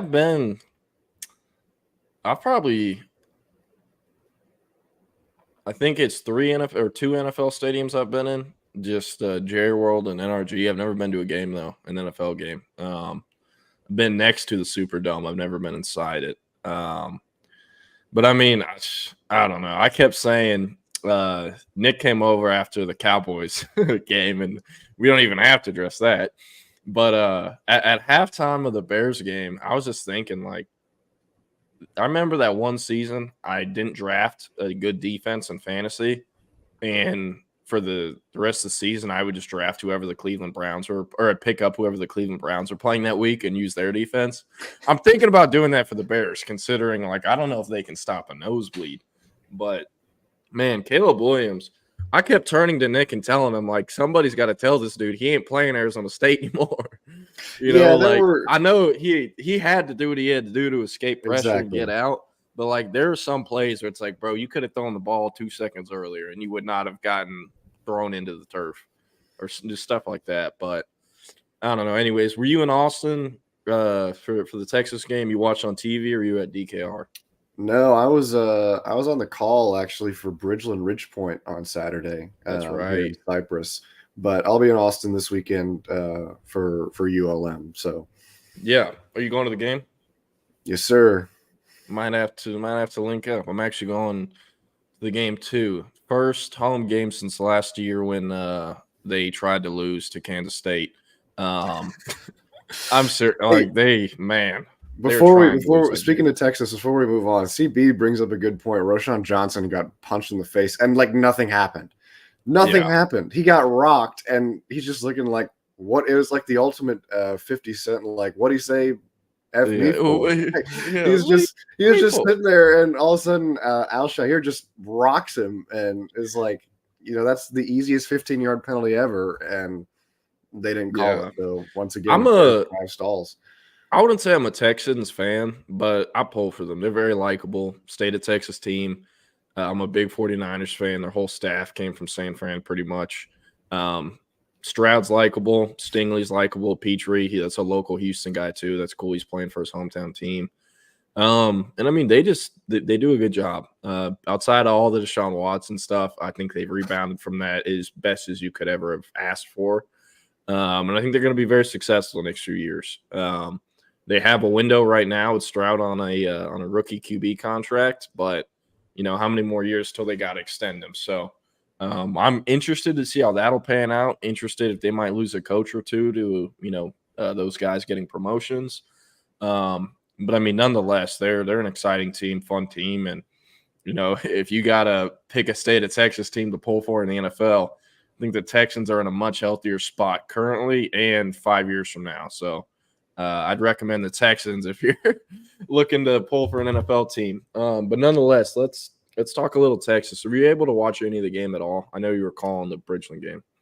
Yeah, I rewatched some of it. I have to go back and watch, every play. But the biggest thing for me was, I think Arch kind of is living up to what we expected him to be, right? Like, yes, he's playing UTSA, but he threw the ball pretty well. He made the nice open field run. I mean, that was, you don't see Manning's move like that, but he can.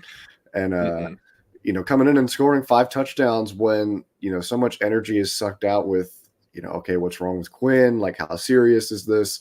And he comes in like literally the first play and throws a touchdown. That's exactly what you want to see. And he recaptured that energy, and you could see that people rallied around him, and there was no real drop off in the offensive production that you saw. So that's very encouraging. And then, defensively, this unit just continues to play really well. Aside from that one, run play where UTSA scored, which, I mean, I'm not sweating too much over that.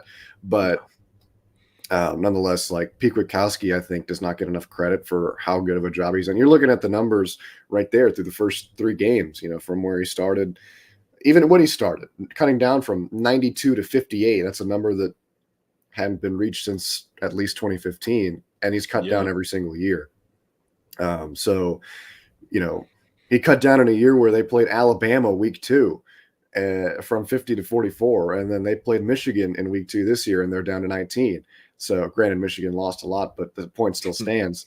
So, really impressive. Colin Simmons was wow, like that. He's going to be a superstar, and it was good to see him kind of step into the moment after a pretty solid game against Michigan last week. And kind of going back to what Jeff was saying, you don't want to be kind of too overconfident in how you do this, I don't think, but there's no reason, I think, for Quinn Ewers to play on Saturday. Just keep him on the shelf. There's not. There's you don't need that. And they go into a bye next, right? So it's ULM by Mississippi State.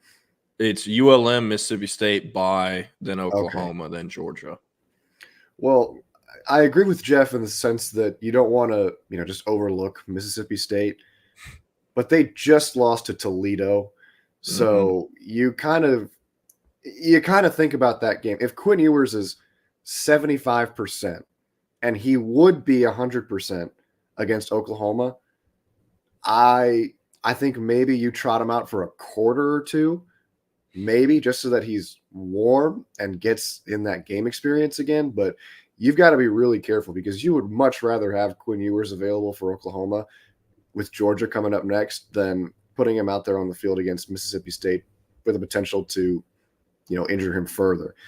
And you also think about how valuable would an SEC start be for Arch Manning, who's going to take the reins of this offense next year?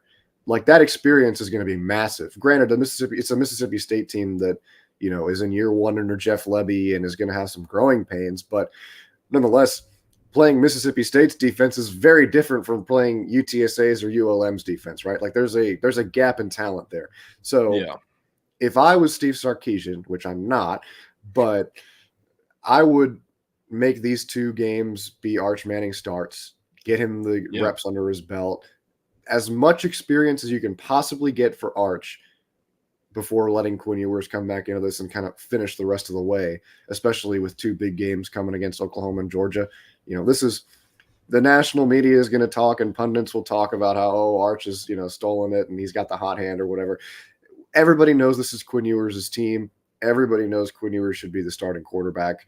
And when he's healthy, he will be. So just, put him on the shelf. If he doesn't need to play, don't play him. There's no point with these next two opponents, and you've got a bye week coming at a really good time. I mean, bye weeks never come at a bad time, I don't think. But that's how I would kind of handle these next couple of weeks. Yeah, I don't think there's any reason for him to suit up versus ULM or Mississippi State. I think the right thing to do is rest him, give him the reins back in the bye week. I mean, you can before that, but let him sit out of practice. And, I mean, QBs don't really go through full contact, especially in the season, but fully bring him back into practice sometime that Mississippi State week or that bye week, and just let him get rest, let him prep. Because, yes, based off how Oklahoma's looked through 3 weeks, Texas fans have every reason to believe they should beat the shit out of them come the Red River rivalry on the second Saturday in October. But we all know how that game works, right? Anything can happen when they meet in the Cotton Bowl. I mean, shit, look at Charlie Strong's victory that one season, right? And Jeff talks about it all the time, throwing the pen up in the air at the press box. Like, crazy stuff can happen in Fair Park, and crazy stuff does happen in Fair Park.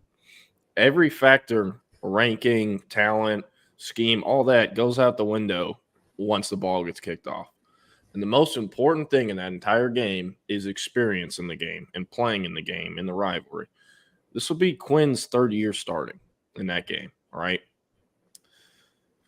That is, I'm taking that 1,000 times out of 1,000 over Arch Manning in his first game. Or his first start in Red River. I don't even care if Quinn is 80%, 75%. He needs to play that game. They need him for that game if they want to continue on to an undefeated national championship season. But, I don't know. I wanted to bring these numbers up. I know everyone's excited about Arch Manning, talking about the Quinn Ewers injury, talking about the offense. It's incredibly entertaining, one of the most high-flying offenses in the country, statistically one of the best as well.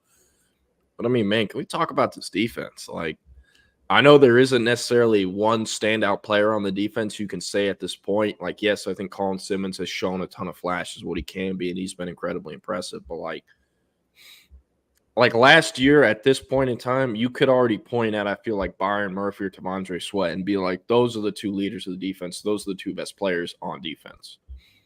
This year's team, I don't really know if you can say that. And that might come off as a bad thing, but it's a good thing because if you don't have any weaknesses, what does that turn you into? A potential national championship defense. How many weaknesses have the Georgia defenses had over the last few years?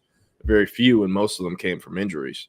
So if Texas, they, instead of just having necessarily one or two star players, I feel like if you can have a whole committee of them where half your defense feels like stars, I mean, like Ethan Burke, I would say, is technically a star. And, I mean, he's coming off the bench now, right? And your secondary's loaded. You got different guys. Like, I really like the committee approach. And because everyone is so close in town and all that, I think that's why no one's really talking about how good this defense actually is this season. Because, I mean, look at this. They haven't allowed 19 points in over 40 years. So, incredible job for PK, Steve Sarkisian. Hats off to them, the defensive staff, defensive support staff. personnel, scouting team, all that, the recruiting team that got them to Texas, and of course the scout team, because they're an important part of the organization and all that as well. So, yeah. But hey, any other college games you get to watch Saturday? Well, before that, Sark said in his press conference that Ewers is questionable against ULM. I think somebody posed the question and is like, if there was an injury report for this game, like what would you list him? Remember, injury reports start next week as they go into SEC play. As far as other college games that I watched a little bit of A&M Florida, and the takeaway was that Florida is awful. I really thought Billy Napier would be a great coach, but it just isn't working out there. So Sunbelt Billy, it might be time to run off into the sunset, pal. Telling you, it's Texas State's next head coach. It very well might be the way the GJ's coaching. I watched that. I watched the end of that on Thursday. It's hard to go toe to toe with a Power 4 team as Texas State, and they did. So I was really impressed with, and I have been impressed with what GJ's done there. He's a brilliant offensive mind, and he's done such a good job recruiting, good enough talent and better talent than you would expect for a Texas State for, a couple of seasons now. I'm trying to think. There was an 11 o'clock game that was like so obvious to, LSU, South Carolina. What am I thinking? I watched a majority of that game. Nussmeier can spin it. That was a wild game. Yeah. One of the better games of the season. Refs. Sellers has some really good bursts. Yeah, the officials in that game were questionable at best. Yeah. But Nuss is just continuing to play at a high level, I think. And I think South Carolina has one of the more underrated home atmospheres in college football. It seems like crazy stuff happens every single time they bring a top team in there. You saw it with Tennessee a few years ago, and they're hanging around there with Robbie Ashford in at quarterback. So does that say more about them, or does that say more about LSU's defense? I'll leave that up to you. I like. I don't know how you feel about him. I like Lenore Sellers, but I think he's very close to being exposed. He reminds me a lot of,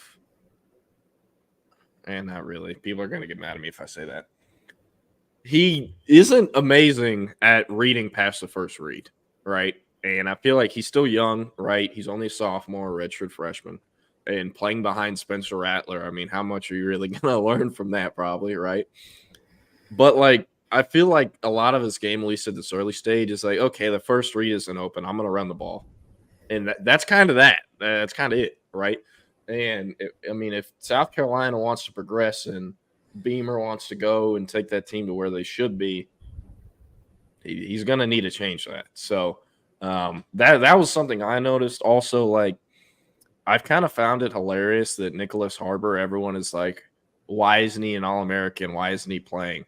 And it's like, well, if you watched any of his high school stuff, you'd find out that, yes, he's a freak, can run all these crazy track times, all that. That's because he's running in a straight line, right? When you got to make a move and wiggle, speed isn't quite the same. He also just send him on go routes every play, then, Jordan. Just throw it up there. Here's the thing.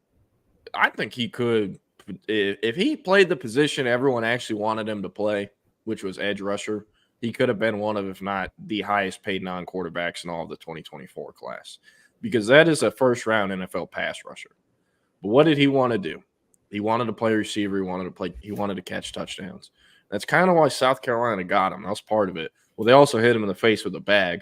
But besides that, they're one of the first schools to actually recruit him at receiver like he liked. But it's hard to use those players when they're not ready to play. And it creates a weird dynamic with, if you remember Damon Demas at A&M a couple years ago, when all the A&M fans are like, why isn't he playing? It's literally because he couldn't remember plays. He either wasn't at practice. If he was dicking around. 3, he literally just couldn't remember the plays. So whenever it come time for games, they wasted a full week because he was doing whatever. And that's why he didn't play. I don't know if that's the same for for Harbor. I can't say that, but like he was a guy who clearly needed development. He needed at least a year rest. So if South Carolina is able to hold on one more year with Beamer, I'm excited to see what they can be. I love Dylan Stewart. I thought he was the best pass rusher coming out of high school, as long as Harbor wasn't a pass rusher. And so I think they're a good young team. They're interesting. I'm excited to see that A&M versus South Carolina game. I think that'll be pretty competitive. Yeah, that'll be fun. Speaking of A&M, Fazzy Wazzy says that it should be Marcel Reed's job at quarterback. I want to ask you about that. What are your I'm gonna have thoughts? to politely disagree. I'm not saying, and that's not saying that like Reed is a bad quarterback or anything. Obviously, he played tremendously. He played well in the bowl game when he had to step in. I just don't think that Florida's defense this year is a really good test of good quarterbacks. I mean, A&M ran all over them. Jordan and I could have played running back, and we would have had 100 yards apiece. So, I think that when the going gets tougher and when they play tougher teams, that's going to come to bite them a little bit. I think Wigman's talent is way better. I mean, he is a way better quarterback all around, in my humble opinion. And so the only issue with him is his health. I mean, the best ability is availability, right? And he only has, I think, 9 starts in his collegiate career. But when he's played and when he's been healthy and when he's had time in the pocket, he's played really well and he's thrown the ball really well.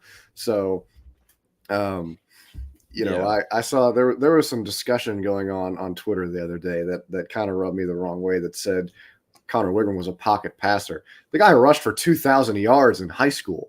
I mean, come on. Like, the guy can run. He just hasn't been able to because he's been riddled with injuries and he's had a couple of concussions in his career too. So I understand. Yeah, that's a good point too, Fazzy, that Reed might be a better scheme fit just because he might be the more mobile of the two. But Wigman can still use his legs. He just hasn't been able to because A, the offensive line collapses his life in front of him and he has nowhere to move, or B, he just doesn't have a running lane. Like, A&M hasn't been able to get him any sort of running lanes. The receivers can't get separation. It's just not a really good wide receiver room, I don't think. And so, it's just kind of been this mixture of things not very friendly for a quarterback. And Florida's defense may have underexposed that a little bit in terms of, it's going to, that can make any offense look good, right? Like they've got talent on that side of the ball, but they don't have scheme. They don't have you don't think of Florida's defense and think, okay, there's your playmaker. Like, who is that? Who on Florida's defense are you going to say, okay, this guy's going to make a play week in, week out? I can't think of it right now. No, not right now. They do have, probably not much longer, to be honest. I hope he doesn't go to Georgia or something, but Florida has a kid named LJ McCray. It's a true freshman this year. I think he was our number 3 player in the country or number 5 player in the country last year, D lineman. That's a first round interior D lineman if I've ever seen one. He just as long as that kid is one of those kids. I saw him for a week in San Antonio. He's one of those kids where if he shows up to practice every day, stays healthy, doesn't get in trouble, and just does what's asked of him, he will be a first-round pick. He's that good. And they're playing him as a freshman, but the closer, you know what they say, the closer you get to the line of scrimmage of the ball, the harder it is to play early on. It's the truth. It's been the truth. That's why he rotates in. But whoever Florida hires, their D-line coach is going to be pleased because,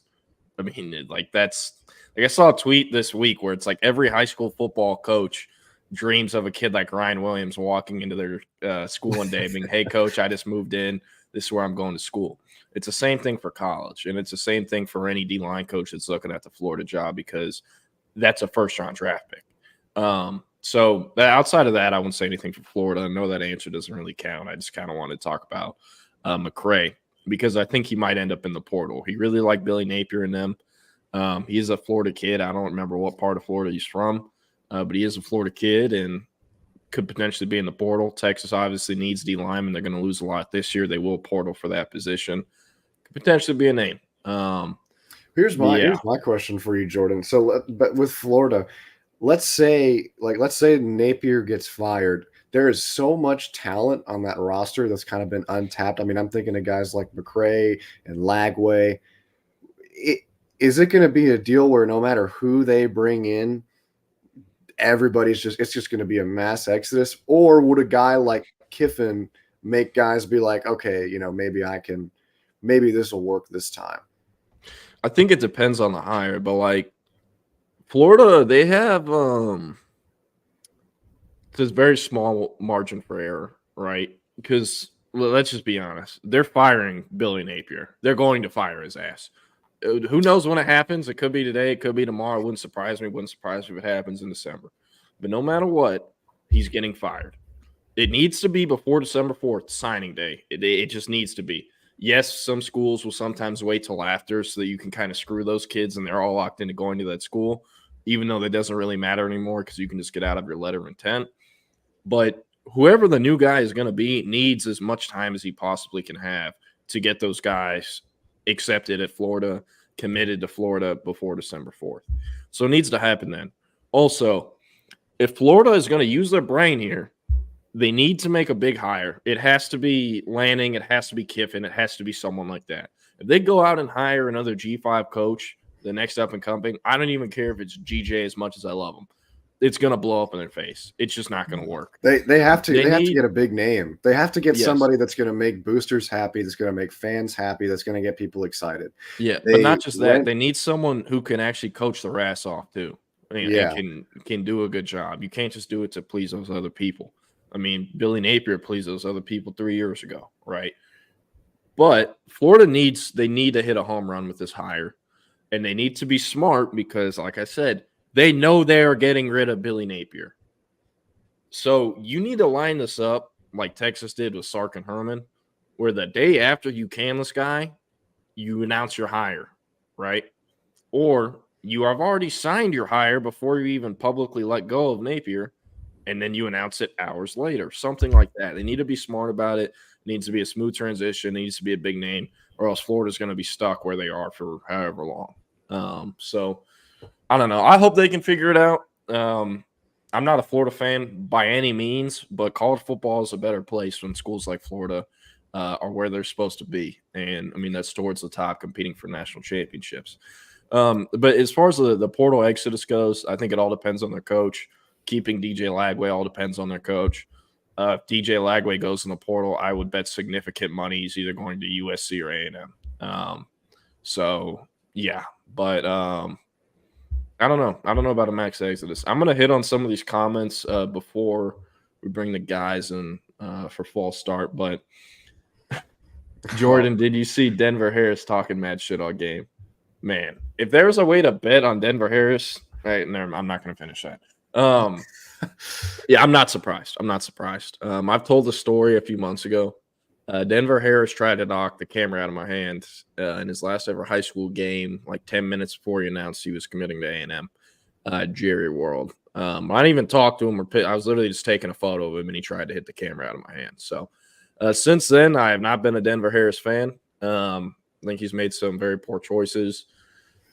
Kind of changed the arc of his career. He's a young kid. I'm a young kid too. I'm the same exact age as him. So, yeah. But I don't know. He's at UTSA. He could be good for them. I hope he figures it out. But, yeah, I honestly thought Denver Harris would have been able to chase Arch down. Like, if Denver Harris takes a correct angle, he could probably have tackled Arch on that 67-yard touchdown, I feel like. Because he takes a horrible angle and still almost gets him. And I loved Arch kind of staring him down and giving it to him as he walks. This is YSL Manning we're talking about here, Jordan. Like he's wiping noses down left and right. So we got 4 PF Arch up in this thing. Roland Contreras, I told you all, Big Back U plays dirty AF. Stop hyping up trailers. Team is undisciplined. I know CB will disagree. Look, I don't really want to. I guess you can say they play dirty, whatever you want to call it. I struggle to believe, as someone who's met Traylor and his family, that he's asking his team to play dirty and hurt the other team, especially a team that they know they're never going to win against. I'm a fan of Traylor. I get what you're saying. You have every reason to feel that way. I don't think Traylor is a bad coach or bad guy by any means, but I get what you're saying. But, man, what else we got here? What else we got? Jose said Quinn shouldn't lose a starter position. I think Sark said in the past that he believes the starter shouldn't lose his job due to injury. Maybe a good question for him on his position. I don't think I agree with you. He's not going to lose or he shouldn't lose a starter position. He's not going to, especially at this point. Like, I don't care how well Arch Manning is playing when Quinn Ewers returns to full health. His ass is going back to being backup. It's just how it's going to work. So, yeah. I don't know. What else? If y'all have any recruiting questions, go ahead and drop them. Oh, Antoine said, what's this Lagway York beef crap? They don't really have beef. Torian York, he gets incredibly excited for every game because he spends the whole week prepping for it. Never in my life have I covered a high school kid that does that much work, that much film work, all the other stuff he did to get himself prepared for game day. So, I mean, he leaves it all out there and is always hyped up no matter who they're playing. But the Lagway and Torian York stuff, they've never had beef as far as I know. And I know that relationship pretty well. But it really just comes from Temple and Willis had a home-and-home non-district in the 2022 and 2023 seasons. Lagway played both games. Torian only played the 2022 game because that was a senior season. And I think, I mean, I wasn't at that game. A buddy of mine was, though, and I watched that game later on. They just shut Willis down. Willis at times under Lagway, if they're matched with a team who had the same amount of athletes or better, if they figured out how to stop Lagway, the other team would win the game 9 times out of 10. And when you have a player like Torian that's really smart and all that, he knows how to stop those guys in high school. And that's pretty much what he did. They contained Lagway. That was actually, I think, statistically the worst performance of his high school career. Was versus Temple that day in 2022. So they're probably just talking about that. Both Texas kids, rivalry or whatever. But yeah, that's all I have to say. I did send a video to Torian, and I'm like, bro, you gotta chill. Like this. I'll say this about Torian too. I called a Temple game when I was living in Austin, and Scott Stewart, the head coach at Temple, just raved about him. Like, yeah, smartest. It was. I get so much of that from coaches, but it's usually just coach speak about some guys who have D1 offers who have 107 tackles or something. But I mean, he went like in depth about how smart this kid is. He's one of the better guys he's ever coached and things like that. So very rarely do you hear that from high school coaches, but York certainly fits that bill. He's a great kid and he's obviously a great player. Yeah. I need to look at South Carolina's schedule, but David Keith Williams makes a great point here. South Carolina losing to LSU after playing so well against them to begin that game is a loss that will impact them the entire season. Yeah, they're going to need a rebound from that. I don't know who they have this week, but kind of must win to keep vibes high. So they'll definitely rebound this week. They've got Akron, and then they go into a bye, come back, buckle up. Ole Miss, Alabama, Oklahoma, bye, A&M, Vanderbilt, Mizzou, Wofford, and Clemson. That is brutal. Rough. That is rough.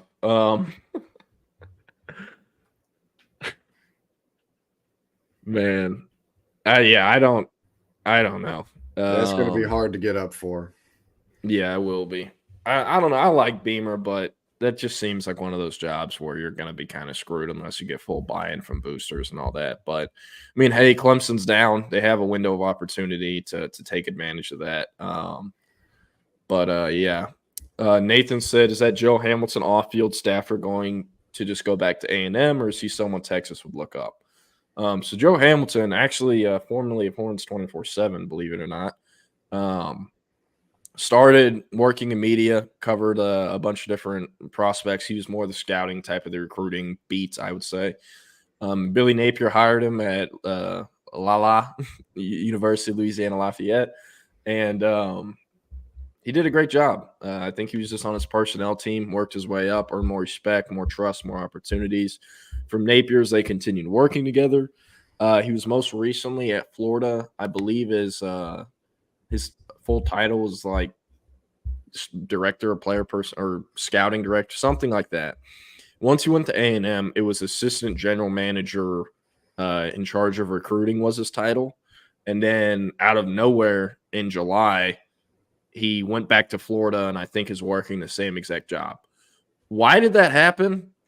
I believe it was part of A&M's budget cuts that we talked about on the show earlier in the year when they had to let go of their pastor. They're paying or their chaplain. They're paying several $100,000 to.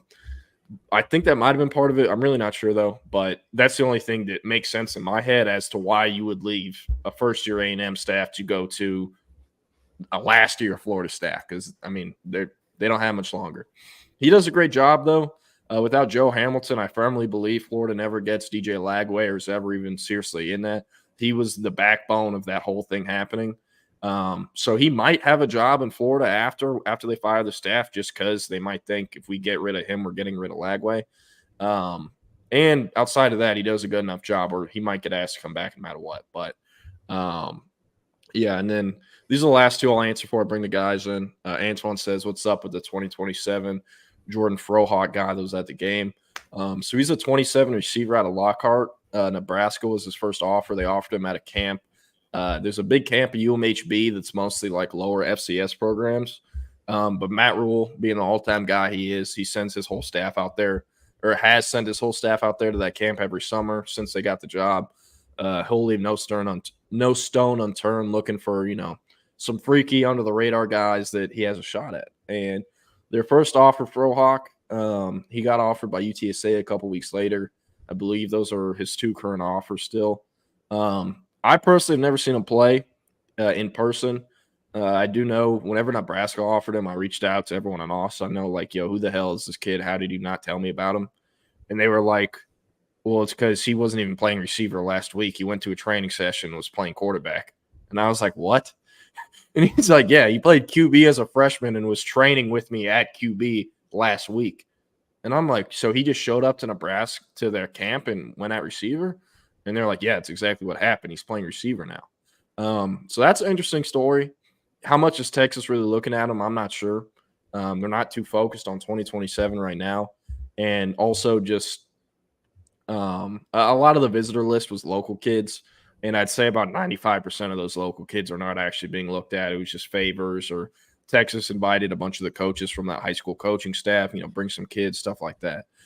Just, have a good time, good experience. Like Pflugerville Weiss legitimately had like 8 or 9 kids there on Saturday. I think 1 or 2 of those have a shot at ever being recruited by Texas. So, yeah, but Jordan Frohock could be a name to know. And that's also a future Juice player as well. So, yeah, and this will be the last thing. David Keith Williams. Since Javian Hilson decommitted from FSU and is being viewed as trending towards Texas, some fans think that he is not a personality or character fit with Texas. What is your view? Look, I'm not going to come on here and act like I know him super well, like he's my best friend or anything. I don't really know where personality or character fit comes from Texas fans. Yes, he was committed to Bama, decommitted. Yes, he was committed to Florida State and decommitted. When a kid's committed to 2 different schools and decommitted from 2 different schools, I wouldn't say it's a great look, maybe on the mental eval. But let's go back and look at those 2 schools. He committed to Alabama. Nick Saban retired. He decommitted. Pretty reasonable. The head coach of the program you committed to, also the greatest head coach of all time, backs out. You're going to back out too. That's just how things work. And then Florida State. Are we really going to blame this kid, a state of Florida kid, for picking Florida State after an undefeated season in the summer and all that? I think he committed to him in March. It was not too long after he backed out of his Bama pledge. Are we going to fault a kid for choosing Florida State in that situation, and then months later, after them starting 0-3 and looking like quite possibly one of the worst teams in FBS, are you going to be mad at that kid? Are you going to hold that against him? I am not personally. So no, as far as character fit or personality stuff goes, I have no problems with that. I don't think Texas does either. Texas does a really good job in getting background on kids, and I guarantee you they wouldn't have let him officially visit if they thought he was a character fit, or he wasn't a character fit and all this other stuff. So no. As far as him trending towards Texas, I know I haven't talked much about him. Since he decommitted, I viewed Texas as a school that makes the most sense. But I mean, a 5-star pass rusher from the state of Florida, I'm kind of treating as the same level as like a 5-star receiver from the state of Florida, like Jamie French. Where I'm going to play this thing very careful. Nothing's going to be definitive till December 4th. Visits are going to be taken all over the country. So I would just be patient for Hilson. Again, I think Texas probably does make the most sense of the current candidates, but it's way too early to call that one, and that one will probably go all the way until signing day. I know he said December is when he makes up his mind. First signing day is December 4th. The signing period will go till December 6th, so it might go all the way to December 6th. We'll see, but regardless, a great player and a player that Texas would love to have, and I'm going to bring the guys in. Eric, looking a little different again this Monday. It keeps happening. I don't know what's going on. Yeah, maybe he just wakes up on a different side of the bed on Mondays, maybe something like that. But no, hey, number one team in the nation. How are y'all feeling? Feeling good, brother. Number one team in the nation. That's damn right, dude. Feels good. It's been a long time coming. It's been like 16 years, something like that. Yeah, I don't know if it's just because like it's not surprising at all, but also because I have to talk about Texas football at least 1,000 times a day, and I've just like kind of derealized, but like it still really hasn't fully hit me. I feel like that Texas is the number one team in the country. Crazy to hear that come out of my own mouth, but it's weird. It's just like 4 years ago you're losing to Kansas, you're going 5-7, and then here you are now. It's quite the turnaround. I know 4 years is a while in college football, but like for one program that was just continually just pissing down their leg at every opportunity, anytime they played a big game, just it's really impressive, man. I don't know. Yeah, no. You know what? I have an idea for for Tommy and I's parting gift. I want to hear each of the three of you name y'all's three favorite, and the class can do this as well. Please comment if you'd like to join us. Name your three favorite wins of the Steve Sarkisian era. In order. Okay. I can go. One's Big 12 championship. Mm-hmm. Two's 49-0. Yeah. 3 is at Alabama. Yeah. I feel like those are going to be the most popular three. What about y'all, Joe, Tommy? Go ahead, Tommy, if you got it. One has to be Alabama. 2 would be 49-0. And 3, 3 is Big 12 championship too. Yeah. Those are the top 3 probably, right? Joe? I'm still pretty new, so recency bias, but probably Big 12 championship. That was really entertaining. The Alabama game. And I don't know. That's all I got right now, to be honest with you. Yeah, I'd probably have to go 1 at Alabama. I think that was the first, like, for Steve Sarkisian and his coaching staff, like we're actually here and we're here to F shit up. I think that was the first moment for them where they could nationally kind of say that and make that statement. And it went huge into how the whole turnaround went.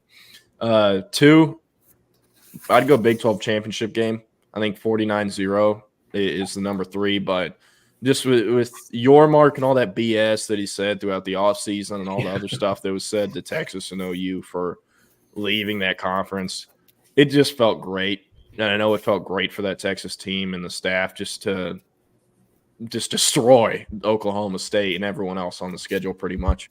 And then 3, 49-0. Don't really need to explain. Anytime you can beat your rival and hold them to 0 points, that's a win that's going to make the list.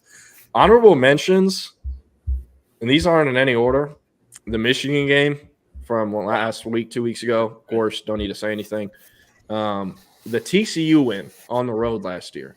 It was the first game I was ever on the field for a Texas game, so that's what makes it special. 2, they did everything they could to lose that game, and they still won it because A.D. Mitchell made a great adjustment on the ball. X had a great game. The play of the game was X when Quinn threw an interception, and the DB was on top of X, and he got up and ran him down and punched the ball out.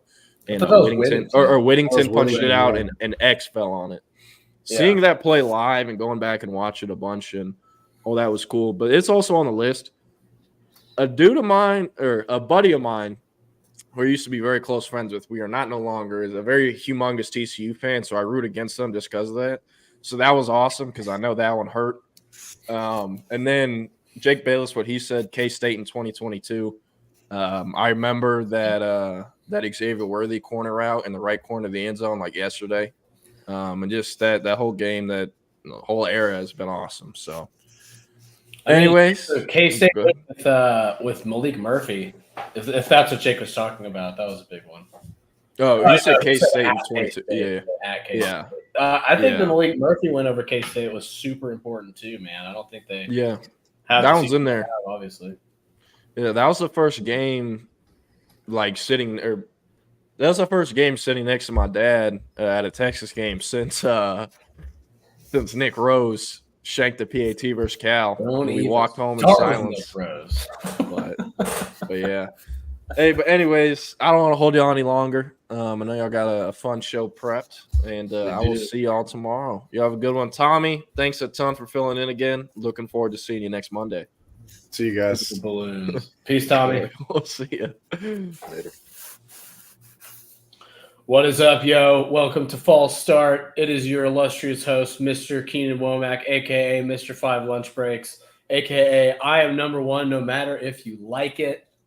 Nelly said it best whenever that song came out, probably about 2007. Your Texas Longhorns are number one in the country, guys. I'm sure you knew that already if you've been listening all day and you're a Texas fan and you pay attention to the AP poll. But we just had to say it again. Your Longhorns are number one in the freaking country this fine Monday afternoon.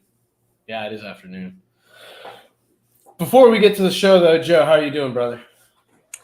I'm good, man. You know, it's been a busy week. Just ready to keep it rolling. Talk some college football. Yeah, me too, man. Especially we can get to a little Apple Cup too, even after we did a little work on that. That was a lot of fun too. The Wazoo Cougs coming out on top, dude. That was a hell of a game, too. I don't know how much of it you caught, but I caught the whole thing at work. It was a fantastic game. I was rooting for the Cougs for sure, definitely. For some revenge for last year as part of it, but mostly, you know, I'm a Cougs guy now. What can I say? There you go. What can I say?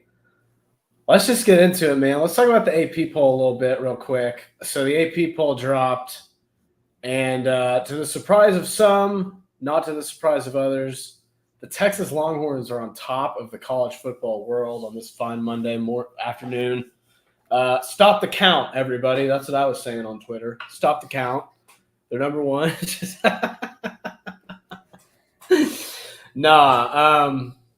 They whoop up on UTSA. Ewers goes down. We'll get to that in a little bit because the injury doesn't seem to be as severe as people may have thought it was. Arch Manning comes in and just basically pitches a perfect game. I think it was I forget his exact stat line, but he had 5 touchdowns total. He looked every bit the prospect that people were saying he is. No, we don't have a quarterback controversy. I don't want people to think that. I still think Ewers is the guy and has to be the guy and is the more efficient, more accustomed to the offense quarterback, the guy you got to roll with as your starter whenever he's back. Hopefully that's in the next couple of weeks. But it is good to know if you're a Texas fan, you have a dude like Arch Manning to come in and save the day and, just cook. He absolutely cooked. He was 9 for 12 for 223 yards, 4 touchdowns. He also had a 67-yard rushing touchdown. I don't know if you saw that, but he's got some wheels, Joe. He can run the ball. He really can. I mean, I never thought I would see somebody with the last name Manning be that good of a runner, at least in my lifetime. But here we are. I mean, the natural athleticism there is really impressive. And to come off the bench and have that kind of performance, like, what else can you say? Extremely commendable. And, I think Texas fans can sleep well at night knowing he's waiting in the wings. Yeah, it's a good sign, for the future and stuff, but even for the short term, because, he's probably going to start this week against Louisiana Monroe. That should not be a tough game for this Texas squad, who has demolished every team they've played so far this year. They've given up, I don't know how many points, 19 points so far through 3 games. I would say that's pretty good. What would you say to that, Joe? Would you say that's pretty good? Yeah, that's very good. This defense is just – making short work of the last few opponents. Obviously getting into SEC play is going to be an entirely different beast. But if you can start with this kind of momentum and these little these confidence boosters against some teams that are still figuring themselves out, more power to you. Yeah, and the other thing with this Texas team is, like, we've talked about it before, but the speed on the defensive end is so impressive. I mean, it's just at seemingly every position they have a top-notch athlete, and it's not just guys that are really athletic. It's guys that are learning their positions even better, right? Like a guy like Anthony Hill, freak athlete, but he's learning how to play middle linebacker. He led the team in tackles in this game with I think he had 11 tackles. 11 total tackles, 5 solos, tackle for loss. So having a guy that's that fast play the middle linebacker spot for your defense is just an indication of how loaded you are at so many spots. I mean, Anthony Hill is one of the faster dudes on the team for his size, has to be. And he's really learning the position. He's learning how to blitz the A gap. He's learning how to drop into coverage. He's learning how to do all these middle linebacker-y things. And I think that he might be the key to this entire defense going forward. He's kind of the captain, I think, of the defense at this point. But got to give a shout-out to our man Colin Simmons, who is a true freshman defensive end, 5-star out of Duncanville. And my dad actually started a nonprofit with Colin a few weeks ago that's going on right now. It's called Clay's Color Crew. Check that out. There's a couple of articles about it online. So Colin Simmons is sort of a family friend of ours now. He is the best dude in the world. He could not be a better guy. And we are super stoked for him. He had a sack, a couple tackles for loss. He was second on the team in total tackles in this game with 6. Really impressive performance. Drew Makuba also came through. He had 5 tackles. So the whole defense really showed out in this game. Yes, they gave up that like 60-yard touchdown in the second quarter, first or second quarter. I think it's the second quarter, which was just off of it was just a blown assignment or something. It was just like a wide open touchdown run up the kind of off tackle or up the gut. It was not a play that should have gone for a touchdown, but the fact that they were so tight the rest of the game, I think, makes up for that a little bit. What did you think about Texas defense? What do you think about it going forward? Yeah, I mean, anytime you can be that much of a nuisance in an opponent's backfield, 12 tackles for loss as a team. I mean, especially, against a team like UTSA, who is still trying to figure out who their guys are in that backfield. You're going to have a few more opponents who are kind of dealing with similar issues on their end, but to kind of get in there and mess things up goodly, that's obviously what you want to see from your defense. And to your point, the speed in that front seven is something you don't see, save for the upper end of college football team, which, as we've established, #1 team in the nation right now. So that makes a lot of sense. Yeah, and this team too, coming into the season, people were high on this Texas team. I don't think anybody maybe thought they'd give up 19 points through the first 3 games of the season. And I know that Michigan's offense struggled and they haven't played the greatest opponents, but to give up, I'm not a math guy, but that's less than a touchdown a game. Yeah. According to my calculations, which are probably inaccurate, but it's pretty close to that. It's about that. It's just a really good sign going forward, and they're going to play more high-powered offenses. But as we saw, when we're getting to the #2 team in the country right now, Georgia Bulldogs fall off their top spot for the first. I mean, it's been a while since they haven't been #1 in the regular season, I feel like. Sharon Moore said Orgy's going to start against Southern Cal, so that's interesting. They're going to replace Davis Warren with Alex Orgy. That is an interesting point. Thank you, Jake. So as far as this AP poll goes, you got Georgia at #2 after they really struggled with Kentucky, man. Yeah, they beat Kentucky 13-12, but they had a lot of trouble running the ball against that Kentucky front. Now, Kentucky has some badass defensive line. Deion Walker's one of the best in the country. They had 30 carries for 102 yards in this game. Carson Beck was fairly efficient, but they just weren't getting anything downfield at all. It was a lot of checkdowns, a lot of shorter passes. And Kentucky really – I don't know whether that was Kentucky showing out and playing much better than they are. I think that was part of it. because they got embarrassed last week by South Carolina at home, and we saw South Carolina just lose to LSU. They struggled with Old Dominion. So I don't know how good South Carolina even is, but Kentucky took it to Georgia in this game. It was a defensive struggle from the jump. There was not really any point where I thought Kentucky was going to win, but the fact that even when they were up, I was like, Georgia's going to figure this out. And they ended up figuring it out. But what did you think? What did you gather from that game? Did you gather any intel that you thought was important from Georgia's perspective?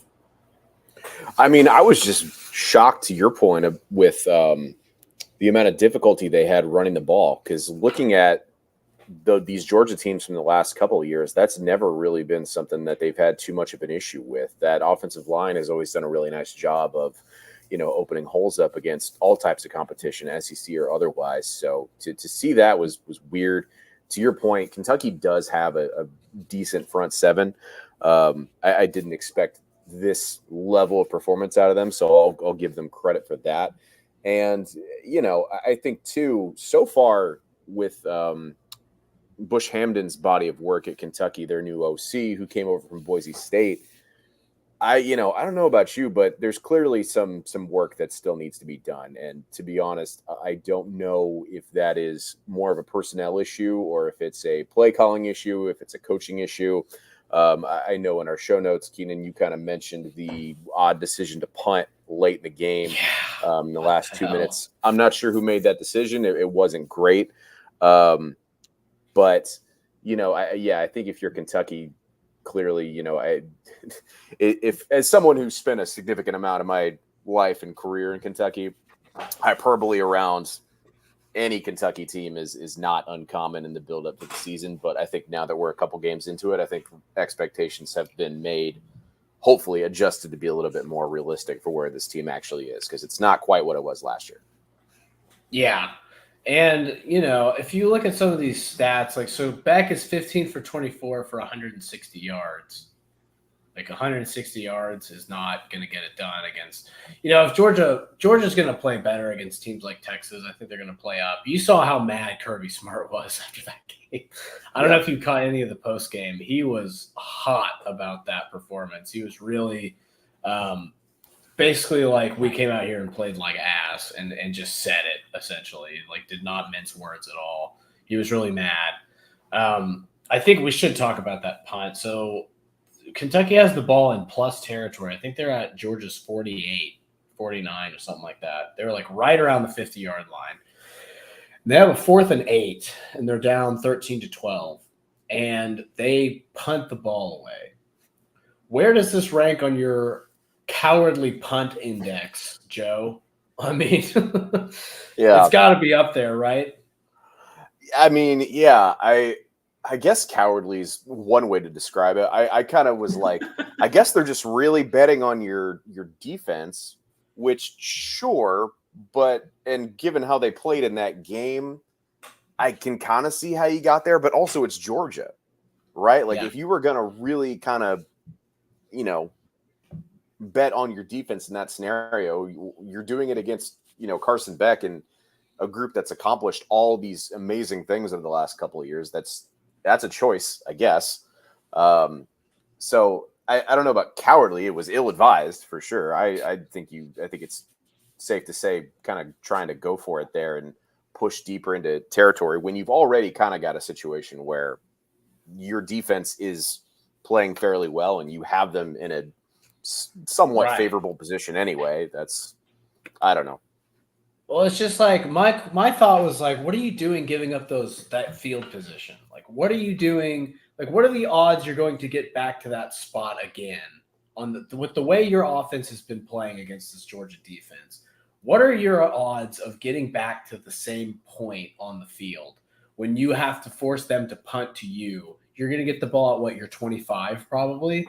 I just don't understand why you would give up that field position, especially in a game where if you don't get the conversion, you're probably going to lose. But if you give up the punt, you stop them on 3 downs and they punt to you and you have the ball at your 25. How are you in a better position? I don't understand it. It made no sense to me at all. It seemed like a very confusing play. And I don't know who made that call either, but I mean, I still don't think they would have won the game. I think Georgia probably would have stopped them on that 4th and 8, but you got to take the shot there, don't you think? Yeah, absolutely you do. And it's just all the more surprising given, Hamden's body of work from what I've seen before. So I didn't get that. It's not very aggressive. You would think that would be an aggressive move in that situation at least. But before we move on to our next topic, my friend, do you have a question for me? Yeah. Keenan, what is this passes thing I've been hearing so much about? Well, let me tell you, Joe. Let me tell you all about Passes. Passes is a content creation company that the Texas One Fund has partnered with. It's the first ever NIL collective on the platform, brother. 40 of the top University of Texas athletes across all sports, football, men's and women's basketball, baseball, softball, volleyball, you name it, they're on there. These athletes will showcase exclusive fan offerings, behind-the-scenes access, engaging Q&A sessions, memorabilia and merchandise, and captivating day-in-the-life content. And fans have the opportunity to connect with their favorite athletes in a new way that's never been seen before, Joe. More personal than ever before. You can get into their lives both on and off the field. They are revolutionizing the way these NIL athletes can engage with you guys, the listeners, the fans. Passes.com is the site. So go over there and sign up, get closer to the game than ever before. You can also donate to and support the Longhorns over there. You can support the Texas One Fund, get access to tailgate parties, meet and greets, signed memorabilia, VIP experiences, athlete spotlight access. Once again, passes.com is the website. For more information, go sign up today, right under Joe. Look at that beautiful logo right there. That's what we're talking about. You got it, brother. Close enough. Appreciate you letting me be involved in that one. Absolutely, my friend. I like to get everybody involved. All right, so let's just looking back at this AP poll. Ohio State's 3. No surprise there. They blow out Western Michigan 6-0. That was not a game that Western Michigan really stood a chance in, I don't think. Number 4 is the Alabama Crimson Tide after they just demolished Wisconsin. I mean, what even close? They went up to Camp and treated it like it was their backyard. Did you watch any of this Wisconsin-Alabama game? And if so, what were your thoughts on it? I just caught the highlights, but, Alabama is just, we didn't think there would be much of a drop-off going from from Saban to DeBoer, especially with the amount of talent they were impressively able to retain, and they just keep chugging along. Yeah, I mean, Jalen Milroe is, one of the best quarterbacks in the SEC now. I mean, he hasn't had crazy passing numbers, but I mean, he's a great runner of football as well. Let's see I forget what he had in this game, but yeah, I mean, that was not surprising at all to anybody, right? Like, I don't think anybody thought Wisconsin was actually going to give them a game. Wisconsin is early in the Luke Fickell era, and things are not going great, but it is early. But I think it's hard to recruit in Wisconsin, especially now that you have to deal with Ohio State, Michigan's up, Nebraska's recruiting well. Like the Midwest in general is not the most talent-rich area for athletic football players. You can get some linemen from there, but it's tough to get your Jalen Milroes and stuff like that. Let's see what he did against Wisconsin. Yeah, he went 12 for 17, 196, 3 touchdowns. So he's not throwing for a ton of yards in these games, but he's also not playing super deep into a lot of these games, other than South Florida, where he played into the fourth quarter. I don't know that he played the fourth quarter in this game. It was a complete blowout, a bludgeoning, a beatdown, whatever you want to call it. That's what it was. And it's not surprising. What do you think of Alabama overall this season? Where do you think they can finish? Yeah, I think before the season, I think I had them in my top 3 in the SEC, and I still feel that's pretty close to where they are. I think they still have a really solid chance to make the SEC championship game. It's just that's the thing about this league is like really the only games that matter usually are like the conference games, right? So just waiting to see what they do against that level of competition. But right now, I still feel pretty confident about, where they'll be come end of November. So Georgia goes to Tuscaloosa this weekend, I believe, right? No, weekend after. I believe they play them in Tuscaloosa pretty soon. So that should be an interesting matchup for sure. It's not this weekend. I believe it's the weekend after this weekend. Number 5, Mississippi, Ole Miss, the Rebs, the fighting Lane Kiffins. They blow out Wake Forest 40-6. Again, another kind of game against a lower level. I mean, Wake Forest is like not the same as UTSA or Western Michigan really, but they're not on Ole Miss's level. Jackson Dart continues to impress, continues to throw for several hundred yards and several touchdowns per game. He's definitely going to be one of the Heisman frontrunners going into the month of October, I believe, just because he's putting up PlayStation numbers right now. He's just throwing 5 touchdowns every game, it seems like. They're letting him just rip the ball around the yard. Another impressive outing was from Tennessee, your number 6 team in the country. They beat Kent State by 70 points, Joe. That's what you call a blowout. It is. And, this Kent State team is not as bad as they've been in the past, I will say. To put up, I had no illusions that Tennessee would struggle, but to put up 70 is pretty impressive. Because Kent State's got 1 or 2 guys on their defense, especially, who will get a shot, I'll say. But, yeah, as a group collectively, I'm not sure Kent State has improved. They have improved, obviously, but I don't know if they've improved to the level that they're going to be competitive against an SEC opponent. But they gave Pitt a scare a couple of weeks ago. They've had some solid moments so far. But yeah, Tennessee is. What do you think? Yeah, Tennessee looks legit to me. Tennessee looks like, because Tennessee isn't just like a hypo offense. Tennessee has a legit defense. They have Pierce, they have Peely, they have dudes all over that front 7 that are elite players. Again, I keep repeating this stat. Against NC State 2 weeks ago, they had 13 tackles for loss against that front. Tennessee looks like a team that could compete for a national championship to me. Now, it's early. They haven't played anybody good yet, but, arguably nobody's really played anybody good yet. None of the top teams have really been super tested. And I know Texas played at Michigan, but we know that Michigan isn't the same Michigan that we're used to. Again, not downplaying the victory. It was really important. It was a huge win for Texas. I think, they're fine in the top spot. I can see the argument to keep Georgia there until further notice, but I'm excited about it. So I'm going to be cool with it. I'm going to be grateful for it. Missouri, that Missouri game was pretty interesting. I don't know if that's I don't know how good Boston College is, because Boston College bullied the hell out of Florida State, but I don't know how good Florida State is either. It's one of those things, right? Yeah. But Boston College went in there and they played a pretty tough game. Luther Burden is a badass. I think we can all say that. That's pretty fair. What did you think about this game? To your point, I think Boston College is just on the rise, not at the level of, some of these other teams and whatnot, but Thomas Castellanos is super athletic. Bill O'Brien seems to have figured something out, at least in terms of, making that offense go. But Missouri, they looked fine. I think at the end of the day, they had more athletes and they had more talent, and that's what won them the game. But they're not quite clicking, I think, the way that they would like to be, especially if you're one of the top 10 teams in the nation.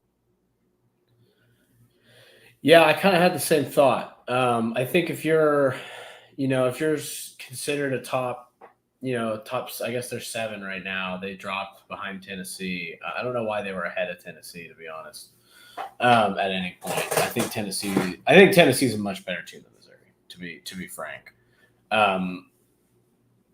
I think if you're a real top-notch SEC team, you should probably win this game by a couple touchdowns, or at least maybe by 17 or something like that. I think your Texas is. I think your Georgia's.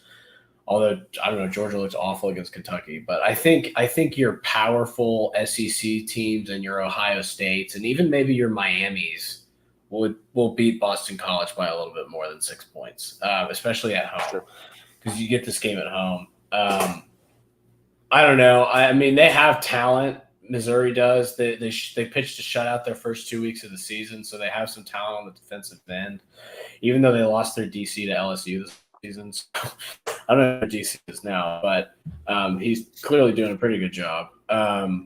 Yeah, I don't know. I'm not super impressed with Missouri so far this year, but I mean, we will see. They have some tough games coming up, so they'll get tested, and we'll see what they're actually all about. We don't have to go through the entire top 25, but there are a few other games I want to get to. Sure. It is time for the funeral of one Billy Napier, I believe, man. I don't think you're coming back from that. I mean, I didn't think he was coming back after week one. I mean, like, coming back. I mean, like, having the job next year. I mean. Yeah. Texas plays Florida in, I believe, early November or late October. And I don't believe Billy Napier will be on that flight. What do you think? Yeah, I mean, based on what we've seen from them so far, I do not think he will be the coach next year, personally. I think he was on the hot seat already coming into this year. I think there's been a lot of off-field stuff that kind of make you question, you know, whether or not he's one of these guys that can continue to win top recruits, that sort of thing. And I mean, it's clearly been a distraction, at least to some degree. And now you just look at their results this year, and they're just not executing at all. In this A&M game, like A&M, I think they're a fine team. They're a bowl game. I think they're a bowl team, but like they're not world beaters by any stretch of the imagination. And I mean, they were just in complete control of this one from the jump.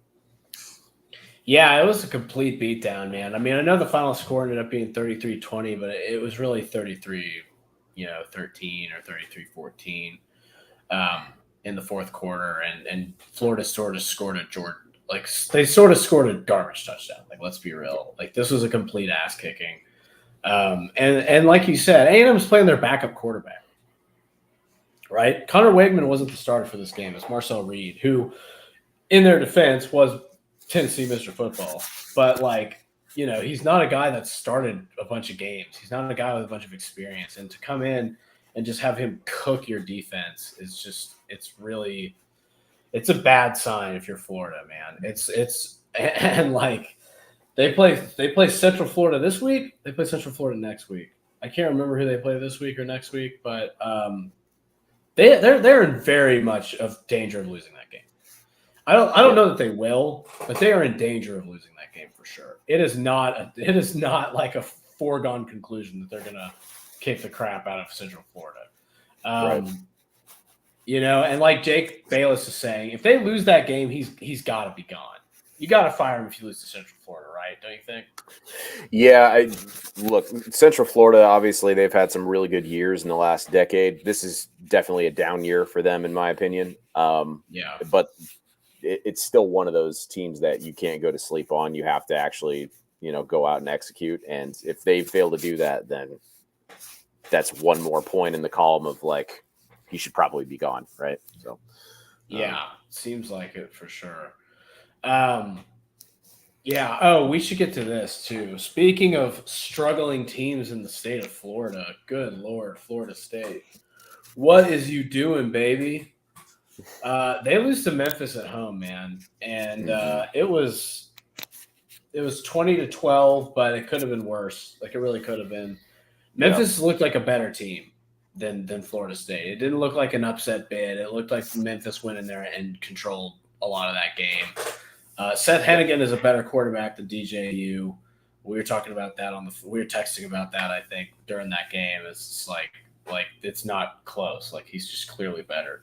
What are your thoughts on Florida State, first of all? And then secondly, what are your thoughts on Memphis as the possible G5 representative for the tournament?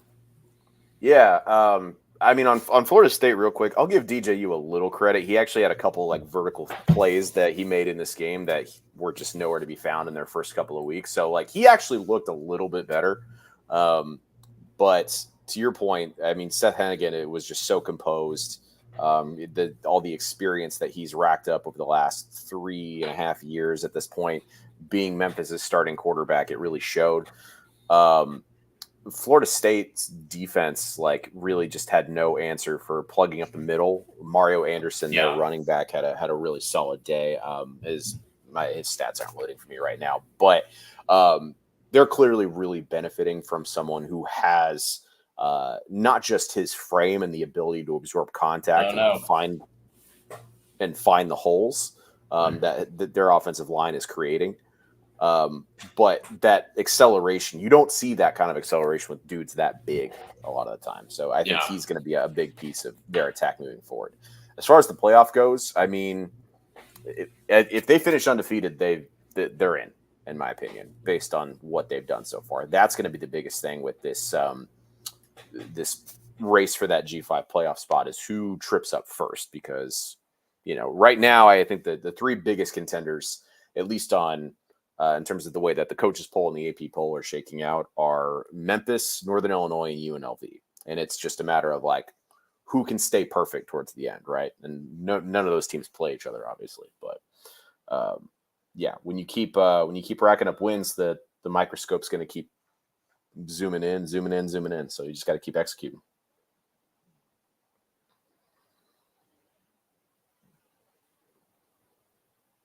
We lose you. Did I lose you? Okay, sorry. Yeah, I went out for a second. I'm back though. No worries. You're good. But yeah, I think Memphis have a real shot. At the end of the day, it's about whether or not they finish the season undefeated. AAC play is going to get tough. I think they have Tulane again, somewhere in there. They're obviously going into the season, I thought Florida State was going to be their toughest opponent. I don't think that's the case now. So we'll see. Sorry about that. I don't know what happened, but I guess you held it down while I was gone for a few seconds, hopefully. Yeah. No worries. Appreciate it. So with who are your other G5 teams that you think could qualify? Like if you had to give your top 5 G5 teams right now, who would you go with?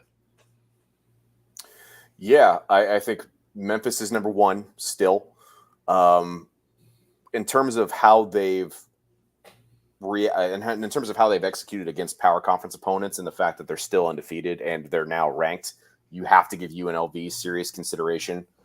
Matt Sluka, the Holy Cross transfer at quarterback, has been really strong to start. I mean, he's such a good runner too. I mean, I think the accuracy is a little bit of an issue, but he has a cannon and he can run, he can accelerate, he can absorb contact, and they have an All-American receiver in Ricky White who can kind of make up for some of the other things. Mm-hmm. You just get him the ball. Northern Illinois so far, I mean, following up that Notre Dame win is going to be really hard. But thankfully so far they don't have the toughest schedule after that. So, I mean, if they can just keep racking up wins and get a relatively high margin of victory on most of those, that's going to help them tremendously. They have NC State coming up in a couple of weeks. So, I mean, if they win that one, that's going to be another huge point in their favor. If they don't win that, then that honestly really hurts their cause, considering all the other teams have beaten their power conference opponents. But anyway, Liberty just have to keep like blowing people out. That's really their only, I think that's their best path to the playoff at the end of the day. Boise State, I think you still have to seriously consider. They came up a little bit short against Oregon, but Oregon is good. And then number 5, probably at this point, I'm starting to feel better about. I'm starting to feel better about Toledo based on what we saw last week. But at the end, that was impressive. Yeah, beating Mississippi State. If they can kind of keep going, and Tucker Gleason, their new quarterback, I think has just really impressed me through these first few weeks. Again, the thing about this G5 playoff spot is they're going to have to actually just blow people out if Yeah. you're not Memphis or Boise State, because those schools have done a pretty good job of scheduling and getting like a lot of quality opponents. But if you don't have that, then you got to just destroy people. But a lot of these teams that are at the very top have both so far. Like Toledo was in control against Mississippi State. That was a pleasant surprise for me. Yeah, they really went in there and kicked Mississippi State's ass. Well, I think it was 38-17 at one point in the fourth quarter. I didn't see the final score, but from what I caught of that game, they didn't look like they were. It was an upset. Like they looked like the better team. And Mississippi State is going to be the first SEC team Texas plays. And what a gift that is to the Texas fans and the Texas players, because they're going to demolish that team. It's going to be probably pretty ugly. And Jeff Levy's it's his first season there, right? I believe it's his first season there at Mississippi State. And Blake Shapen is the quarterback, and he was the former Baylor quarterback, if you guys remember him. He played for Baylor for a while. They look awful. And Texas gets them in 2 weeks in Austin. Going to be probably a bit of a romp for Texas. A good, all offseason they were saying, welcome to the SEC. It's like, that's going to be the team that welcomes Texas to the SEC with like a 30-point victory. I mean, you never know. I mean, we thought the same thing about Georgia. We thought Georgia was going to walk into Kentucky and win, maybe not by that much, but you thought they would win, 31-7 or something like that, something comparable to what South Carolina did to them. And they barely snuck out of there with a victory. So you never really know with college football, man. It's kind of a crapshoot as it is. That's why it's the best. That's why it's the best. It is the best. It really is the best sport. And like, I watch a lot of NFL, but like my heart is in college for sure, especially after the way the GD Cowboys played yesterday. I don't know how much more NFL I want to watch this season. So let me see. There was another couple of games I wanted to get to. Oh, yeah. Kansas State just destroyed Arizona. Now, if you've been watching Arizona this year, they have not looked impressive. They have a lot of talent, it feels like, with Fafita and McMillan, but like they got absolutely housed by Kansas State, and it was not close at any point. Kansas State just kicked their ass the whole game. 31-7 victory over the Wildcats, and they kind of established themselves as possibly the Big 12 front runner with that win. What do you think about that? Do you think that's true, or do you think it's still Utah? No, I think Kansas State kind of showed that, after they had kind of an iffy game against Tulane the other week, they bounced back in a big way here.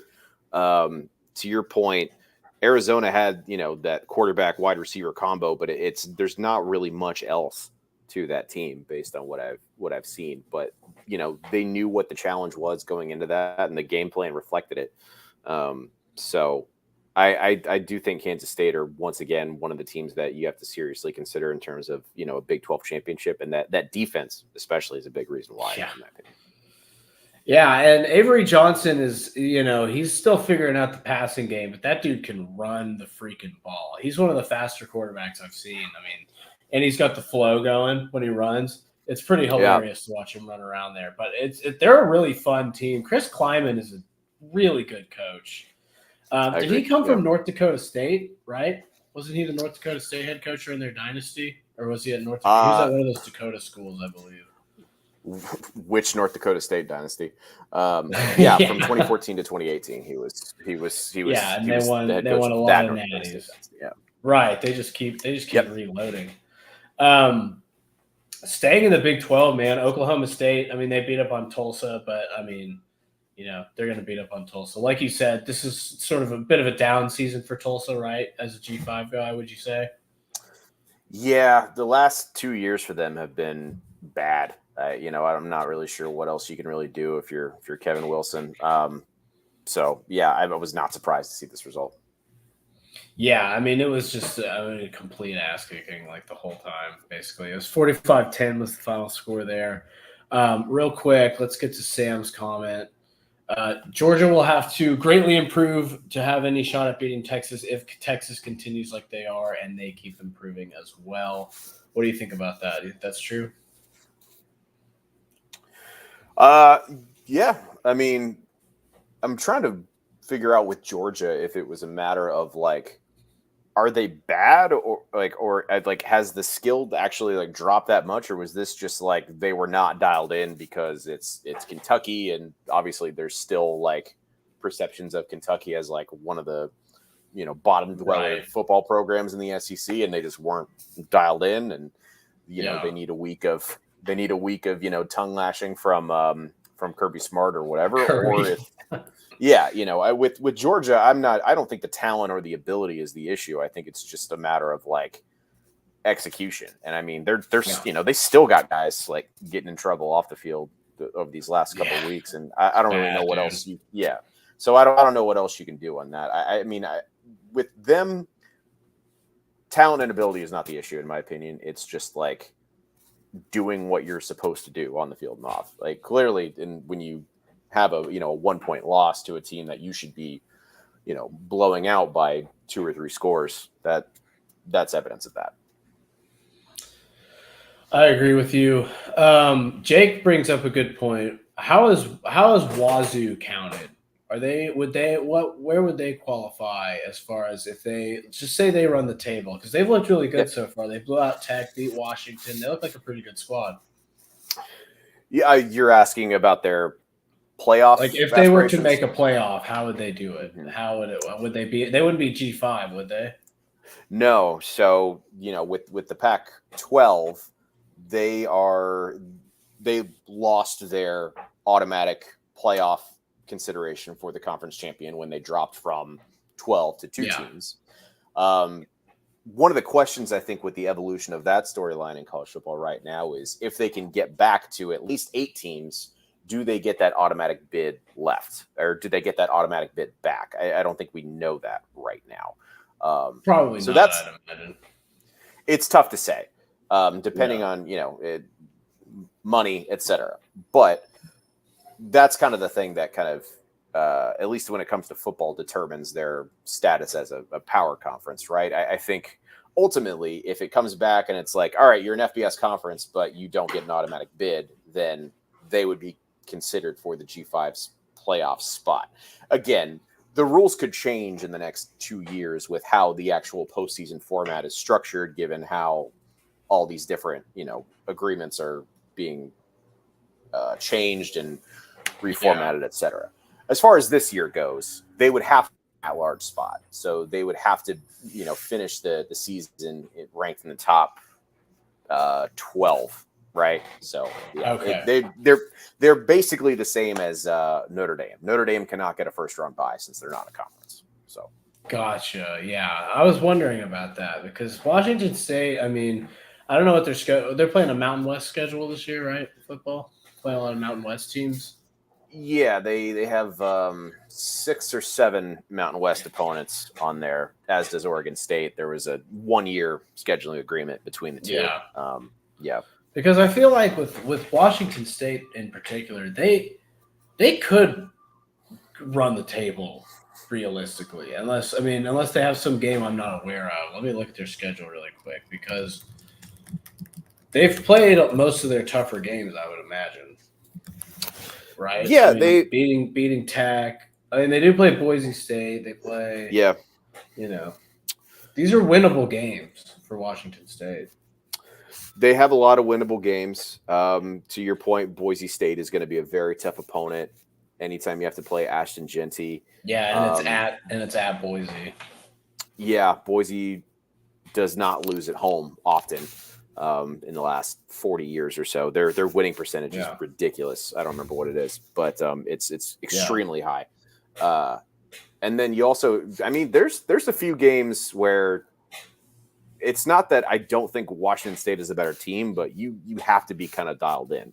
They actually play this Friday against a San Jose State team that is, in my opinion, like a big improvement from how they looked at the end of last season. No disrespect to Brent Brennan and everything he did there. He turned that program like he won a Mountain West title with San Jose State, and they were pretty irrelevant prior. But based on how they've looked so far this season, they've got one or two weapons, particularly a guy named Nick Nash, who plays at wide receiver.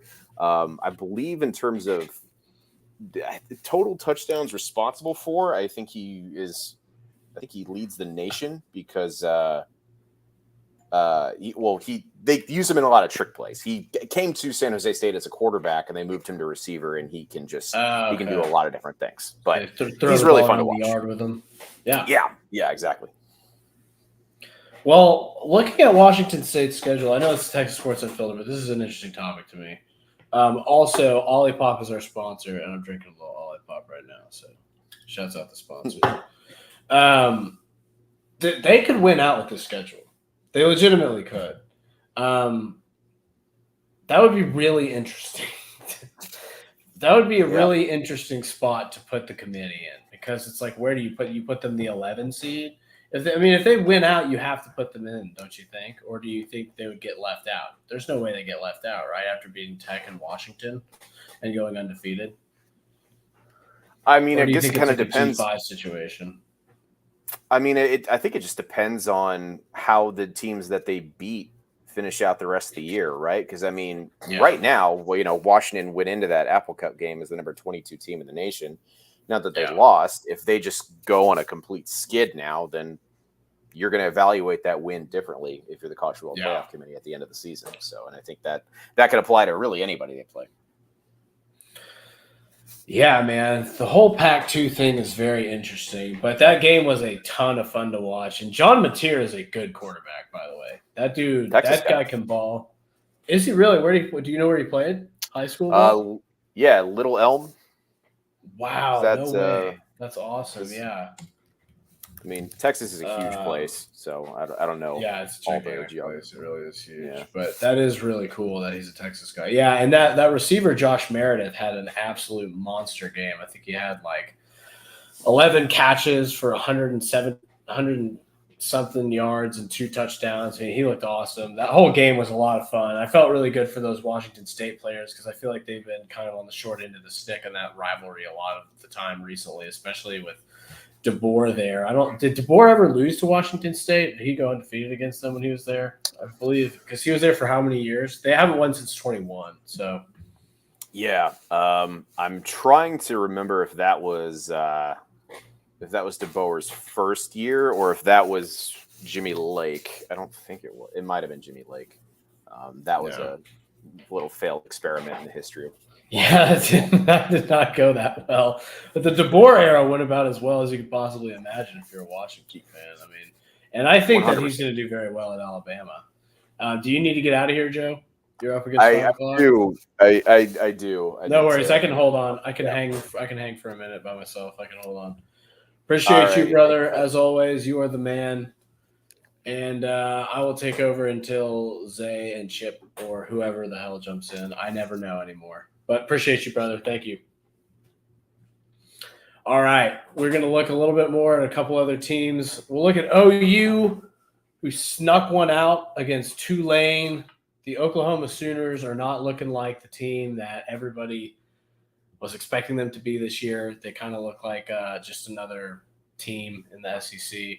We'll see this weekend when they play Tennessee. They have college game day they are hosting this week.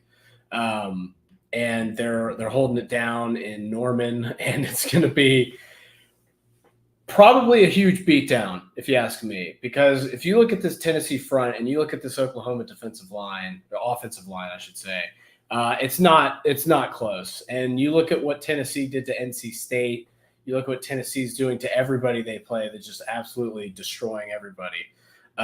It's been a complete beatdown, and I'm looking forward to it as a guy who's not particularly fond of the Oklahoma Sooners. I'm looking forward to it. I don't know about you guys. LSU South Carolina was a pretty interesting game. I don't know if any of you guys caught that one. That was the college game day game this week. South Carolina jumped out to a huge lead. They're up 24-6. SD, I want OU to take a beat down.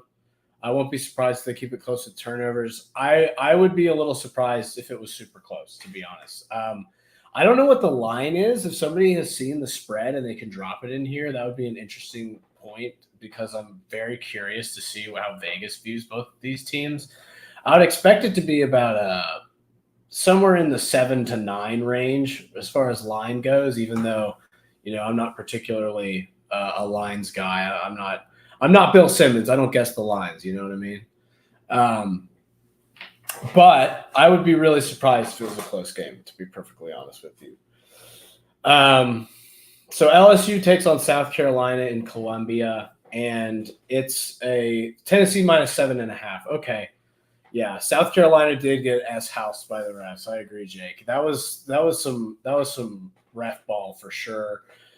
But if you're South Carolina and you're up 24-6 at home, you got to close the game out. Like, there's just no excuse. You have to win that game. There's no way.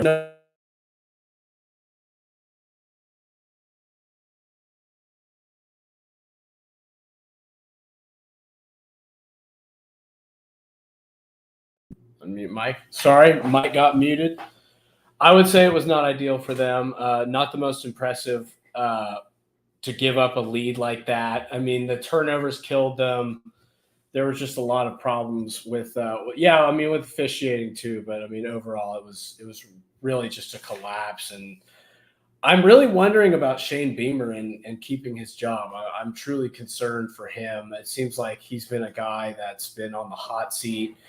They struggled with Old Dominion. They struggled with a lot of these games, and so I'm just concerned whether or not he will keep his job. But speaking of, I'm going to bring in my buddy, Mr. Chris Phillips. What's up, baby boy? How you doing? What's up, man? Sorry to keep you guys waiting, bro. We've Mondays. I'm sure for you guys too. Mondays are really, really crazy. So I'm sitting there looking at the clock. I'm like cutting up content. I'm like, oh crap! I think it's showtime. So, yeah, here we are. I got my guy. Yeah, dude, I was just holding it down solo for about 5 minutes, just chatting about SEC ball with my listeners. Dude, yeah, my guy Cole is going to jump on with us, too, here shortly. No worries. I can hold it down for as long as you need. No, yeah, dude, you're good. I was just talking about the South Carolina game. You were there, weren't you? Yeah, I was there. Yeah, man. It was I was hoping. So we've been doing the SEC Unfiltered tour, obviously, and yeah. The first 2 weeks, the games were complete duds. You know what I mean? I went to Florida, Miami, blowout. Tennessee, NC State, blowout. Games are over in the second half. So South Carolina went up 17-0. And I'm like, God, I'm destined to just see a bunch of crappy games. And sure enough, thankfully that game turned around. And but yeah, what a wild, bro. I don't know if I've ever witnessed as crazy a game as I saw in person there. I don't know that. So it was a time, man. It was a time. Cole, what's up, man? Dude, Cole, I'm so sorry, bro. I forgot to yeah. Mondays are crazy, man. Mondays are quite an adventure. So it's not only that, it's also you go get home at 3:45 from covering the Texans, and then immediately are up at 7:30 starting to write again because of deadlines don't sleep, and apparently neither does Cole Thompson. So let's have a show. Let's have fun with this one. All right, gentlemen, I will leave you to it. Peace out, guys. Thanks for the listeners for listening to me ramble for the last 5 minutes by myself. That was probably an interesting experiment in broadcasting, but I appreciate you guys. I'll see y'all soon, all right? Yeah, appreciate it, Keenan. You the man. Yes, sir. Cole, what's up, man? For those that do not realize, Cole and I were preparing to – I was actually finishing putting the notes together, Cole. Preparing to record a couple of game previews. We will have to shelf that until maybe this afternoon. Maybe this afternoon, something like that. Yeah. Anyways, yeah, Mondays are crazy. It's funny, too. I have it written on my calendar. TSU 2 to 3, obviously Eastern. Have it written on my calendar. My brain ignored that for some reason. No, bro, I thought that you knew we were on at 2 to 3. I wasn't, because I didn't have time to check my phone because we were going into the next preview before we texted you. So I was like, okay, he knows that we're going to be there. I'll just pop on in at like 103, 104. And that's your text. I'm like, yeah, you know that we're on this morning. Like, you know that we're on 1 to 2 today. Yeah, I don't know what happened, man. My brain just like blanked. But either way, we're here. We are here. We're happy to be here. Again, appreciate all you guys tuned in. following along. Normally, we're closing you out, obviously, in today, but of course on Mondays, so that Chip and the guys can be at Steve Sarkisian's press conference. We're here rocking and rolling and excited to do so. Like I mentioned, I'm Chris Phillips. He's Cole Thompson. We are SEC Unfiltered. Cole, you were at the Texans game last night. I was. Late night for you. And they won. At least they won. Yeah, they won, but it was so sloppy. Like, I'm sorry. My big thing is, I get it. A win's a win. You're not going to complain that much. Yes, you had 2 turnovers. Yes, you got 7 sacks on the day. Yes, you saw as Nico Collins decided to go yeet against anybody, and he basically played like a pissed off version of the Hulk. Yeah, it was fun. But when you have that many penalties, it's like, okay, cool. You played the number 1 pick in the NFL draft who has struggled in his first 2 games. What happens when you play Patrick Mahomes? Like, he is going to easily slice and dice you, and the NFL loves him so much that he gets away with every single penalty that has ever existed. Meanwhile, Joe Mixon gets the hip drop tackle, and they don't even argue it. So it's like, we're seeing this game go back and forth. The third quarter was the longest hour and 25 minutes of my life. Like, I'm sitting in the press box trying to come up with story ideas, get ready to get on out of there. We don't start pressers until 11:45. The game ended at 11:15. Let me just make this abundantly clear to those watching. Do you know what time last week the overtime game between the Los Angeles Rams and the Detroit Lions ended? 10:28. This went another 40 minutes and still in regulation. That's the baffling part for me. I got to be honest. I didn't watch a single second of the game. Didn't think you did. Steve and I were busy getting after some previews, man. We actually just dropped the Auburn, Arkansas preview on YouTube. Like I said, guys, we stay after it all week, but Mondays, Tuesdays, into Wednesdays are very, very busy for us, which is good. We love it. I say nobody's complaining about busy. No. Being busy is a blessing, man. I always say it. Being busy is a blessing. Really quickly, I want to check on something. We are 51, I believe. Let me refresh this and make sure. Yeah, 51 away from 15,000 on YouTube. Just FYI, Let's hit that today, guys. Make sure that when if you haven't subbed, we dropped. Cole had a great Texas video go out today. So. I did. I explained why you guys deserve to be number 1 because I do believe that you do deserve to be number 1. Sorry, and if you argue with me, you're just lying to yourself. You're lying. I got some pushback today, Cole, when I had Georgia still at number 1 in my power rankings. You should. You 100% should. I'm sorry. Boo this man, ladies and gentlemen. Everyone in the chat, I want to hear you all together. Cole, I'm just not overreacting to one sluggish outing in Lexington. It has nothing to do with Georgia for me, though. That's the thing. It has nothing to do with Georgia. I think you're right. Georgia belongs in that 2 spot. They're still at the standard. But Texas didn't miss a beat. They didn't miss I'll entertain the argument for sure. I'll entertain the argument. Yeah. They did not miss a single beat playing against UTSA. And by the way, for those of you that are going to say, but it's UTSA, but UTSA had some struggles against Texas State. Well, that performance that you saw from Arch Manning, who is not a Nepo baby, he's actually just really damn good at football and has the God-given gift thanks to his blessed parents. That would have worked against Mississippi State. That would have worked against Florida. That would have worked against Kentucky. That would have worked against Arkansas. That would have worked against everyone besides maybe Georgia. That's why you feel confident in this schedule. If Arch Manning had to go the rest of the way, you're going to be the best team in the SEC. Now, real quickly, that doesn't mean you're going to win the college football playoff. That doesn't mean that you're going to hoist up a national title. But you didn't see any drop-off. And by the way, for those of you that are sitting here wondering, hey, what about the potential quarterback controversy? What about now we have Arch Manning showing that he's wheeling and dealing, looking like the standard of Longhorn football? That's a great story. Save that for 2025.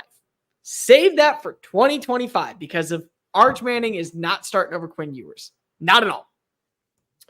What do you say, Cole, about the people that say that Texas is better with Arch Manning at quarterback? That's a great thing for your future program. That's a great thing to know that you are in solid hands moving forward with him, Jonte Cook, Ryan Wingo. You should be excited that those 3 are all going to be together in 2025. That's the argument. That's as far as I'm going to go. You're not benching him for Quinn Ewers. You're not benching Quinn Ewers because Arch Manning is playing well.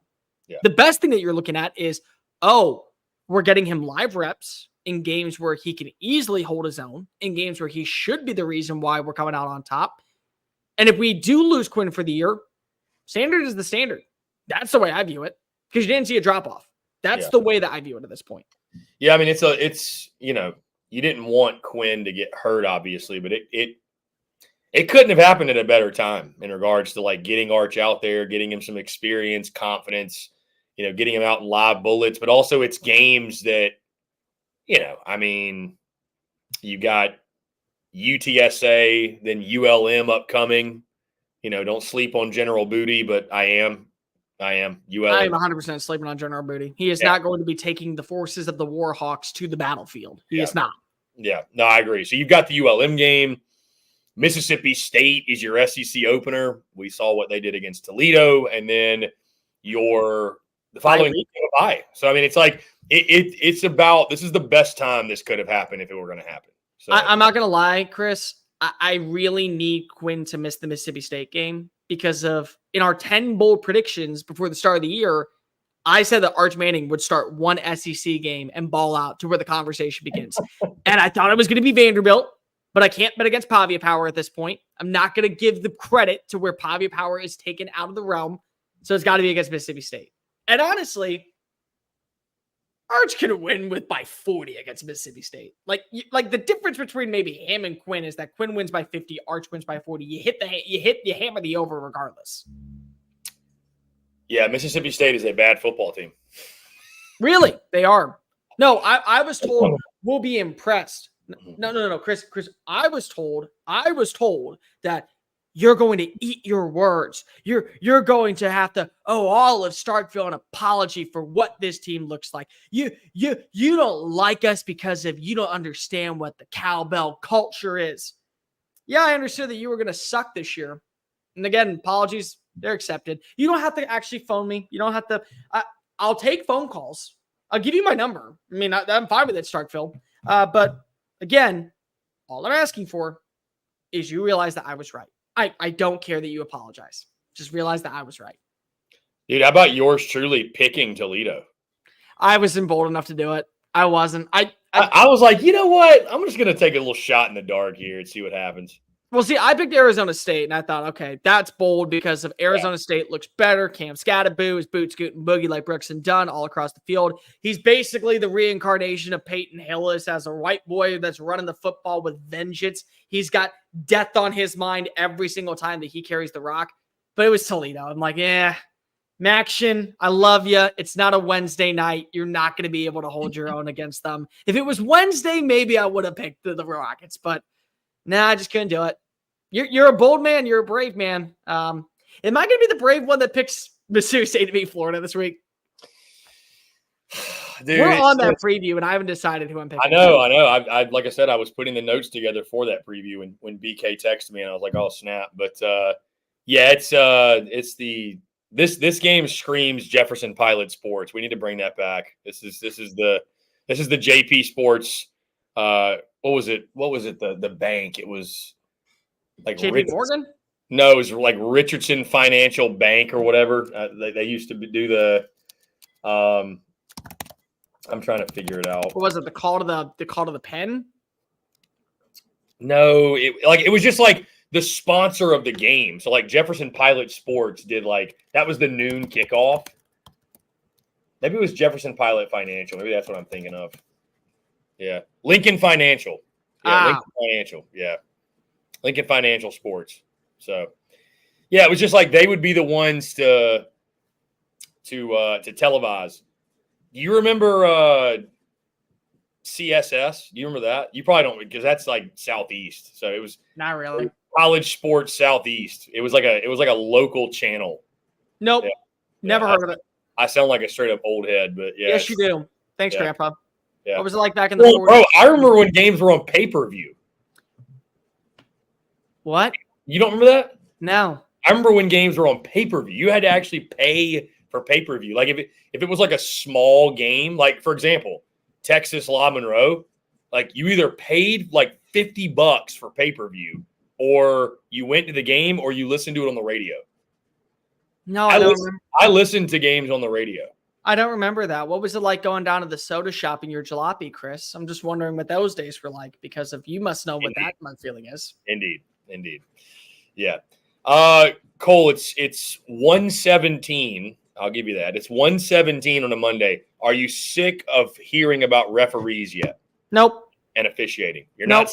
You're not sick of talking about officiating. No, because of there were bad calls in every game. Oh, I'm sick of it. I know you are. You of course you are because if you have If to you listen. would have tuned into my call-in show today, you would also be sick of it. Well, I'm guessing that literally every phone call was about officiating. Every call. I was saying, how many phone calls did you have? 20? And how many were about officiating? 19? Yeah, essentially. Yeah. That percentage is right, at least. My big thing is just you can't allow the zebras to decide the game. You can't. I'm not going to sit here and act like that again. We talk about the South Carolina game. I've been on record. I think South Carolina got hosed. I don't care. I don't care if I have to come off as that guy. Now, don't get me wrong. There were multiple opportunities to where South Carolina could have put it away. There were multiple opportunities where LSU could have easily had the opportunity to score. There were multiple drives to where both teams were flagged a good amount. So I can't sit here and argue that neither team gets the win. And also 17-0 was the spot that you got against an LSU team traveling on the road. And give credit where credit's due. LSU fought back in the most underappreciated, underrated, hostile environment in college football. They did that. But I'm going to sit here and defend Nick Emanwari when he says it was a BS call on the pick six. It was. Two things can be true. That game should have been put away earlier in the day. Lenore Sellers leaving took a lot of momentum out of the offense, and it made South Carolina one-dimensional. And that play cost them a game. Now, again, if you watch as Aaron Alexander or CJ Daniels or Xavier Thomas or Kyron Lacey or Mason Taylor gets a 50-yard gain and then another 40-yard gain, and Garrett Nussmeier delivers another touchdown, and it sets up with Josh Williams back at the 1-yard line, and he still does it, then he does. And that's the game, and you lose. But that play, that one play, that was egregious. The other one, how many times did you watch a roughing the passer call that was clearly not a roughing the passer call? I remember the Kentucky game against Brock Vandegrift. What did you want him to do? Yeah, that was brutal. He has his entire body wrapped around him. He clearly is trying to bring him down to the ground as safely as possible. But there's this thing called gravity, and there's this other thing, Chris, I don't know if you know about it, weight distribution. When you weigh less, you fall less. When you weigh more, you fall quicker because you're dense. It wasn't a roughing the passer call. It was a fat man taking down a thin guy. That was what we saw. And so plays like that, that's where it is absolutely baffling that referees have that much power. That's where I agree. Am I going to be sick of it by Wednesday? Like, plain and simple. If I am a Kentucky fan, I say, well, that play should have happened this way. That play should have happened this way. Whatever it is. Yeah, no, I'm sorry. It's Wednesday. It's time to move on. But I'll give you Monday. I will give you Monday. I completely understand if you're out in Cola still thinking that you should be sitting at 3-0 and a ranked number next to your name, and you're not. I can understand it. I clearly can understand it. I guess I would rather, Cole, like as a fan, feel like I'm in control of my fate and destiny and not like, to your point, two things can be true at once. So you can say, I respect that line of thinking, that you can say, okay, we should have had the game wrapped up. We shouldn't have blown 17-0. There were other things we could have done. There were controllables we could have controlled that we should have taken care of. And you can also look at the interception that was called back, the pick six, and say, that would have been better off keeping the flag in the pocket. That's really, really ticky-tack. We're not allowing players to decide the game anymore. That's a referee stepping in and doing too much. A lot of the energy I've heard, man, and I talked about this today. A lot of the energy I have heard is just solely blaming the refs. Like, bro, that's all people are talking about. And I'm just like, dude, and people are saying, like, it's because the logo on your helmet is not one of the elites in the conference, and you're one of the have-nots, not the haves. And There needs to be I had people tell me today, Cole, there needs to be an asterisk next to the game.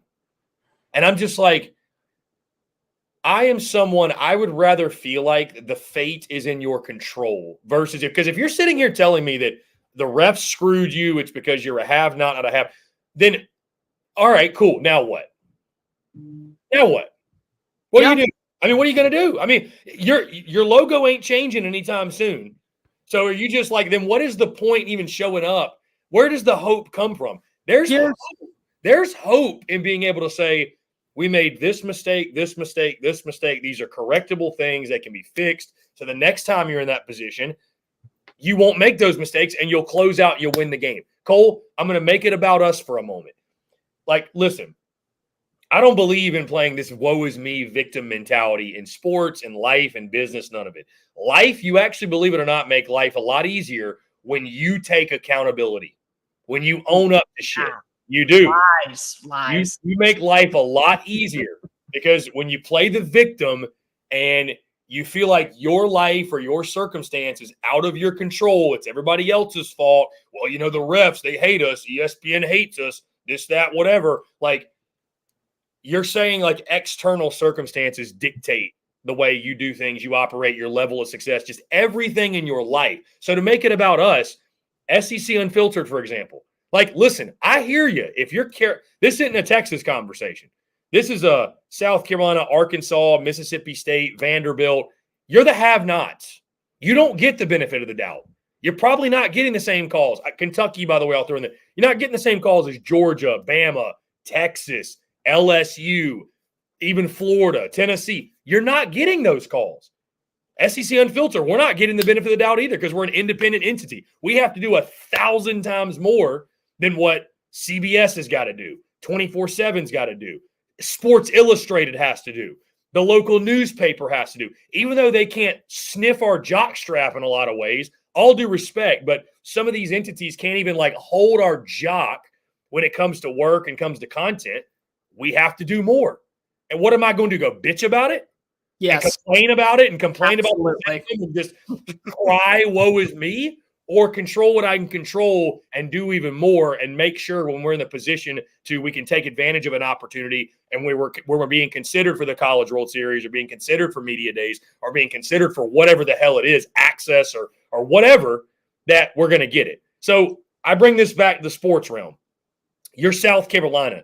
If you want to have the woe is me victim mentality, fine. Have at it. But ain't shit changing anytime soon. They're not putting an asterisk next to the game. They're not changing the score. And damn it, if you look at the game, you had multiple opportunities to not leave it in the hands of the ref, and you did. So that's on you. I don't blame LSU for that. They didn't have any control of them throwing the flag either. Like, take some damn ownership of it and just say, we didn't play well enough. We didn't close the game out. We missed a field goal to even send it to overtime. We threw away 3 points at the end of the first half. We turned the ball over 3 times. Like, to me, real fast, and I'll let you go back to it. The late field goal, the last one, that's bad communication by Shane Beamer. The first field goal right before halftime, that's one that you have to capitalize on. I agree with you.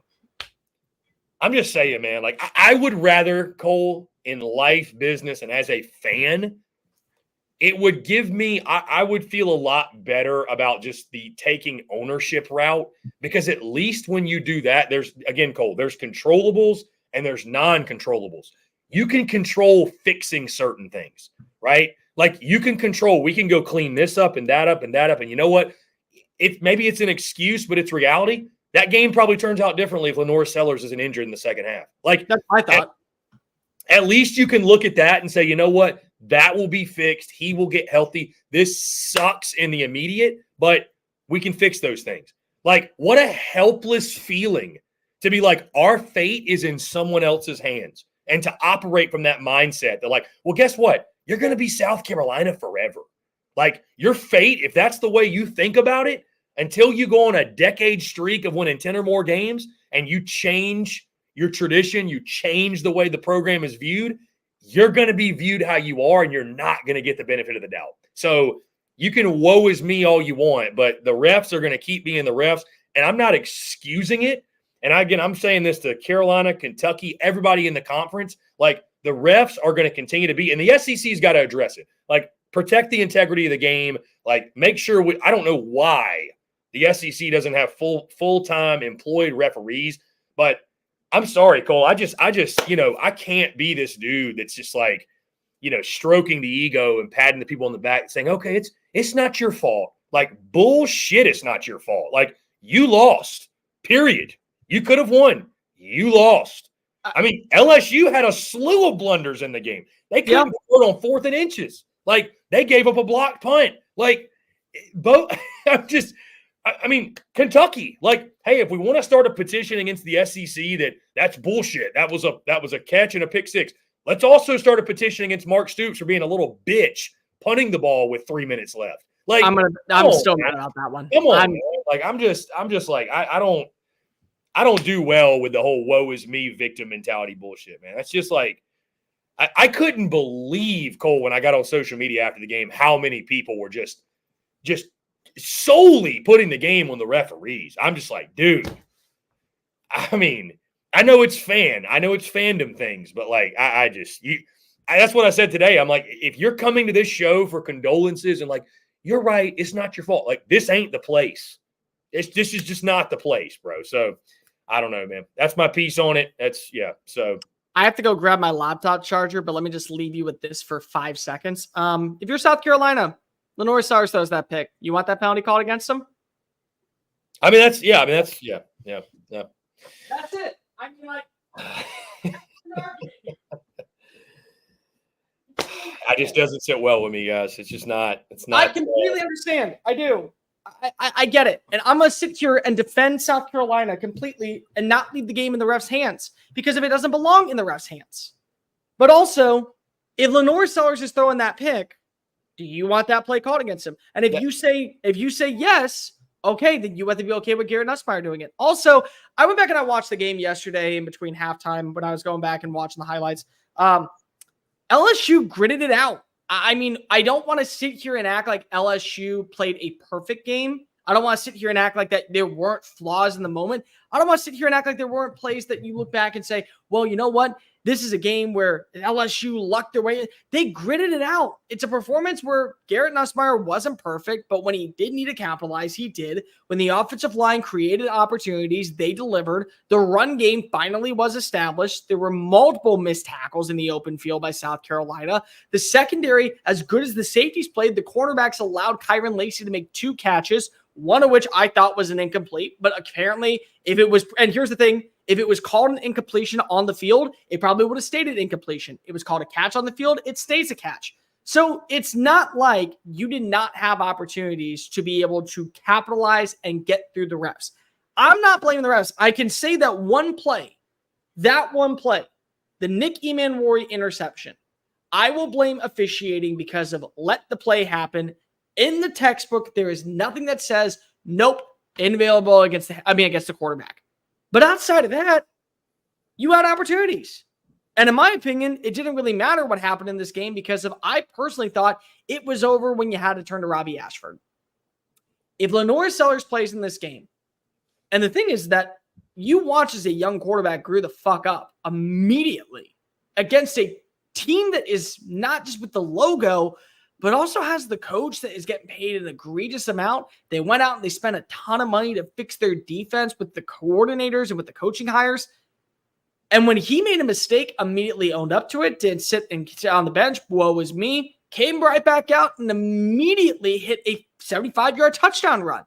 Like, you watch the quarterback grew up, and in my opinion, I can't understand why people still give me crap in the comment section. I was the only person to pick South Carolina to win this fucking game. But more importantly, I've said on multiple occasions, this was a team that when you leave that day, you fix the minor things, you're in every matchup. You are. You look at South Carolina, they can be in every single game against Missouri. They can be in a game against Alabama. They can be in a game against Oklahoma. Their defense delivered. I don't think that they have the deepest defensive line, but I think that they have the most ferocious. I think that that's clear as day after what you saw in Saturday's performance. I'm not going to sit here and just listen to the griping of people say, well, it wasn't good enough and we got to blame the refs. No, you're right, Chris. You are 100% right. I can also say that one bad play ultimately did change the trajectory. It wasn't the only one, but it did change the trajectory. That's fair. That's fair. I mean, listen, I have no issue with that. That one specifically. I think the other one was a very obvious horse collar. I'm stunned at people that think it wasn't. I agree. I'm sorry. Listen, I had a guy call in today, and I just, because I'm not going to like pick fights with people. Like, we can agree to disagree, no big deal. But he was 100% convinced like it was a horse. It was not a horse collar, and if you think it was, like, you're an idiot. I was like, all right, that's fine. I mean, just but it was. I mean, I don't know. To your point, Cole, like, kind of the thing that's exhausting about the referee stuff is, like, to your point, there's so many of these calls that if roles are reversed and it happened to the other team, like the other fan base, it's almost like people that are super, super diehard fans, they just can't allow themselves to see both sides of something. Yeah, that's the problem. It's like politics, bro. It's like politics. Like, it's just like you just can't, like, you can't even be open-minded to the thought. And this is not everybody.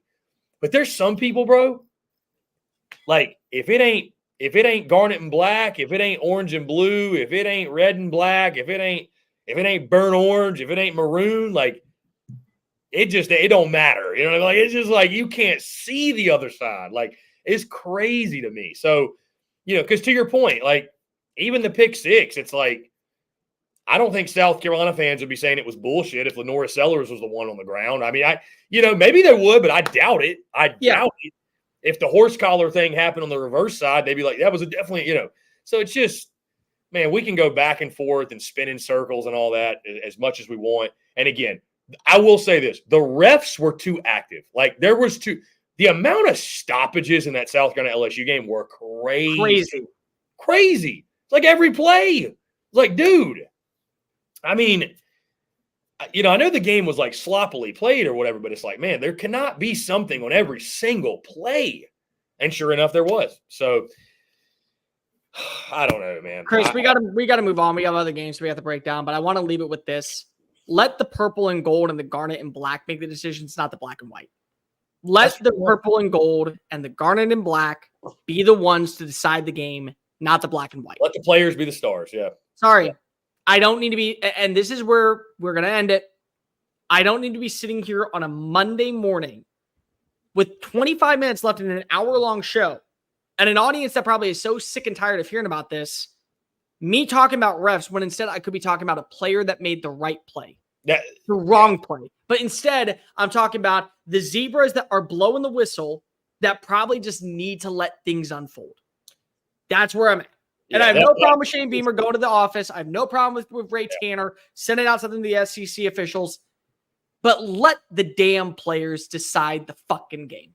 That's all I'm going to that's been the most unfortunate part of since then. I mean, I was going to say today, but since Saturdays, that was a great game. And we just didn't talk like it's just nobody's talking about the game itself, So it is. It sucks. Yeah. Yeah, it sucks. Speaking of which, it does suck. What?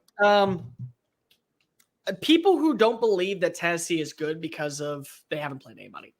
Dude, I think Tennessee is now. Listen, I'm not SEC Mike putting him number one in my power rankings or anything, but I think Tennessee's pretty damn good. Tennessee's a machine. I don't care. What do you think about Heupel? Apparently, by the way, I was told by a Tennessee fan. Apparently, that onside kick was a scripted thing. They like pre-planned that, but it is laugh out loud funny that they were onside kicking up like 30 in the first half.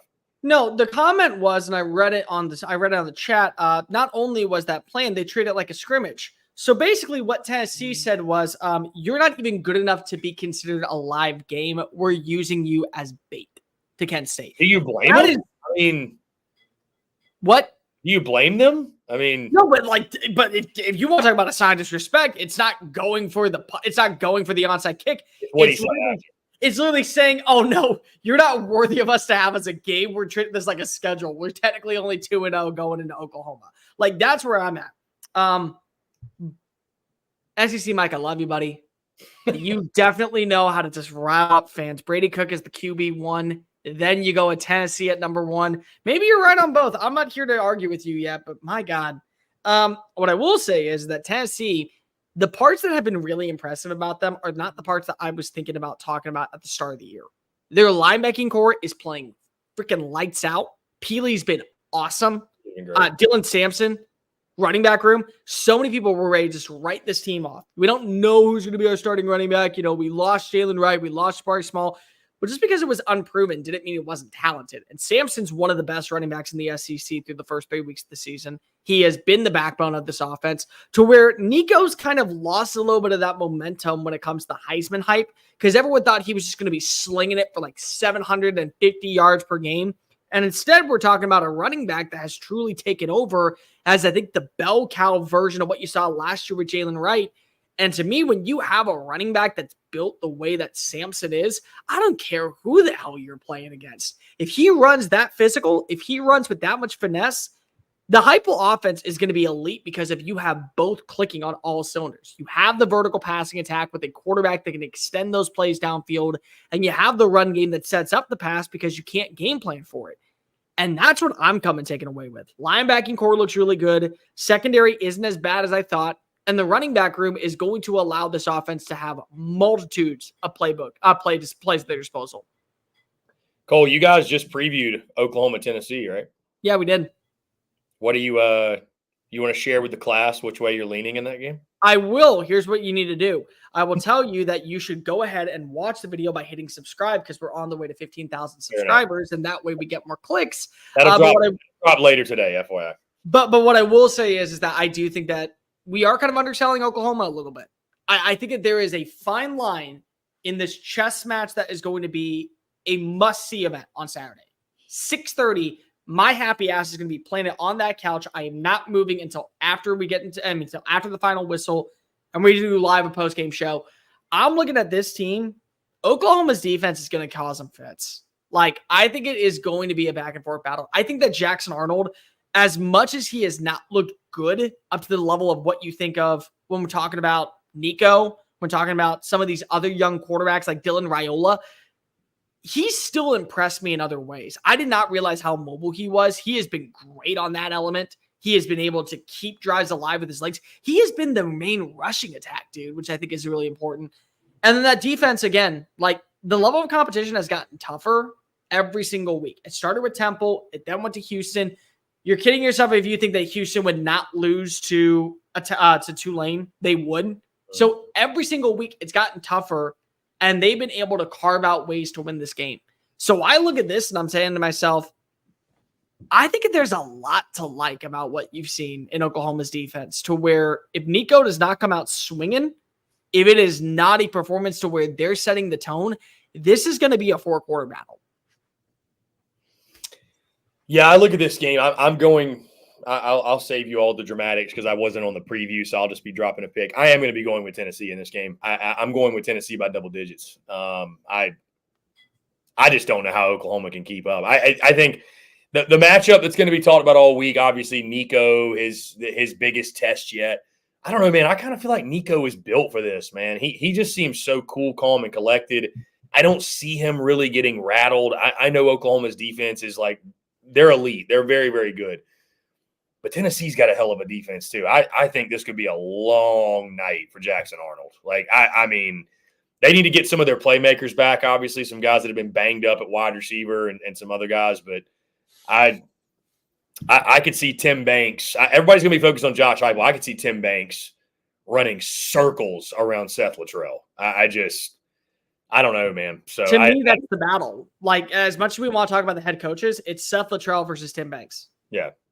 Yeah, I think that's the one to watch. So, I mean, when the spread came out, I wasn't totally shocked. I mean, Oklahoma was favored in this game in the preseason. So, yeah, obviously Vegas likes them a lot. I mean, the thing that's so interesting with Oklahoma too, Cole, is, we know that college football is a week-to-week game. And so we're basing our entire opinions. I mean, all we can do is go off what we've seen. But, I mean, they played Temple, Houston, and Tulane. Do they rise to the occasion when they play an SEC foe? Like, I don't know. I mean, I don't know. And then, Tennessee, their best competition was NC State. I mean, NC State kind of looks like, which great call in the Wolfpack, Cole. Thank you. Appreciate you. By the way, did Grayson McCall, is he hurt or did he just get benched? I have no idea. I just know that he's not playing in this game. Yeah, NC State starting a freshman against Clemson. Against Clemson, which is always fun. Which, by the way, isn't that game at Clemson? That game's at Clemson. Yeah, have fun, buddy. Have fun, buddy. You have a pissed off. NC State beat Louisiana Tech like 30-20 over the weekend. I was like, oh my gosh. Well, again, CJ Bailey's first start. Not coming up with excuses. I'm coming up with excuses. It's going to be a bloodbath. It has now become a 3-team race. Maybe actually, you know what? It's a 4-team race, I think, for the ACC. I'm not going to count out Virginia Tech just yet. I think I could very soon, but I'm not going to count them out just yet. Clemson, Miami, and how about the Cuse? Syracuse looking good right now with Fran Brown leading the charge. That's a dude that's got this team playing at an elite level. And they're going to have some interesting matchups. Syracuse, like Boston College, as much as I want to say, yeah, Bill O'Brien, Thomas Castellanos, you took an SEC team down. My bandwagon fandom was put to the test on Saturday morning. They're going to fall apart at some point. I don't think Fran Brown is. So it's a 4-team race in the ACC. But you're right. I mean, by the way, Louisiana Tech was up 17-6 at halftime in that game. I know. I know. Thank you. Thank you for the reminder. I missed this. I didn't know this. I'm just learning. I did. No, trust me. I have notifications all the time for my teams. And it was not fun watching Grayson McCall go out and Casey Concepcion basically enter his name into the transfer portal. Dude, the downfall of Grayson McCall needs to be studied. No, it doesn't. You know what it is. We all know what it is. There's this fine line of Jamie Chadwell and Grayson McCall. And when you broke them up, it's like the relationship. There's a winner and a loser. Jamie Chadwell won because he got Caden Salter, and they went to a New Year's Six Bowl game last year. And Tim Beck said, yeah, you're a legend of Coastal Carolina. Get the hell out. Like that was it. Like, call a spade a spade. Like, it is what it is. I will say if I'm Oklahoma, the one thing I'm going to do is I am going to test this secondary early. If I'm Jackson Arnold, I am slinging it.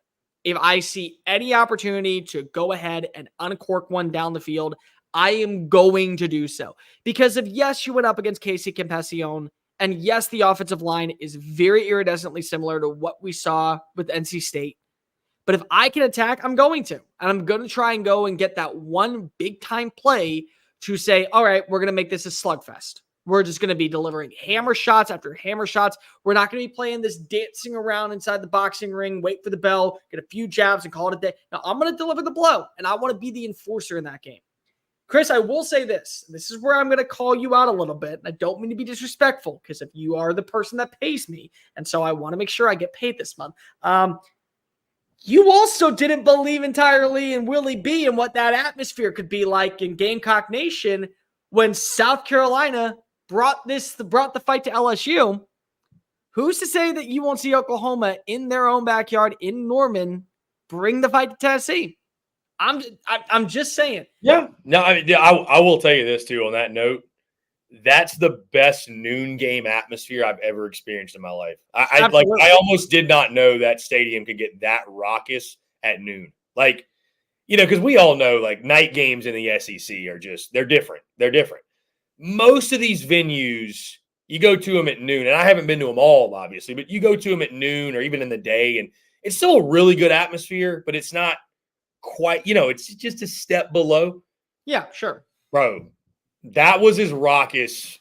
That was as raucous as any night game atmosphere I've seen at South Carolina. That place was, I told you guys, that place was an insane asylum. Like, and I say that in a complimentary way, but I don't put that lightly. Like, that place was insane, dude. So, I mean, listen, to your point, man, Oklahoma will be fired up. I just, I'm sure Oklahoma's going to come out inspired, ready to go. Like, I just think from a matchup perspective, man, it's more so about, like, I don't think Oklahoma's terrible. I think at this point, I'm full on believing in Nico and Josh Heupel and that offense and also that front seven. I just, I'm not equating, by the way, Oklahoma to NC State or anything, or equating playing in Charlotte to Norman. I wouldn't do that. No. I will say, like, I did not give Tennessee the amount of credit that they deserved. I did not give them the amount of credit they deserved going in that game. And, I'm going to give Tennessee that credit going into this one. I'm going to give them a little bit of that benefit of the doubt. I just, based off what I've seen from Oklahoma, and they're still struggling offensively. I mean, unless that offensive line just has their best game of the season by far, I don't know how Jackson Dart is going to make enough plays, how that offense is going to make enough plays to go blow for blow. I don't know. I'm glad that Tennessee is playing Ole Miss this weekend because you said Jackson Dart, not Jackson Arnold. Oh, Jackson Arnold. That's a me mistake. Trust me. We've all been there. Oh, that's a you mistake. That's probably why I made. That's a me mistake. 100%. Somebody change their first name. Damn it. I might have to turn off notifications for comments for this video because I just know how many people are just going to be coming for me and Dave. And it's going to come from both sides. Oh. Did you and Dave have a different pick in the game? We had a different outlook for the game. Okay. We had a very different outlook for the game. But both of y'all went Tennessee, I'm assuming. I said both of us had the same pick. I didn't say we both went Tennessee. The only way that you know is by watching the video that's going to drop later. And the best way to do so is by subscribing to @SEC Unfiltered on the race to 15,000 subscribers, ladies and gentlemen. To your point, the comments for that one, but like Tennessee and Oklahoma fans are going to be electric this week. Oh, it's going to be awesome. I mean, trust me, it is for my money the best game of the season so far, simply based off of vibes. By vibes alone, it is the best game. It may not end up being the best game. I thought for sure we were going to have a better matchup between Texas A&M and Notre Dame. I thought for sure we were going to have a better matchup between Texas versus Michigan. I figured that both those scores were going to be the same, but I figured it would be a little bit more of a competitive battle, and it wasn't. I think that this is going to be a competitive battle. And I think simply off of vibes, the storylines here, Seth Littrell having a scheme against his former quarterback, the national championship team. You have Bob Stoops already coming out and saying, hey, don't call me. I'm not picking up. I'm staying out of it. I'm shutting the fuck up. I'm not getting involved. Leave me the hell alone. I'm not going to be on either person's side. I don't care what you have to say. I'm done. Like, you got that. You got Heupel coming in pissed off. Him making a statement last week. It's a faceless opponent, a nameless opponent. Like, all right, cool. That's exact. You didn't do that to say it to them. You did it to say it to the team that you're about to play. Nico versus Jackson, for my money, the two young quarterbacks that we're going to be talking about going into 2025. There's storylines galore. It's like vibes alone. This is the game that we got to be talking about. This is the game where we're going to be setting our DVRs. If we had it back in the day, we'd pop it in the tape recorder on the VHS. We'd want to be able to go back and watch it 3 a.m. if we're a sad Tennessee fan in the glory days. Like, we're going to do that. That's this type of game. But you're not going to that game. You're going to another game in which I think is going to have to be a must-win game for both of these staffs to set the tone for the rest of the season. It won't be a must-win game for the rest of the year for what your outlook could be.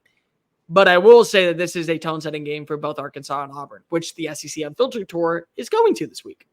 Yeah, Dave and I both will be there. How about that? I know. That's what's so funny. People don't realize is that Dave, Cole, and I all work together virtually every single day, and we've never met each other in person. Nope, never have. It's a fun time. Which is so interesting because, you just feel like obviously you know somebody. But Dave and I will get to meet in person for the first time ever. So how about that? I wonder if he's going to quit after meeting you or if you're going to fire him. Who knows? We don't. That's the beauty of this.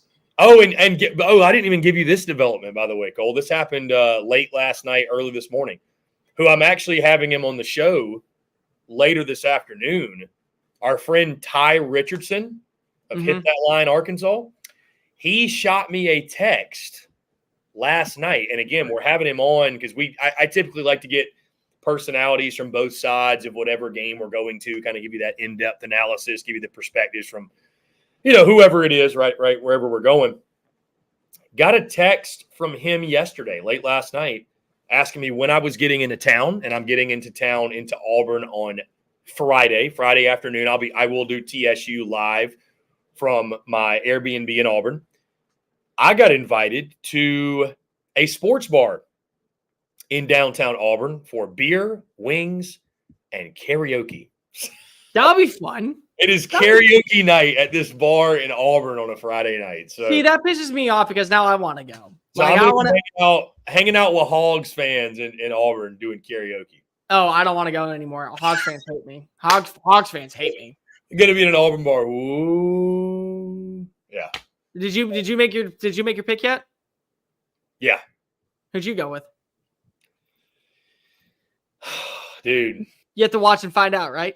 Yeah, you got to watch and find out. But it was a coin flip game, man. But let's just say I'm jumping on the bandwagon. All right. I know what that means. I think you're. I don't think you're wrong, but I also think because the man behind the marching and the one that is the conductor is a better conductor at this point. So that's. I'll tell you this about that game. Because we talked about kind of it's always fun to talk about who needs it more, who's it bigger. Arkansas. I think it's a bigger game for Auburn, dude. Arkansas. Here's why. Here's my reasoning, though, Cole. I don't know if there's any Hog fans watching. I highly doubt it. Highly doubt it. But I don't know if this sounds harsh. I think the Sam Pittman era in Fayetteville is kind of a lost cause anyways. Even if you beat Auburn, dude, they still may go 5-7. And they still may fire him. Like, there's actually a decent chance that would happen. So, like, there's not – I mean, that era is hanging on by a thread. There are Arkansas people that wouldn't mind seeing a change anyways. At Auburn, there's still a lot of hope and optimism and belief that Hugh Freeze is going to be the guy. Bro, if you lose to Arkansas at home – I know it's only year 2, but it's also year 2. Like, look at Billy Napier in year 3. Like, I mean, if Auburn goes 6-6 this year and then went 6-6 next year, they'd be ready to fire him.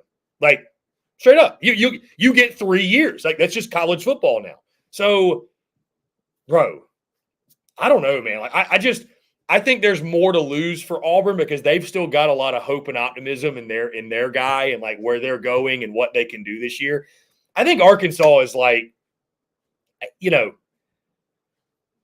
won't be a surprise if Pittman were to get fired this year. Like, I think a lot of people expected that. I mean, they didn't have high expectations. So, because like even if Pittman saved his job this year, if they went 6-6, like I think most people probably in the back of their mind are thinking, well, we're just kind of delaying the inevitable anyways. But if Hugh Freeze loses a game like this, like you really have to kind of start to sit back and think like, maybe he's not the guy. Like, I don't know, man. I think there's more to lose on the Auburn side, believe it or not.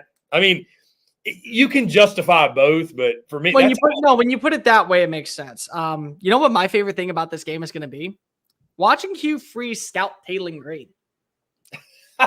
I'm sorry. I'm gonna call a spade. If they fire Bobby Petrino, Taylor Green is going to transfer. And I'm looking at how many years does he have left? I think 2. Oh, okay. I think he has 2 still left. I look at Hugh Freeze's offense and I like Taylor Green in that. He's incredibly dynamic. It's and then you got to remember, you got wide receivers. You got dudes. You got Cam Coleman, Perry Thompson, Malcolm Simmons. Oh, by the way, the other part that you have not brought up, you got to make these people happy. I said in the video with Peyton Thorne being benched, what you're doing is you're telling recruits when you don't bench a guy that doesn't give you life, oh, I'm smarter than you, and I don't care what your opinion is. I'd rather have my team go down with me than me go down with my team. That was the way I phrased it. He did bench him for Hank Brown. Hank Brown looked better. Again, most people would look better. I'm just going to call a spade, and let's not go spend too much time on this because I don't want to shit on Peyton Thorne like I did all last week. But still, Taylor Green, I feel like, is a really interesting player. And the bottom line is that, yes, I think that they are going to add in a quarterback. Deuce Knight, the kid that's currently committed to Notre Dame, I do think he's going to flip to Auburn. But I think you want to give him a year. I could easily see them going into the transfer portal next year when they have their foundation for most players. Kind of think of it like Miami this past year. Like Miami has set a standard at certain positions and they were building up in the trenches and they were getting the right recruits in on offense and defense. And then they went out and they swung big and they got Cam Ward and now they look like a playoff team. I feel like that's going to be Auburn next year. I could see Taylor Green being on a short list if he ends up entering the transfer portal. I could easily see him ending up on a short list. Now, again, he would have to fight the waiver because you can't transfer in conference without having the year to sit. But I'm just saying, It makes sense. Coach gets fired, does that apply? I think if the coach gets fired, you're allowed to do it. Okay. I think if the coach gets, because Walter Nolan didn't have to sit for Texas A&M because Jimbo Fisher got fired, but it has to be fired. So that's the other. He can't just like step down. Yeah, he's got to be. He can't step down. I think if he retires, you're allowed to do it, but you can't step down. You can't voluntarily leave because of you're just parting way. It's like that. Like there's rules about it that go into it. And you can't. And let's just say Pittman does stick around, but Bobby ends up saying he's retired. He couldn't stick around and stay with the offense. That's the thing. You're not wrong. Like for me, the reason why this is a must-win game for Pittman is because of what kind of piss poor effort was that last week against UAB? What the hell was I watching? I think they were completely just looking ahead. I mean, Dave made this point in the preview that Trey Biddy, who covers Arkansas, they were just talking about like they were asking Arkansas guys about UAB during game week, and like they couldn't even name the players for UAB. That's the problem, though, Chris. Like that's where this is where you're right about where culture matters, and I feel like the writing is on the wall. You lost because of you looked ahead in the SEC play. And let me phrase that. Actually, you looked ahead to the end of the game against Oklahoma State on the road, and you let a Mike Gundy-led team stick around longer than you probably wanted them to, and you lost because of it because you made fundamental mistakes. You aren't blessed to have the gift of not looking ahead. No, you don't get to have that level. And if that's where your coaching staff is, and that's where the idealism is, that's fireable offense. Sorry, that is. You barely beat UAB because of you quote unquote looked at. Well, what if you're looking ahead to win in Arlington? The last time that this game is going to be played at Jerry World, the place where the biggest hog booster ever exists. Like, what if you look ahead in that game? And you don't pay attention to Auburn because they have a starting quarterback that's brand new. And he throws for 550 yards and beats you to oblivion. Like, what if that's what happens? I'm sorry. Like, you don't get to profit on looking ahead. I don't want to hear that if I'm an Arkansas fan. Yeah. And Trey Biddy's great at what he does. I'm not crapping on Trey at all. I'm saying that Arkansas, you can't do that shit. Yeah.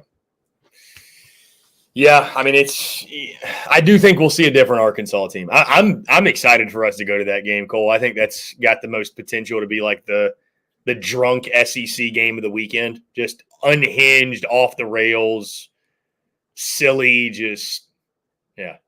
No, it doesn't. You tend to disagree. Yeah, I think that's the meth game. I think that's the one where you're seeing people reach up for another touchdown. Like, hey, fair enough. I hope to see it. I mean, but you know what? No, the drunk game is going to be where all the cowbells are. I mean, Billy Napier is going to not hear that he's fired because if he loses that game, because his eardrums are going to be completely shot from having to sit inside of that stadium for 3 hours. That's the drunk game. That's the game where literally everything goes off the rails, and I don't know what to expect at this point. Cole, by the way, I know it's literally over a week away, but I feel compelled to tell you I am looking at the schedule, and I'm eyeing potentially a trip to Tuscaloosa. You bastard. I'm not confirming that, though, because you know what game I'm talking about. Of course I do. Everyone knows what game tickets are so outrageous. It's getting an Airbnb would be really easy, really affordable. But I'm low key tempted to like just pull the trigger, like just say, you know what, bucket list, biggest game I'll probably ever have attended in my life. When you think of the magnitude of the game, I've never been to T-Town, never been to Tuscaloosa. Game that Alabama's gonna win, that's always fun. Let's not get too far ahead of ourselves, Cole. Why am I getting too far ahead of myself? What I saw on Saturday. You'll definitely if that's not correctable of a defensive line and that offensive line that was supposed to be a strength is still a weakness for Georgia, I'm sorry. Like, yeah, there's some problems with Alabama. I trust Alabama's offensive line right now to be able to hold Georgia's weak-ass defensive line. Than I trust Alabama's defensive line to not be able to capitalize on where the weaknesses are in the armor for Georgia. I do. I'm sorry. Like, I don't care. And this is not my Bama homerism coming out. This is just me being completely shooting it straight. I just look at this as a game to where I think Alabama right now, as many questions as I have, a lot of them were answered on Saturday. A lot of them were.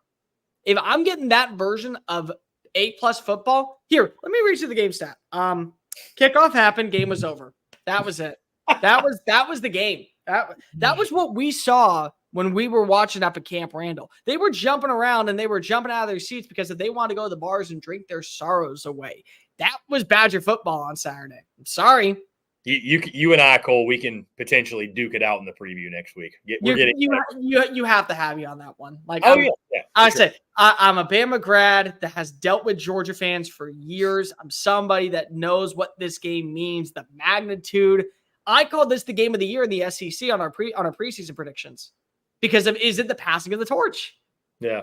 Or are we going to now Alabama's 6th wedding, and this is the guy that's going to be the long lost love that I've been waiting for? And here's Georgia still waiting to kind of take over that mantle, sitting there as the maid of honor. You piece of shit.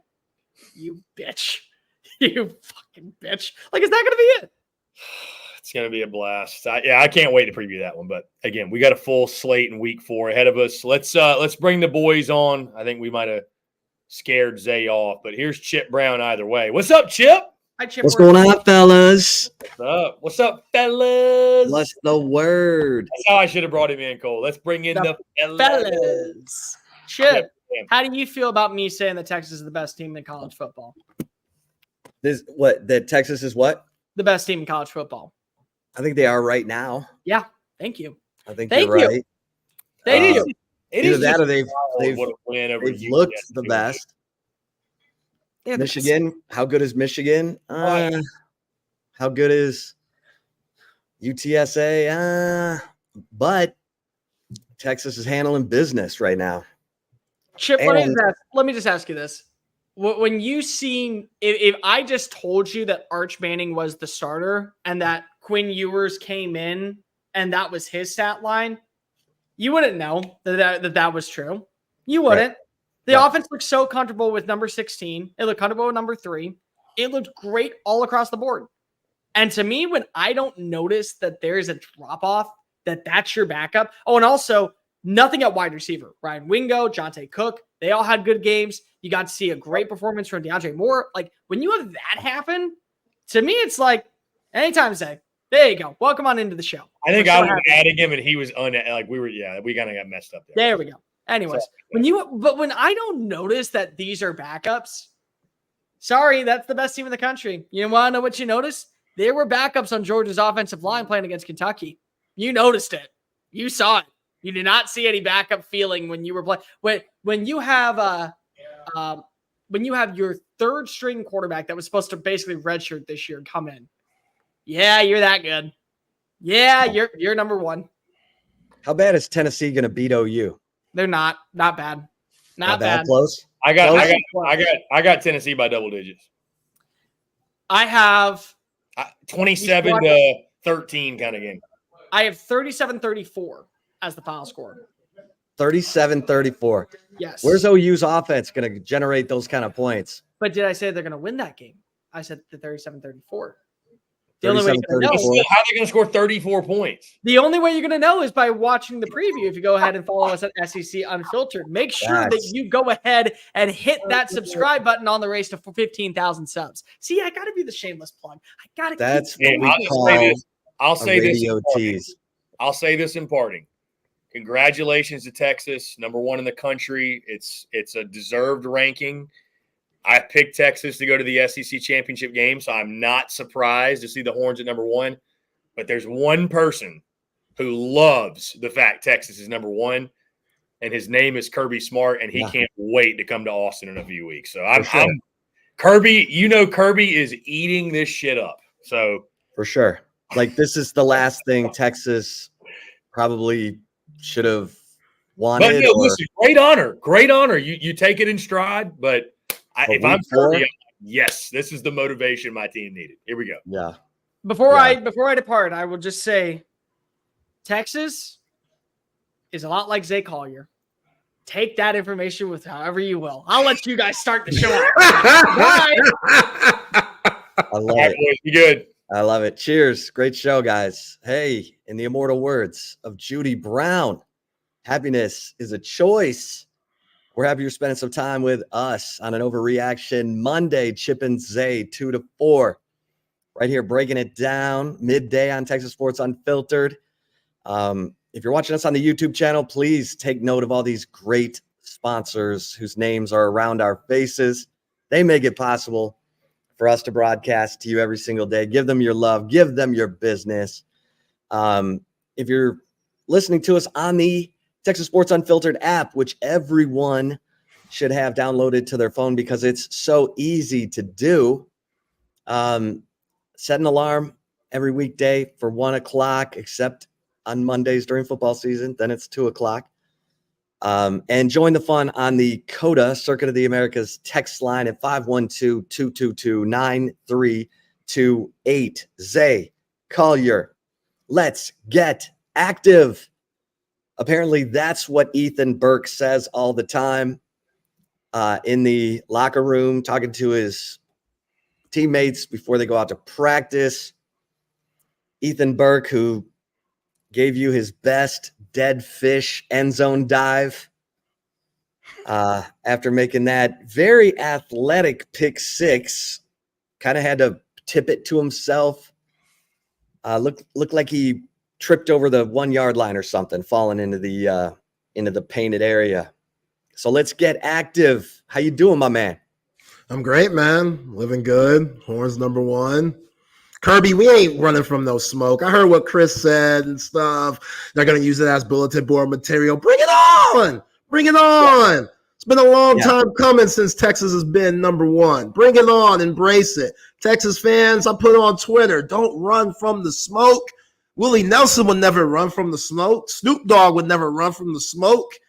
I love both of those guys. Don't run from the smoke. Embrace it.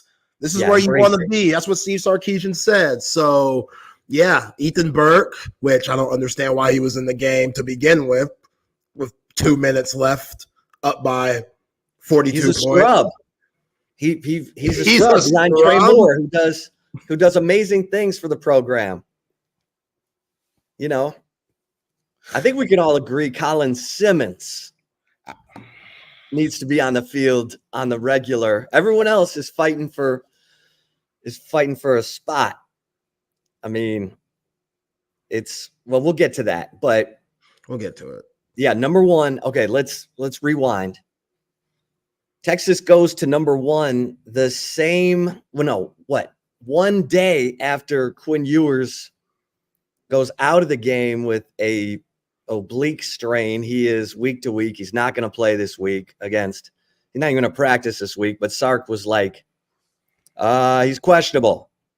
So no one got the headline of Arch Manning's going to start the game Saturday, even though he's going to start the game Saturday against ULM, the 2-0 ULM Warhawks. 2-0. Does anyone hear me? ULM of the Sun Belt is 2-0. No one asked a single ULM question today, coached by Vincent Bryant, who had 7 starters return, 7 on both sides of the ball. And his defense has given up 10 points a game. They beat up on Dion's former team, Jackson State. And they clubbed, who was it? Georgia Southern? Come on, man. You're really bigging up ULM right now? Dude, I'm trying to remind people of who Texas is playing. No one seems to care. Have you been to Monroe, Louisiana? Oh, I have. I've eaten at Cormier's, some of the best crawfish I've ever had in my life. It's an old gas station that you just go up and you're sitting out on picnic tables right next to where the old gas pumps used to be, and they bring you out a cardboard box full of crawdads that'll make your eyes water. I have been to Monroe. That's how they say it too in Louisiana. Monroe. We from Monroe. But okay, give me your thoughts, Zay, because Quinn Ewers goes out with an abdominal strain, suffered on the corner route pass to Hurdle Helm. And then the next play, he hands it off. He just falls to the turf because his ab is in such discomfort. and he comes off the field. He goes into the medical tent. Arch Manning throws a 19-yard touchdown pass and runs for a 67-yard touchdown before Quinn even comes out of the medical tent. Hit him with that Louisiana spice, Arch. Hit him with that little shimmy. That's right. Over 20 miles per hour. Yo, when they told us last year that Arch clocked in at 20 miles per hour, I came on these airwaves and said, yo, y'all are straight up nuts. You did. Ain't no way. Ain't no way. You said whoever reported that was smoking crack. Yeah, I ain't say all that, but I said ain't no way. I need some footage. You know what I'm saying? Like Wilt Chamberlain's 100-point game. There ain't no footage. Did it really happen though? Or Chamberlain's 20,000. Nah, I believe that. Conquests. I believe that. He looked like a horny son of a bee. That would have been like 3 women a day. So yeah, from the time he was 18 until he died. Yo, this the stilt, man. Come on. Anyway, go ahead. You said whoever said that Arch was running 20 miles an hour was full of shizite. Yo, make me eat my words. I appreciate that. I appreciate it because I like eating my words on things like that. My man's got flavor. My man's got style. My man's got confidence. And he came in and played pretty well. But, yeah, you got to feel for Quinn. Like it's just – I really worry about his future. Because I didn't even know what happened. Like the play before he hit Gunnar Helm. Yeah, the play before they handed it off and he kind of got tangled, but not really. Like he got bumped. I wouldn't say he got hit, but he got bumped and he did a weird spin. I don't know if it happened there. We saw him hurt his wrist on that first touchdown to Isaiah Bond on the quick slant on the goal line. So you didn't know or hand, whatever. You didn't really know if that was bothering him, but it was a weird moment. And again, how did we not see this coming? We want to be optimistic. You never want to wish injury on anyone, but in the back of all of our minds, we just knew with what we've seen the first 2 years of Quinn Ewers' Texas tenure, it was like this guy, he might get hurt again. It just felt like there's a huge possibility he might get hurt again. And for him to get hurt in game 3 when he was getting all of this Heisman buzz and stuff, it's unfortunate, but this is why you have guys like Arch Manning. This is why you recruit the way you do, and this is why you bring in the culture the way you bring it in, because there wasn't much of a drop-off at all. Now, Quinn's experience, I think that's going to be not much of a drop-off. Arch threw for 4 touchdowns and ran for another in 2 quarters. He had 2 touchdowns in 3 plays. Like, what he did was ridiculous. And here's the thing. Steve Sarkisian, Arch absolutely emphatically proved to everyone that Texas has the best quarterback room in college football. And then he was ho-hum humble pie after the game, even though Jake Majors said today, he told him, don't turn around and look at that defender or you're going to ruin it for all of us. He told him after that play. Because Arch kind of took a look back and then he kind of looked back. I was waiting for the Tyreek Hill deuces to come up. That's what I'm saying. He's got swagger. He's got swagger. And yo, man, Jeff Traylor's team flat out dirty. That's some dirty son of a bees, man. That's some dirty road runners, man. They were doing some stuff when Arch Manning got hit for that sack. My man, to get up, shoved Arch Manning down on the turf. Did a plank on top of him. Did a plank on him. That was Bush League. And then there was that play that was a non-face mask call on Jared Gibson, and those dudes were bitching out Sark, and Sark said some words, which, on camera, Sark told those dudes, shut the up.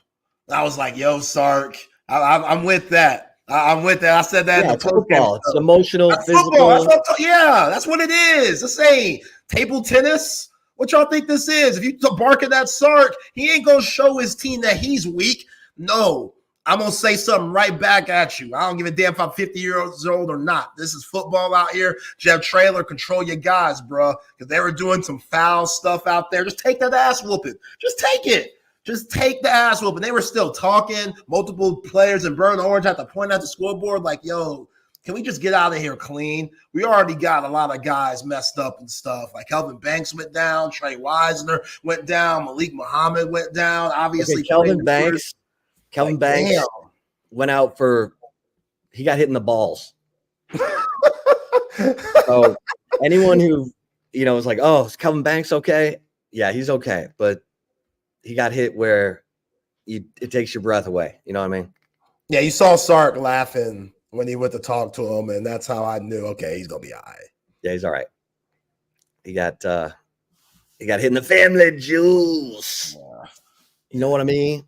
Yeah. So you're not concerned about Quinn Ewers' durability for the rest of his career? Well, of course I am. I mean, it is heartbreaking because here's the thing about Quinn. Quinn, we always talk about it. He doesn't say a lot, but he is all about it. Like, he's all about it. And, he wants this year he wants to win it all. Like, he wants to win it all. And he wants to, help Texas win it all. And you could tell when he pulled his jersey over his face going into the medical tent that it's like, not again, not again. This is not again. And so, it's frustrating, but I hear he wants to be back from Mississippi State.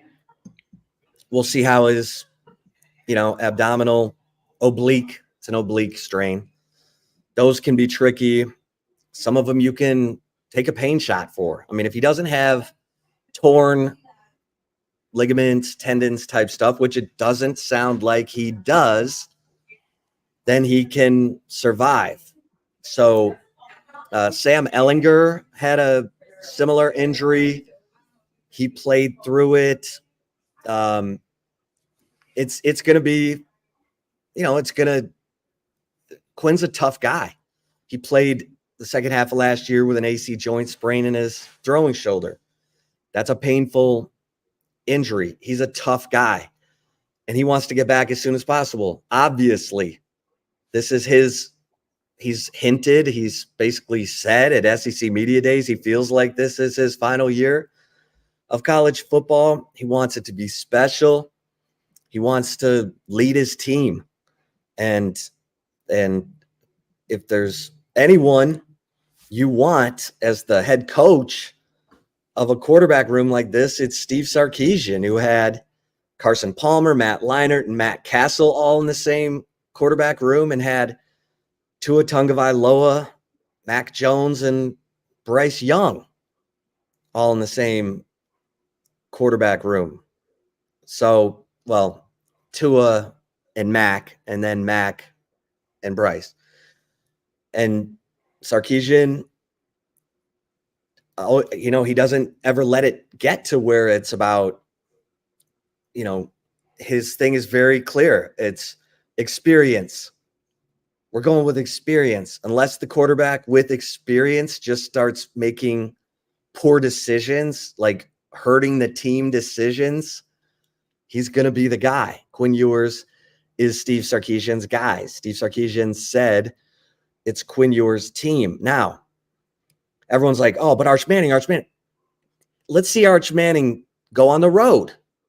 Don't tell me about how great Arch Manning is when he's in the friendly confines of 111,000 where he practices every morning. That's great. What Quinn Ewers has shown you is he went into Alabama when it was 100 against 100,000 and won. He went into Michigan where it was 100 against 111,000 and won. Don't forget that, because it's about who can take their show on the road and be impervious to a crazy hostile environment and make plays so that their teammates can breathe. Because that's what we heard at Michigan. Like, the offensive linemen were like, oh, shit, and then Quinn Ewers converts 3rd and 13, and they're all like, okay, all right, we're okay. And then he converts 8 of 10 third downs in the first half, and they're up 24-3. Like, that stuff matters. So, look, I'm not saying Arch Manning couldn't do it. He just hasn't yet. Arch Manning, you hope, is going to play his butt off, play great against ULM like he did against UTSA, and then whoever Steve Sarkisian, whenever he deems Quinn Ewers healthy, or the medical people deem Quinn Ewers healthy, and Steve Sarkisian feels like he's executing everything he needs to execute in practice, then Quinn will return to the field. And then Quinn's got to be Quinn. It's, Quinn knows Arch has gotten better. And Arch said after the game, look, I wouldn't have been ready. If this happened in game 3 of last year, I wouldn't have been as comfortable as I am now. We know he's in his second year in the offense, and that makes a big difference. We saw the jump last year with Quinn in his second year in the offense. But Quinn has shown you by beating Alabama and Tuscaloosa, by beating Michigan, with like ending big streaks, by doing so, that he's the guy until he gives Steve Sarkisian a reason otherwise. Yeah, agreed. National media, they're going to spin it however they need to spin it because of the last name. And I already got my recording ready for Monday Night Football tonight. Usually I watch it on the main network, but I got to watch it with Payton and Eli just because I know they're going to show Arch running that thing for 60-something yards and compare it to his 2 uncles. And Sark, he always makes fun that Arch, he got his mother's speed and stuff like that. Just the cliche stuff that's funny. Cooper said Arch got his speed from his mom. Sark said after the game he got it from his grandfather and it skipped his uncles. Okay. There we go. Appreciate it for correcting me on that. But yeah, I do feel bad for Quinn, because I thought this was it. This is the trajectory to the Heisman, along with all the other team goals that this team is trying to accomplish. And it still could be very much like these Heisman odds are going to change like the weather until we have a bigger body of work. Once we have 9 games, 10 games, that's when everybody's like, okay, who's done it all season? So Quinn's got time to get back in the race. If Quinn plays against OU and Georgia and beats them and looks good doing it, he'll go right back to the top. True that. So, his health is concerning to me, though, Chip. I don't want it to be like a Sam Bradford situation. And Sam Bradford, he made some really good money in the NFL, but he probably tell you himself that he didn't get all out of it like he could have, especially being the number 1 pick. And that goes back to those Oklahoma days where he went down in Red River and he was just never the same after that. So you knock on wood for Quinn, but it's like, damn, bro, you had a hernia issue back in your South Lake Carroll days that you dealt with, so it's just Alabama game, U of H last year, fast forward this year, and now he's dealing with this oblique injury. You just want him to get healthy because the talent's there. Dude's still able to, when he was hurt or got hurt with the oblique injury, put it down the absolute money for Gunnar Helm, which Gunnar Helm, that dude might be the most underrated tight end in the nation. Dude, he's so athletic now. He is so athletic. What was that? That hurdle, I'm telling you, that hurdle raised his NFL draft stock. Just like that. Because he got air. Yo. Now he'll go to pro day but yeah. Yo, dude, no wonder Amari Niblack ain't seeing the field much on this third string stuff. I was like, where's Amari Niblack? I'm like, have you seen Gunnar Helm and Juan Davis block? Those guys want to take your heads off. Texas is so much better from a blocking perspective from the tight end spot, and they're not missing any meals in the receiving game either at tight end. Juan Davis got him some. Obviously, Helm, 1 catch, 49 yards, set up a touchdown to DeAndre Moore, who finally gets a touchdown pass that isn't wiped out by penalty. Yeah, good for Right. him. Quad standard labs. Now, this is interesting. Quinn is in a lose-lose situation. I disagree. If he comes back and doesn't shine, it's going to be hard to stick with him if Arch leads the team to victories. If Quinn comes back and doesn't shine, then that's not Quinn. Like Quinn has blinders on. Like I'll be stunned if Quinn doesn't get on the field and just ball, because that's who Quinn is. Now, if he somehow has like a mental lapse and starts misfiring or lets all this noise get to him, then that's unfortunate. And I wouldn't expect that. Now, this I don't get. It says we're going a little soft on this. Fact is, Manning does look better in year 2.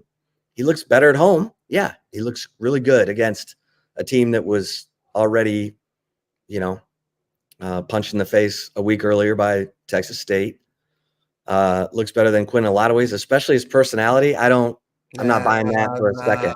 Quinn has a different personality, but his teammates love him. Like they will go to war for Quinn. So will Arch. Arch will go to war for Quinn. Like Quinn has taken Arch under his wing. Every time he studies, he brings Arch with him. It's not like Quinn's like going off by himself and not sharing any secrets. Quinn has been totally open, and that's credit to Sark. Sark says, you all need to work together. Your roommates, in the hotel the night before games, they flew with each other to the Manning Pass Academy. Let's not make stuff up here. Let's not create division, because this is a quarterback controversy on opposing teams' message boards. At Texas, it is the best quarterback room in the country. And Steve Sarkisian will make the decision based on experience and performance execution. That's it. Yeah, I love what Quad's doing right here, because this is number one stuff. This is what you get when you're number one. You get folks being messy. Any way to mess it up. The rhythm that Texas has going right now, the confidence, the locker room, the camaraderie, all the positive things going on right now. How do we disrupt that? Cause this controversial, not even there quarterback narrative. That's what's going to happen. It has to happen. Like that's what we got now. Now you see, I saw Arch Manning. There was like a list of top 10 on best quarterback rating this week. Arch was at the bottom, but you know who was on the cover of that graphic, Chip? Arch Manning. All the quarterbacks that play better than him this week, according to like Pro Football Focus type ratings, Arch was still the cover boy on that graphic. And so it's just, that's not surprising at all. And I'm with you. There's nothing there. What was interesting that I know people are going to flip into something negative is when they showed Quinn Ewers on the sideline after he came back out and he had his street clothes on. That looked like a disgruntled Quinn Ewers, but it looked like he was disgruntled because he was freaking hurt. No, he's not going to go dap up everybody and get in all this touchdown situation. Don't touch me. I'm hurt. Don't touch my hand because that's a little banged up. Don't touch the abs or nothing. I can't even laugh because it hurts. Have we had injuries in that area? You breathe. It's uncomfortable. So Quinn Ewers was just trying to be as even kill as possible so he wasn't caused any more pain. I see people on social media talking about, oh, Quinn's a bad teammate. He's not going to congratulate anybody. He doesn't look excited to Arch success because he's dealing out there. Cut that out, bro. Cut that out. That's not a thing. Like the dude was disgruntled because he was in pain. That's what it was. So and Chris Bennett, because I've had people say to me, "Oh, this is another Sims Applewhite." I'm like, y'all are crazy. Here's the thing. Let me give you a quick recap of Sims Applewhite. Applewhite was the co-offensive conference player of the year when they signed Chris Sims. But Mac Brown thought Chris Sims is what they play with in the NFL, not Opie, who was the sixth string quarterback under John Malkovich and elevated to the starting role. And Major resented the whole situation, as he probably should have, because he lost his job. Mac started, made him co-starters. Chris hadn't really done anything. Mac totally butchered that situation. The reason this is different is Steve Sarkisian runs that quarterback room with clarity, transparency, and says it's about experience and performance execution. If the guy with experience is executing at a high level, I need that experience for this football team. And Arch Manning's probably going to win the Heisman next year. Think about that. Like, he could win the Heisman next year. If Quinn goes to the pros, Arch is going to enter as the Heisman favorite. And if he keeps playing like this in year 3, he's probably going to win the Heisman. But Steve Sarkisian knows what he gets out of Quinn Ewers, and he's got to come back from the injury. He's got to execute and practice. The thing about Quinn, when he was down in year 1, 2022, he goes down, Hudson Card plays, they lose to Tech, they beat UTSA, they beat West Virginia. Quinn comes back against OU, throws 4 touchdowns, they win 49-0. Now, Davis Bevel was the quarterback, OU was terrible. Last year, Quinn goes out for BYU K-State. Malik Murphy turns it over 4 times, 2 times in each game. Quinn comes back, and it's all good. Like, Quinn Ewers, the one thing I've said about Quinn is the guy doesn't respond to the noise. And if you believe him about his faith and that he's not out to impress you, me, Quad Standard Labs, he's only trying to impress JC, and that's what makes him clear-minded, then that says a lot, because Quinn Ewers doesn't get caught up in the hype. He's not reading his Instagram mentions and all the haters and all that. So anyway, let's get to some of the other performances in this game as well, because it seemed like everybody got a touchdown pass. DeAndre Moore got in, Jonte Cook, Ryan Wingo. Now, I pay attention when Sark starts loving on the freshman, because he started loving on Xavier Worthy almost immediately, as he should have. But Ryan Wingo, the fact that he keeps mentioning that Ryan Wingo's made an explosive play in each game, and that's not really typical of anyone, especially a freshman. Yeah, man. Ryan Wingo, he different. Real different. Him and Arch, that's going to be a combination for years to come, man. We saw a snippet of that on Saturday. Arch's touchdown pass, which, shout out to Arch. He might hold on to the ball a little longer than you would like, but he's not afraid to stand in that pocket and take shots. Oh, he took a shot on that. He took a shot. And that says a lot about, a young guy with not much experience being out there. Because, again, usually with that athleticism, guys tend to run when that pressure is coming. They don't want to sit in that pocket, because things could break down. And they have that quarterback ticker in the back of their mind that someone's coming. Arch, it might be too long. They're going to have to tighten that up, AJ Milwee and Steve Sarkisian. But, yeah, Ryan Wingo, he's here. He's here.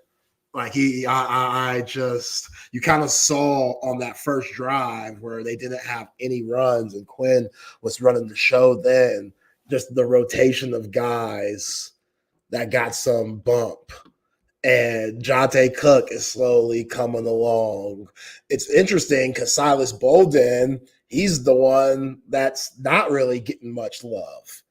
And that was the guy that we were so high on coming into the season. Like, yeah, they have that 6-man rotation, but It's a fact right now. Silas Bolden is number 6. He's number 6. And being number 6, it ain't that bad, but also just you're number 6 on the total poll, where Isaiah Bond and Matthew Golden are like 1A, 1B. And it seems like Ryan Wingo might be that number 3, and DeAndre Moore and Jonte are 4 and 5. And Silas Bolden's 6. Like, he's still putting in work. He needs to improve his punt game work. You know, his punt game catching. I think he doesn't fair catch enough. And that one that Amari Niblack got called for the push, where we thought it was what was Amari Niblack thinking? I don't know what he was thinking. I think Amari Niblack is still settling in. I think he thought it was going to be easy, and he's getting coached hard, and he'll play when he's ready. But it ain't this year. Gunnar Helm, sorry, that's Gunnar his spot. Helm.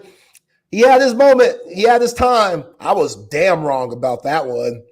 The video game lets you know, too, who's the man. It was Amari Niblack. Everybody's like, okay, what's going on? They better update that, because Gunnar Helm's that dude. He's way better, way more experienced, knows exactly what Jeff Banks and Sark need from him. Is that security blanket. It went crazy week 2 against Michigan with the 98 yards and the 1 touchdown. So Amari Niblack, yeah, he only touching the field for special teams purposes at this point. But I love Ryan Wingo. Like, the one that he caught the contested catch where Arch rolling to his left, fling that thing like 50 yards down the field on the move, which is ridiculous. It's ridiculous, man, the strength that you have to have. Like, I don't have that same feeling. That's one thing that Quad would probably appreciate me saying right now. When Quinn's back there and Quinn gets hit, I am kind of on the edge of my seat, because I know that history. Arch, on the other hand, 225, 6'4", knowing them genetics, other than Peyton's big-ass head with a neck injury after 15 years deep, them Mannings didn't get hurt very often. They were some Ironman dudes. You knew they were going to be there on Sunday. So Arch got them genes, bruh.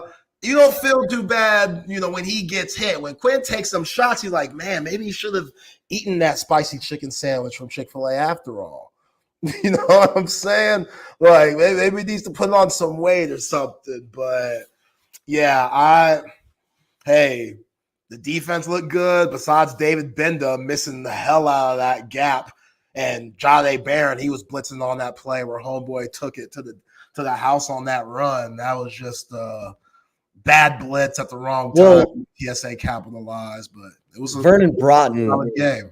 As good as he's been, he kind of got wide out of that gap where that touchdown run broke, and Benda was kind of left to try to clean it up. I don't know what. I think Broughton thought it was going to be a pass, and so he immediately went into pass rush mode and went outside of his blocker instead of just long arming him until he knew it was a pass. But either way, they were upset about that because they're trying to pitch shutouts. They don't need to be giving up 53-yard touchdown runs, when the game's out of hand. They looked upset. Yeah. They fly to the ball, man. And they're so deep. I love the young guys getting that bump. I mean, we talked about the lack of sacks these first 2 weeks. And the fact that all these up-and-coming guys got sacks, Colton Vasek, Leonga Lafau, Colin Simmons, that has to make Pete Kwiatkowski proud and happy that those young guys are getting in the mix and are getting better and are getting a lot of experience out there and producing when their name's called. Colin Simmons, I said this on Twitter, Chip, that dude might be the number 1 pick of the 2027 draft. No BS here. No bias here. Different. His movement, his body, his bend. His get off. His get off? His get off is illegal in 6 states. Like, that dude is ridiculous. He is blessed with explosion out of his stance. I mean, he's on you so quick and he's so low.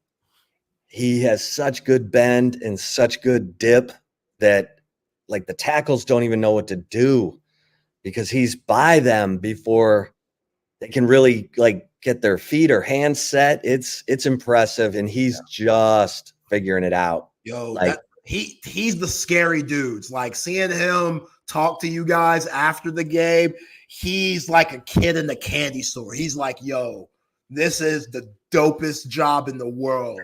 Being a student athlete at the University of Texas and playing football at this level, I can't believe I'm this good. I want to just get better. I want to do whatever it takes to be the greatest. Like he has that written all over his face. Like he looks just so happy and just like, yo, I got a lot more work to do. He goes on Twitter after the game and be like, yo, I missed a lot of stuff tonight that I got to clean up.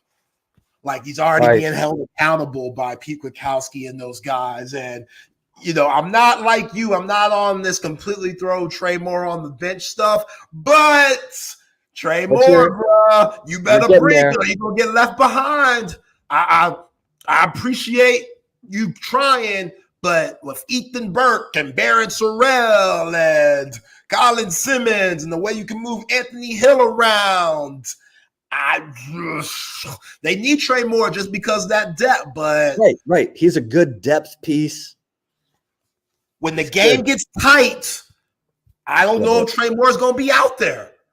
I don't know what's the point if the game gets tight when you got somebody like Colin Simmons, that motor. It's just, man. And Colin Simmons snaps are going up just like Texas's ranking. Like he's going boop, boop, boop. It was like 15, 21, 30. Okay. Yeah. All right, here's Colin Simmons. I got some bootleg audio for you. There we go. Bootleg, baby. Let's get it. All right. He's asked about his progression to college football. Colin Simmons. I'm just getting comfortable. I'm just getting started too. That's the crazy thing. I'm just now getting started, bro. The more comfortable I get on in college football is the best. Is the more that I just got a lot in me, dog. I got a lot in me, and yeah. Do you think building up from like being on the field, pass rush to now more and more regular standard downs has helped you? Honestly, yes. It honestly did. And it humbled me too. I can't just be a pass rusher. I gotta stop the run too. And being a versatile player is gonna make me be up there in the draft one day. Anthony. Oh yeah. That's what I'm talking about. Everybody should be. If you're a Texas fan, you should be rubbing your hands together. All those 11 jerseys out there, put some tape over some of those other names. Okay. All right. Relax. I bet not see no tape. I bet not see no tape over a Sam Ehlinger jersey and bootleg permanent marker on some Simmons. No, get you a fresh one, please. Okay, get you a fresh. Or maybe you could get a Velcro name tag. And just hell no. You got people going cheap, man. CDC be like, what's the matter with you? No, we're trying to sell these jerseys. Yeah, we want all that money. Hell no. Colin Simmons is, I'm telling you right now, he's on pace for 8 sacks. I bet he gets 10. Yo. I bet he either ties or breaks Tony Bracken's freshman sack record, which I've told you on this show repeatedly. Tony Bracken's the best I've ever seen as a freshman. Aaron Humphrey was amazing. We need to get Aaron Humphrey on the show. Aaron Humphrey is the only player in the last 30 years to have back-to-back double-digit sack seasons. And Colin Simmons looks like he's got that. He's coming for it. He's coming for him, man. But I like how he's talking about the NFL. That's okay. Oh, yeah. Like I get the, live where your feet are. That's definitely live in the moment. Embrace it. I get that. But also, we know what it is. Let's not beat around the bush any. When you're blessed with that kind of explosion out of your stance, that kind of ball get off. Oh, what am I doing? This is the best quote of the whole thing. Okay, so I asked him, I ask him, how do you describe your ball get off? You're going to love this. How do you describe your ball get off? Like no other. I heard you say last week to somebody. I mean, come on, man. What did he say? He said, I said, how would you describe your ball get off? And he said, like no other. Yeah. I mean, come on, man. Got some swagger, man. Got some confidence. I mean, I get it. Look, you have an opportunity to potentially change your whole family's life. You go to college for that, to change your life, to get a good job. You know, that's so what's, I don't, you know, that's what you do. That's what all these other students are doing at UT. You just happen to play a sport, and that might be your path. But you also, after you get your degree, you'll have something to fall back on, hopefully. So I appreciate him talking about, the NFL one day. I think that's healthy. I think that's big for a recruiting, because if I hear that, I'm one of the top edge rushers that's in the 2028 class or something that Texas just, hit me up. I hear that. They're like, oh, their coaches allow their players to talk like that? It's not just about straight the team? I like that. Say what you want about John Calipari's crazy ass. Those dudes, they love him. Why? Because he was talking about the league. Yeah, come to Kentucky, now Arkansas. We're trying to get you to the league. But if you listen to me, we could be a good team, and you could also go to the league. That's a thing. That's a thing. You could do both, coaches. You could do both. And I think Steve Sarkisian and crew do a hell of a job of letting these guys know, like, hey, we should have double-digit draft picks every single season. Yeah. I mean, this is and they talked about it today, the players. They said they're just out there trying to outdo each other. Like they're trying to make sure that they are the alphas of their position group. Like David Benda said, I'm competing with Ant Hill. Ant Hill's competing with me. And we're racing each other to the ball. The safeties. What did Michael Taft say last week? Andrew Makuba has made me better. Because I know I gotta keep making plays, or he's gonna get my snaps. So when you have that, and look, you could put Texas's second team on the field, and they might be able to win the ACC. Yeah, facts. Like, I'm not trying to be a dick, but they might be able to win the ACC. If Arch Manning is your quarterback and you got that offensive line, I'm not kidding. Mike Norvell, y'all are bugging in Tallahassee, bruh. Ain't no way Memphis should come in there and beat y'all 0-3 to start the year. I mean, what? I don't mean to say this like it's going to sound, but Texas is almost number one by default because the teams at the top have not looked impressive. Like Georgia, what are you doing? What are you doing? You're messing around against a Kentucky team with not much offense, and you're fighting for your life? Fighting for your life, gasping for air. Now, that was the Kentucky defense I was talking about. That's why I said Kentucky is a threat to beat Texas if Texas isn't paying attention. But Kentucky's offense has not been good. Yo, Vandergrift was scrambling that thing. Yeah, multiple first downs on his legs, man. I mean, Georgia's offense hasn't been like Sark and Kyle Flood. They say we want to have the most explosive offense in the country. Okay, you in Tennessee right now, maybe Miller Moss at USC, we'll see. But let's see what Tennessee does against that OU defense, because that OU defense is legit. And I got people telling me because I've already said I'm taking Tennessee. I'm laying the points, 7.5.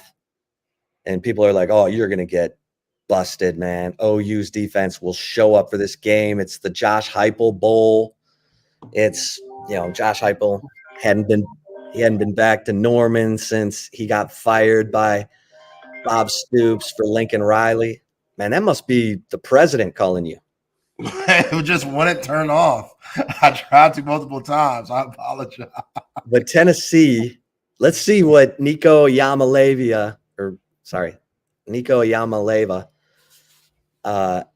let's see what he does with Brew McCoy and that receiver core against OU, because that's going to be the film that Sark looks at and says, okay, here's they finally faced a real offense. Let's see how Josh Heupel chose to attack them. And then let's see what we need to do to attack them, because I am not sold on OU's offense at all. Like Jackson Arnold, it looks to me like Seth Luttrell's having trouble running Jeff Lebby's offense. Yeah. And on third down, Seth Luttrell's going to default to what he thinks. I don't know. It looks disjointed. And their receivers are hurt. Jaleel Farouk is out. Andrell Anthony's out. They don't have a running back that scares you. They don't have a tight end that, Yeah, I mean, Orlando, I'm with you. Tennessee's defense is the reason they're so freaking scary. Tennessee's defense is throttling people. Like, they demoralized NC State. They're scoring touchdowns. Like, James Pierce is the number one player in college football, according to that ESPN Top 100. That dude, and he hasn't really done anything yet. It's the other guys. He's kind of chilling. Yeah, watching that Oklahoma game.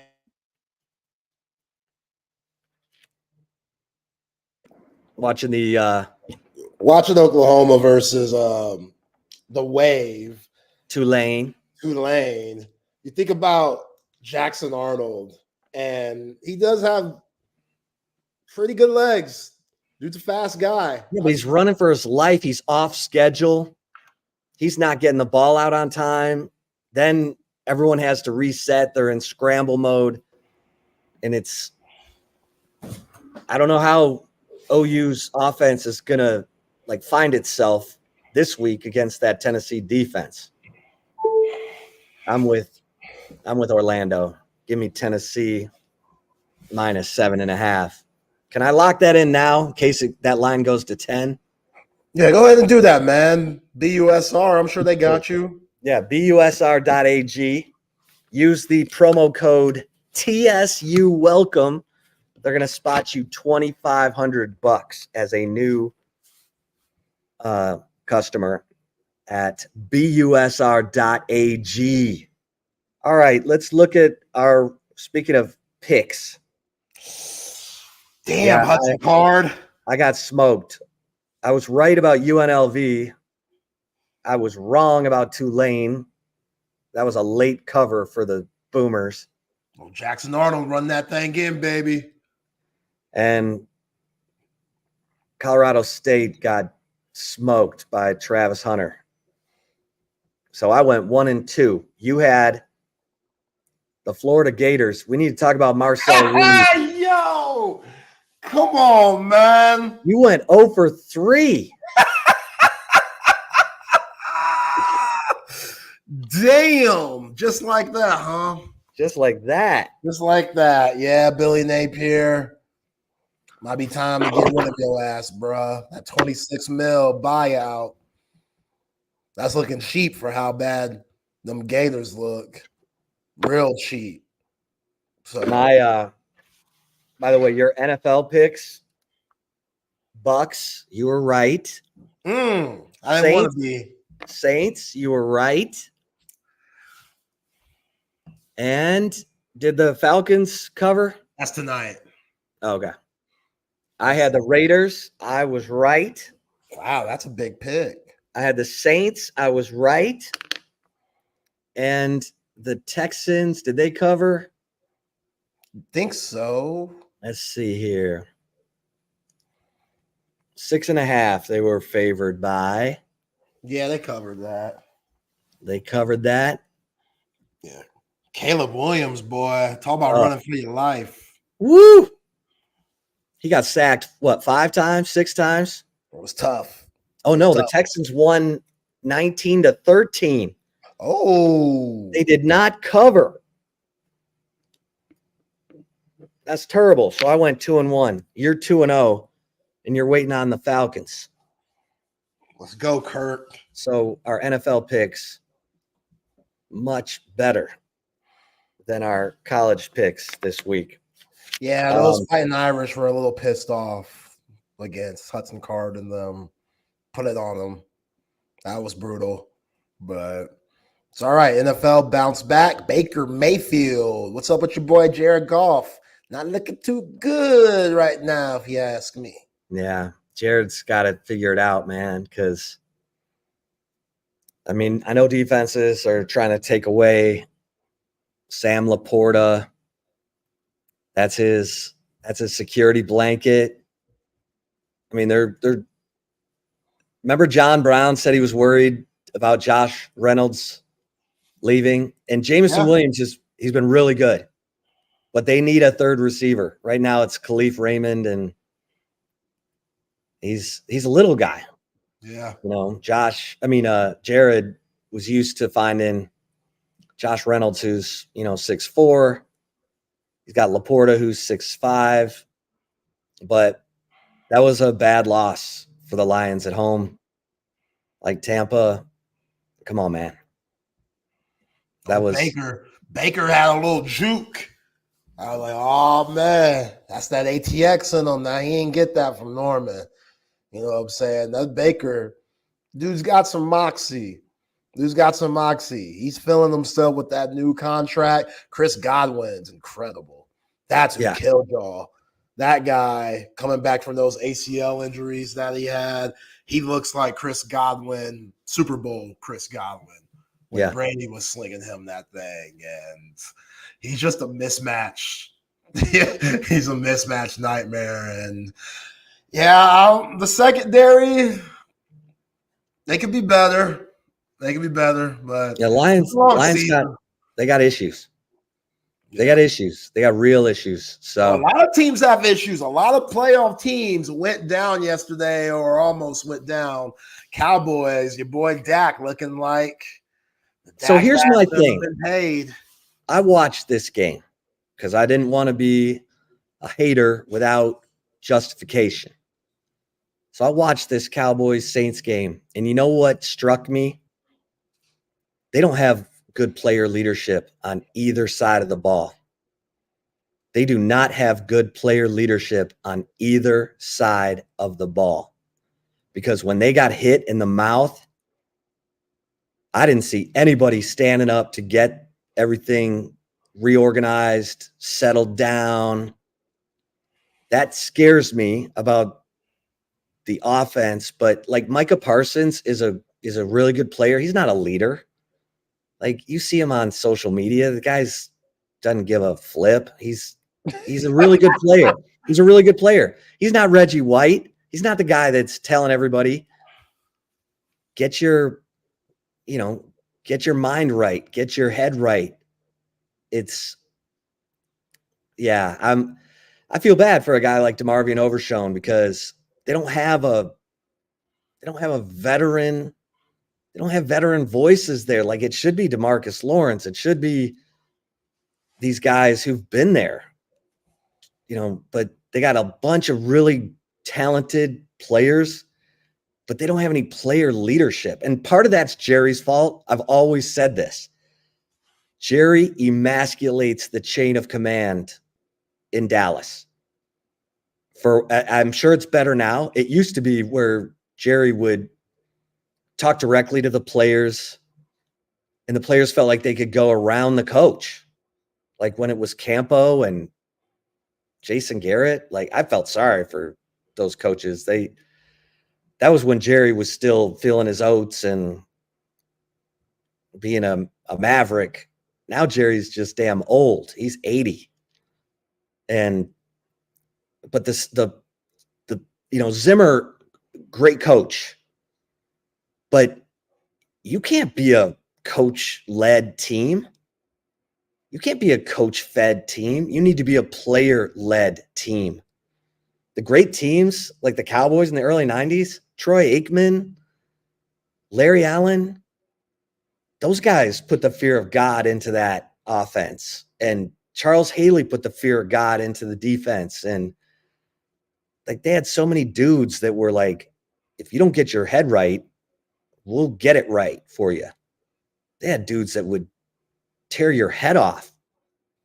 Freaking, Leon Lett. Leon Lett was a monster. And he learned from Charles Haley.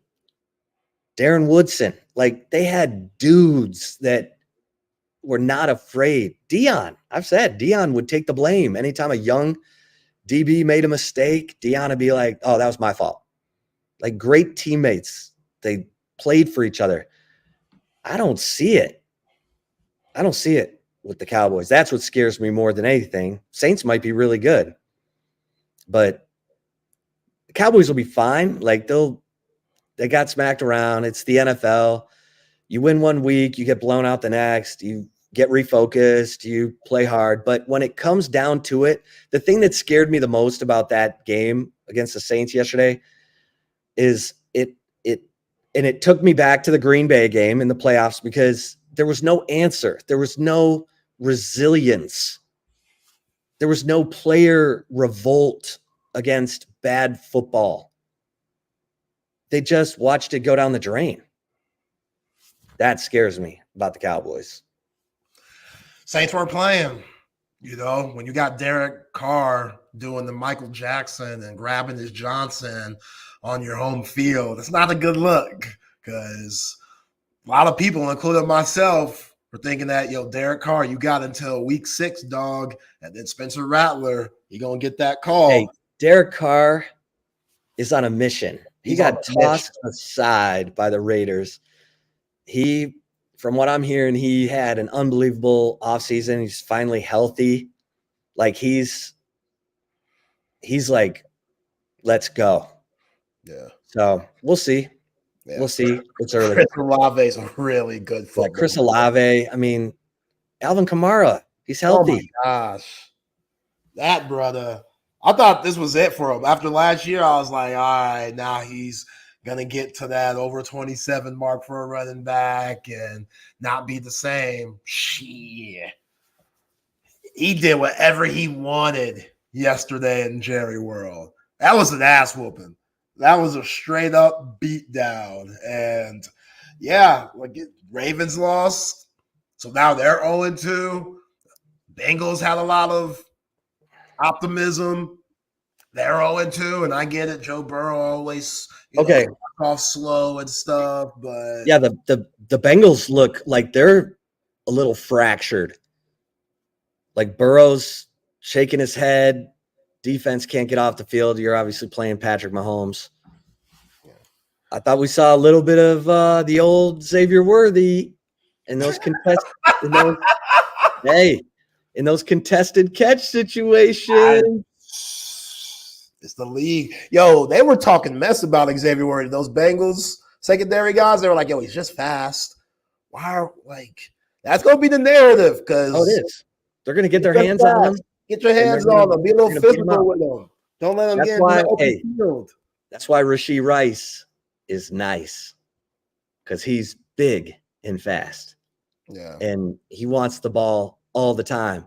Xavier Worthy on some of those contested catch situations looked like he wanted no part of the DB on him.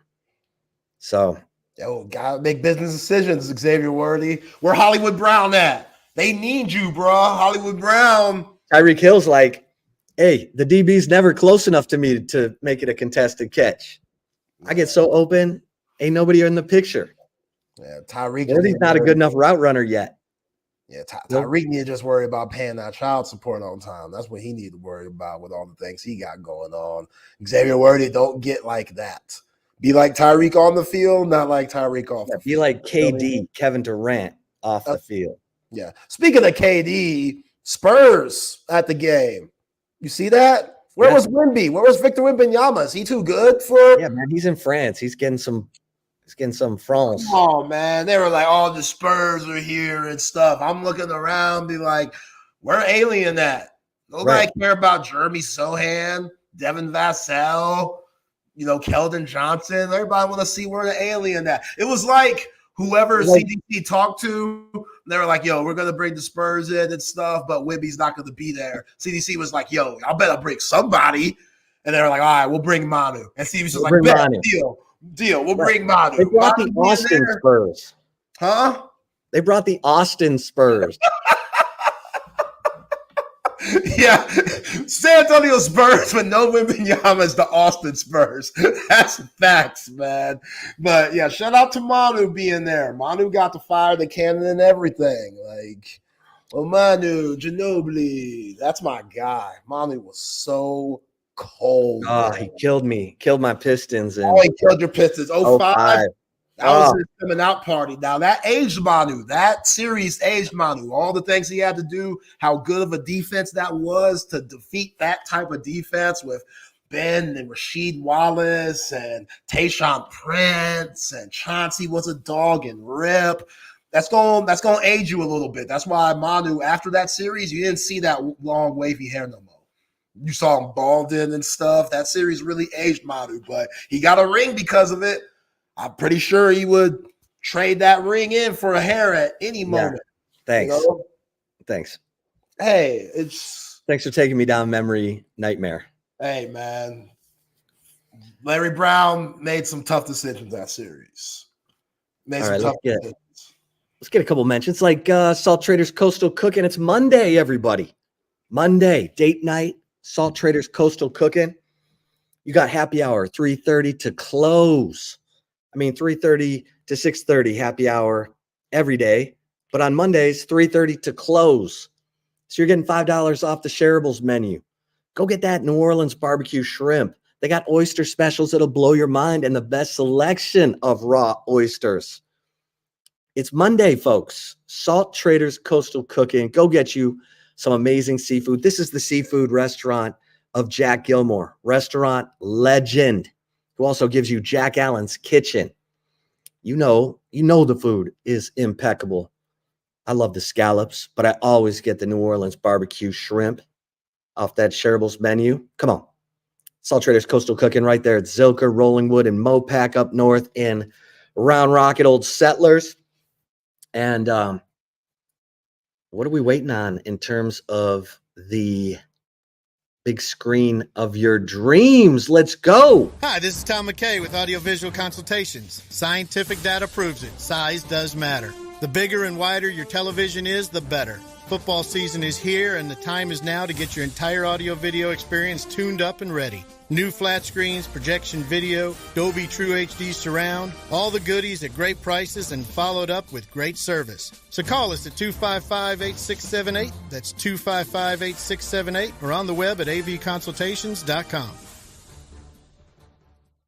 All right, we love Circa Resorts and Casino, the Stadium Swim, and you can still get out to Vegas and get in on their Circa Millions. Biggest pro football contests in Vegas are back. Circa Survivor and Circa Million are now up to a record $16 million in guaranteed prizes. 2 ways to win and no rake. Circa Survivor contestants select one team each week with no point spread. Last the longest to win it all with $10 million guaranteed. In Circa Million, make 5 picks against the spread each week for your share of $6 million guaranteed through quarterly and full season payouts. Enter in Nevada. Play from anywhere. Visit circasports.com for details.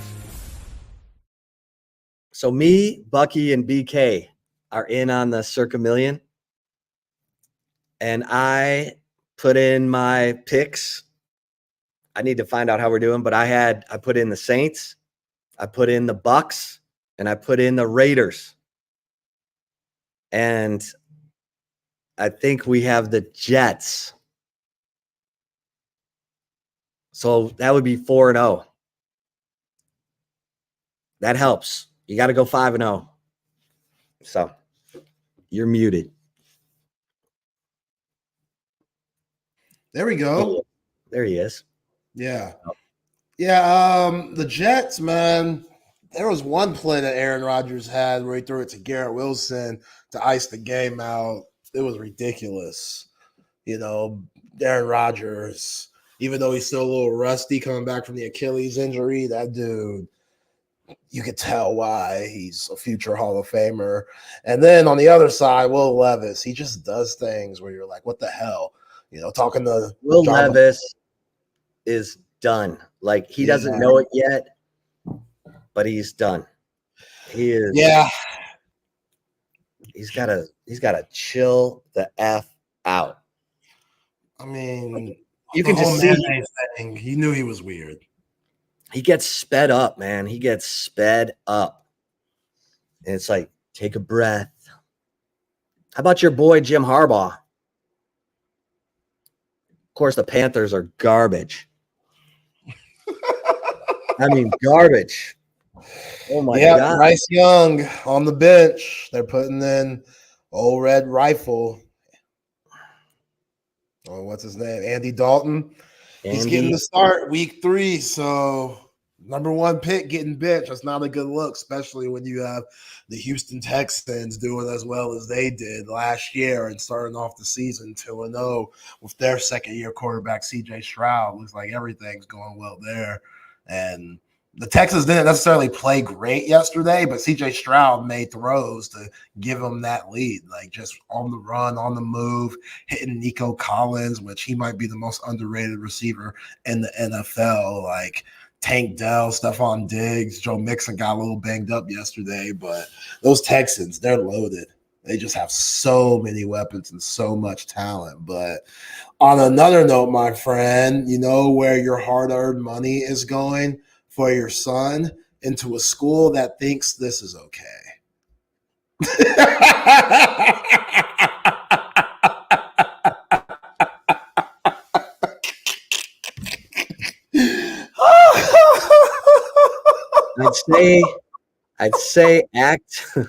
I'd say act like you've been there before, but they haven't. Although they did get an invitation to this whatever house party they're going to call the Pac-12 with Boise and CSU and yeah.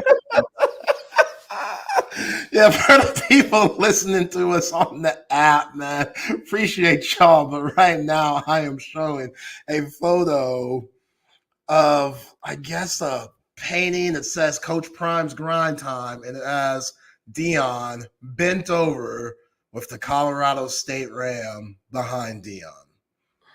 And yeah, it didn't happen though. It didn't happen like that. Did not happen like that. It didn't happen like that. So yeah, shout out to Colorado Buffalo. Oh, Travis Hunter, that dude's an absolute star. Oh. He did everything except sell Gatorade and popcorn Saturday night. Like, I just don't want him to wear down, man. I want him to play all 12 games. I don't know how you last that long playing as many snaps on both sides that he does, but right, like coming out of high school, it sounds great. I'm going to play both ways. And then you're like, why am I doing this? Like, ask Roshan Johnson, who got punched in the face yesterday, and they didn't call a flag. Yo, what was that? Like, that dude, Akbar or whatever, from the Texans was out of control. He drugged someone out of bounds, and then he got up and punched Roshan Johnson in the face. He should have been ejected, and he wasn't. And Roshan, good for him, he didn't retaliate. He was just like, hey, yo, someone want to throw the laundry here. Yeah, that was rough. Nah, Roshan Johnson, you take that lick, bro. We're already losing. I'm fighting. It's okay. If Roshan Johnson, with him being like a second string back, we're fighting. Sorry, y'all don't need me that bad. We're already losing. We can't move the ball anyway. This fool just disrespected me. Roshan, I get it. You're a class act, grade A person. Okay, did you watch the game? Because I think DJ Moore can't stand Caleb Williams. Like, can't stand's that's a little much. Or something. He's very emotional. DJ Moore is very emotional. He doesn't hide his emotions well at all. He needs to clean that up. If I'm his PR team or whatever, whoever does or are involved in that for the Chicago Bears, they need to let him know, dude, chill. Like, chill. I get it. You're a competitor, but you can't look this disgruntled in week 2. Took off his helmet on the field. It's a work in progress, man. Yeah. But he was like that with Justin Fields last year, too. Yeah. He's tired of it. He's annoyed with it because he knows he's there for a while. He knows he just took that big contract, so DJ Moore is there for a minute. Right. So he's kind of impatient. You know what I'm saying? And again, when you're working with a new quarterback, everybody has to get acclimated to one another because the game is so fast. Caleb Williams, he'll hold on to that ball too long. He'll run backwards trying to make something happen, and he'll just lose a ton of yards to where he puts you in horrible situations on 2nd and 3rd down. Those things, you got to get rid of them. But I know what they're saying. They're saying, yo, we're a work in progress. We're trying to figure this out. Rome wasn't built in one day type stuff. Where DJ Moore's over here like, brah, I want to go to the playoffs. I want to play some big-time football. And, hey, that's what happens. Jamar Chase lost his rabbit-ass mind on Sunday against the Chiefs. Oh, yeah. Got them a flag. It's like, dude, what are you doing? Why are you so angry? I get it. You're playing against the Chiefs. Y'all don't like them. They don't like y'all. I understand that, but you got to be smart. That was a hell of a game. He didn't need to be acting that way in a back and forth game like that. I was like, what are you doing, dude? Yeah. Like, what are you doing? Let me tell you something about my Raiders. Stop. Come on. They're not your Raiders. Max Crosby. I love that dude. You know what? Player leadership. Max Crosby. Max Crosby. He will not let that Raiders organization flounder, even with Gardner Minshew at quarterback. Gardner Minshew threw that pick. Max Crosby went up to him and like grabbed him and was like, yo, you're good. Yeah. You're good. And had a little pep talk with them. They dapped each other up and they went on and won that game. So, yeah, you're right. Leadership matters. 4 tackles for loss, 2 sacks against Lamar, one of the hardest to sack guys in the league. And he's always they always run plays away from him, and he runs them down on the other side of the field. I love watching Max Crosby play because that guy literally refuses to lose. And the Raiders are going to make the playoffs. I'm just telling you right now. With Gardner. I don't know what they were thinking letting go of Josh Jacobs either, because good God, they got Zamir White and Alexander Madison running the ball, and their rushing offense is garbage. So maybe they won't make the playoffs. But Brock Bowers, yeah, he's good, man. 9 He's catches, good already. 98 yards. Devontae's getting the pill finally from Gardner. 9 catches, 117 yards, touchdown. Watch out for the Raiders, man, because they're coming. And Jatavian Sanders, career high, 2 catches for 8 yards yesterday. Yep. Lost the locker room. That's what they say, Joe. They say, oh, Bryce lost the locker room. Not a good look. It's hard to be a leader. It's hard to be a leader when you're looking up at everybody. It's tough. I'm looking down at someone like, yo, you try to tell me what's up? Little man, shrimp, shawty, you try to tell me what's up? That's why Kyler's so nuts. Which Kyler looked good yesterday. Kyler's looked all right these first 2 weeks. You know what I'm saying? Kyler finding my guy, Elijah Higgins, Bowie alum. Southside, ATS, ride or die, Bowie Bulldogs, Earth. You know, shout out to Elijah. But, yeah, man, those little dudes, Bryce Young, he too nice. He too nice, man. And he's Sometimes a good you gotta get player. pissed Like, off. I hate it when these quarterbacks go to franchises that are totally in disarray, dysfunctional. Like Bryce Young got there when the Panthers were at their most dysfunctional. They've had coaching changes. Like Bryce Young needs to get out. He needs to go be a backup somewhere and start over. Damn, you're already calling them a backup? Well, he needs to get out of Carolina. That place is toxic. Like, he needs to go. The Raiders should go pick him up and make him the backup to Minshew. And then when Minshew inevitably gets hurt, Bryce will take over and it'll be better. But look at that. Cam Newton got to a Super Bowl. Yeah, but that was when they were under that other owner, not this guy. Yeah. He's been awful. Like Matt Rule got out of there. Matt Rule's like, I'm out of here. This is mess. And now Matt Rule's getting it going in Nebraska. Watch out. Yo, he has to do something about his quarterback, though. Look. You're not buying Raiola? No, he's such a fraud. He's a good player. I'll give him that. This whole Patrick Mahomes thing. Yeah, but everyone. I was one of the first ones to talk how creepy that is. And everybody was like, oh, Zay, that's his idol. It's okay. Like, why wouldn't you want to be like Patrick Mahomes? It's gone in a stalkerish way south. It's really weird. Like, he's doing this pregame routine, Chip. Like, when Patrick Mahomes, like, jumps up and puts his knees to his chest and then hollers, Raiola is doing that. And, like, he's doing that to the fans in Lincoln. And then he's not even admitting it. He's saying that, I like him, but I'm not trying to be exactly like him, dude. Yes, you are. Yes, you are. And Patrick Mahomes is such a good sport. He's like, yo, that's Cuzzo. That's my guy. I appreciate that. He was like, bro, he's low-key a stalker. Patrick Mahomes has way too much going on with his drunk-ass daddy and his crazy-ass brother to have a stalker in his life. Like, that's just, it's weird. Damn. It's weird. It's really You're weird. accusing Dylan Raiola of being a stalker. He's doing too much.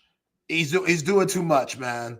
Like, even Kobe had his own identity. We knew Kobe wanted to be like Mike, but even Kobe had his own identity. You know what I'm saying? Oh my God. This is just swagger jacking to the fullest.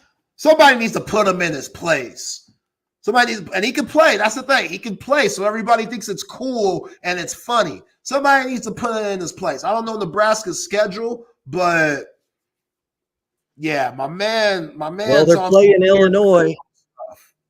They're playing Illinois this week on Friday night, 7:00 on Fox. I don't know what Fox is doing playing college football on Friday night. I think it's terrible. But what do you mean? That Kansas State Arizona's game was popping. Yeah, it was popping, but it's taken away from high school football. High school football? What do you mean? Used to compete on Friday night. That's high school football night. In Texas, yeah, nobody else cares about it. Us Texans, we get What's wrong with you? I'm just saying. They play high school football in Ohio and Pennsylvania and California and Florida. And nobody really cares. Nobody cares about it like that. Only Texans. Only Texas, because that's where the TV show was based. What's wrong with you?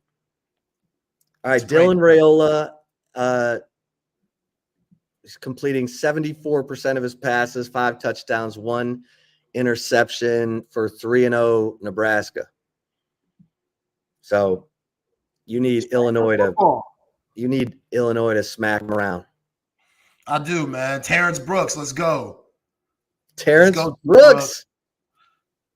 Terrence Brooks. Yeah. Okay.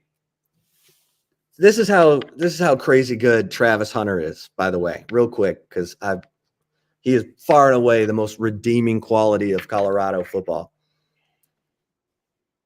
He played 123 of 138 plays Saturday against Colorado State. He had 13 catches for 100 yards, 2 touchdowns, an interception, 5 tackles, and a pass breakup. He was everywhere all at once. Travis Hunter. He should be up for the Heisman. He should be up for the Heisman. No, let's relax. You got to win games. You got to win games too. I'm not. Those dudes are going to be 6-6 at best. So what? What do you mean? So what? What you mean? What you mean? Mediocre play means Heisman now? Yeah, dude. Travis Hunter's doing his thing, but let's win some games. Let's win some games and then come holler at me. Because again, he's playing both sides. So why isn't he intercepting Dylan Raiola the weekend before?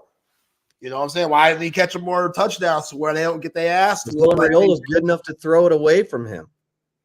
True. Look at this fool, man. Come on.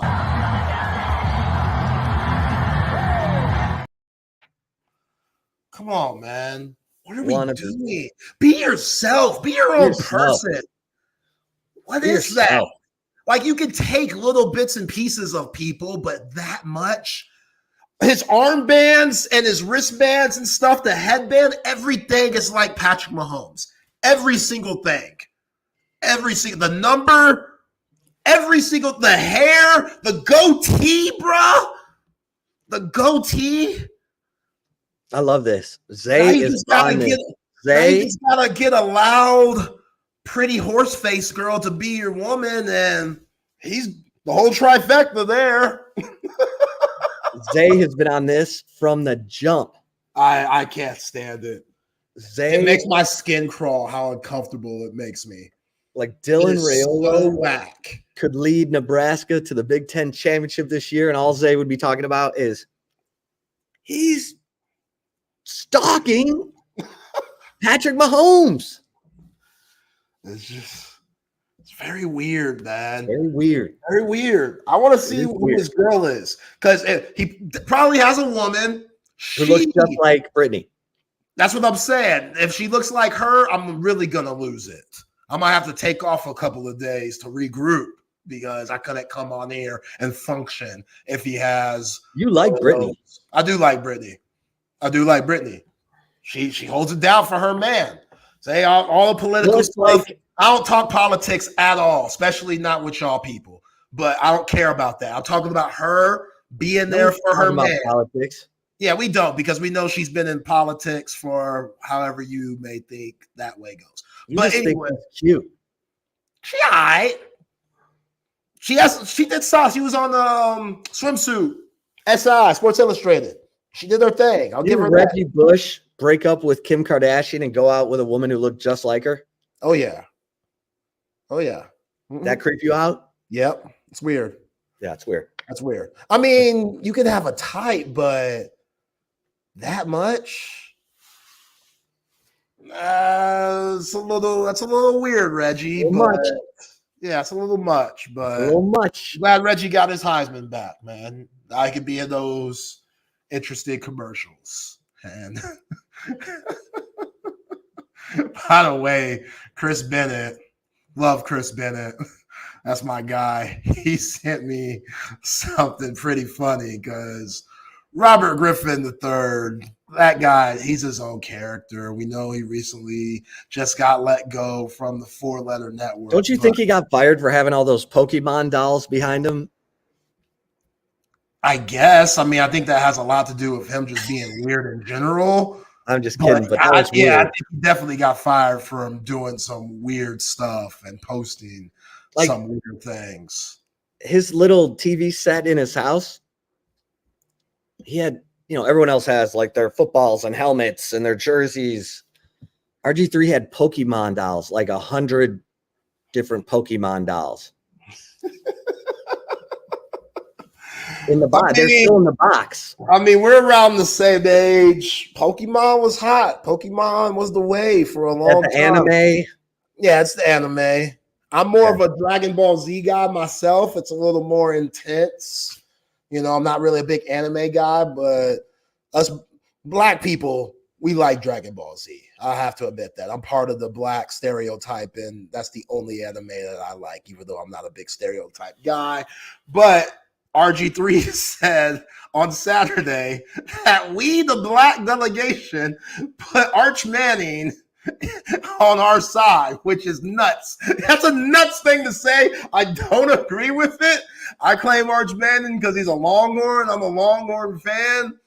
He's doing his own thing, but somebody came back out and was like, yo, the black delegation, Robert Griffin, with you looking like this, a Cuban brother looking like RG Ortiz at times. Be careful what you're talking about, bro. Which look, RG3's got some great hair. Clearly, it ain't edged up in this picture, but RG3's got that real good African roots hair. I feel him. That's tough to get. You see me? I'm rocking some nappy stuff right now. Haircuts are expensive. In a month or so, we're going to a wedding. I'm waiting till then to spend my $50. But Robert, man, the whole black delegation, as part of the black delegation, Arch, he can stay where he's at. He's a good player. I'm glad you're trying to be funny. You're my guy. Hope you're doing well. But yeah, man, that's Arch Manning had people going crazy on Saturday. Crazy. Arch was asked about turning around and looking at that defender, and he's like, "Oh, I was just looking to make sure I wasn't getting caught. That's not who I am." I think he might have looked back to see if he was getting caught the first time, but the second time he looked back, he was thinking about throwing up those Tyreek Hill deuces. You know what I mean? Yeah. Let him know. Let him know, Arch. No, you got that speed. You got that Arch speed. Hey, you got that speed from Grandpops. You know, Grandpops and the family, very classy family. So, you know, anything that shows showboating, they probably won't like it. You got to do it real slick. You know, the look back. Nah, that ain't who I am. Okay, you a dog. That's who you are. Ain't no wrong with being the dog. Him and Trey Wisner got that little smell, thumbs down. I don't know what they're doing. These kids nowadays, I feel like I'm so out the loop when it comes to these celebrations and stuff. But Chip and Sean. There's Cooper and Arch and Mom. And then read the definitely got his mom's speed or speed from mom. That's what the caption says. Cooper. Was she a track star or anything? Or we're just making the joke because Manny and Sark known to be unathletic? I think he's just cracking some jokes. Okay. You know what I'm saying? Yeah. How about my man Ethan Burke, though? His teammates said that he was like impersonating Bobby Boucher when he dove into the end zone. That's pretty good, right? Right? Hell yeah, that's good. Because can you find that? Can you find that clip of Ethan Burke? No, of Bobby Boucher. Probably not in the time that we have. Okay, maybe for tomorrow. But Ethan Burke, everyone says he's the funniest guy in the locker room. You know, kind of goofball funny, like Southern California funny, because he did kind of grow up in San Diego before his dad moved him here as the lacrosse coach at Westlake. And his thing is, let's get active. Let's get active. And then he catches that. He makes that great interception. Like, you know, that ball was on him like so fast. And he kind of tipped it, caught it. Then he runs. And then it looked like he tripped over the one when he fell into the end zone. Yeah. I'm just glad that kids are still watching Waterboy. I feel like all the players on this staff are 2000 babies. So that movie came out, what, 98? You know, with Adam Sandler and the Foz. Let's get active, Zay. Let's get active. I like it. I'm going to use that. I'm stealing it. Let's get active. Go ahead, do your thing. Yeah, go ahead. Yeah, Do your thing. You take that. I know that was a Chappelle show what RG3 was talking about, the joke from Chappelle show. Absolutely. It's funny because on that one, they were talking about every person who was mixed with something, you know, like Tiger Woods, people like that. Arch is full white to what maybe a little Cajun, maybe a little bit, but yeah. RG3 was just being a goofball like he is. Love him though. Central Texas native, legend. Yeah. I'm actually looking at Robert Griffin III's social media, and he got it right on Bryce Young. He said Bryce Young is further proof that building a stable environment for a young quarterback to grow and develop in is just as important as his talent, ownership, and initial coaching staff weren't on the same page. An organization should never draft a quarterback early that the head coach doesn't want. He can relate. Yep. And Vince Young, you know, Jeff Fisher never wanted Vince Young. Your boy Eric Mangini never wanted Colt. Right. It's dark, man. It's so dark. The politics in the NFL, like who knows how many careers just from politics things could have, just being petty, just not having the same mindset from the coach to the GM to the owner, etc. Everybody on a different page. And when someone gets their way, the head coach will be like, "Oh, I don't like it, so I'm going to show that I don't like it by not really helping like I could, not really being 100% all in like I should be, and do passive aggressive shit." Excuse my French. That could just completely set our team back years. Like, is it worth it? You know what I'm saying? Like, and after what CJ Stroud did against Georgia, I'm taking them number one. That's just me. Love Bryce Young. He would have been number two. But that size, the arm strength, Bryce Young being a good college player and thinking that it's just going to translate to the NFL, he's not Kyler. Like, watching some of the things that Kyler does. The Panthers are a mess. Bryce Young is in the same category as Colt McCoy, as insert quarterback here, Vince Young, where the head coach the organization was a disaster. Like, if Bryce Young had gone to a stable organization, I mean, look, Mac Jones made the Pro Bowl his rookie year with the Patriots, and then Bill Belichick lost his mind and made Matt, Pencil had the offensive coordinator after Patricia, after having him as the defensive coordinator. Totally screwed up Mac Jones. I mean, you got to be in an organization that knows what they're doing. I don't blame Bryce Young at all for anything. But I do blame whatever the hell was going on in Detroit with Jared Goff throwing the ball 55 times in regulation. Damn, he threw it 55 times yesterday?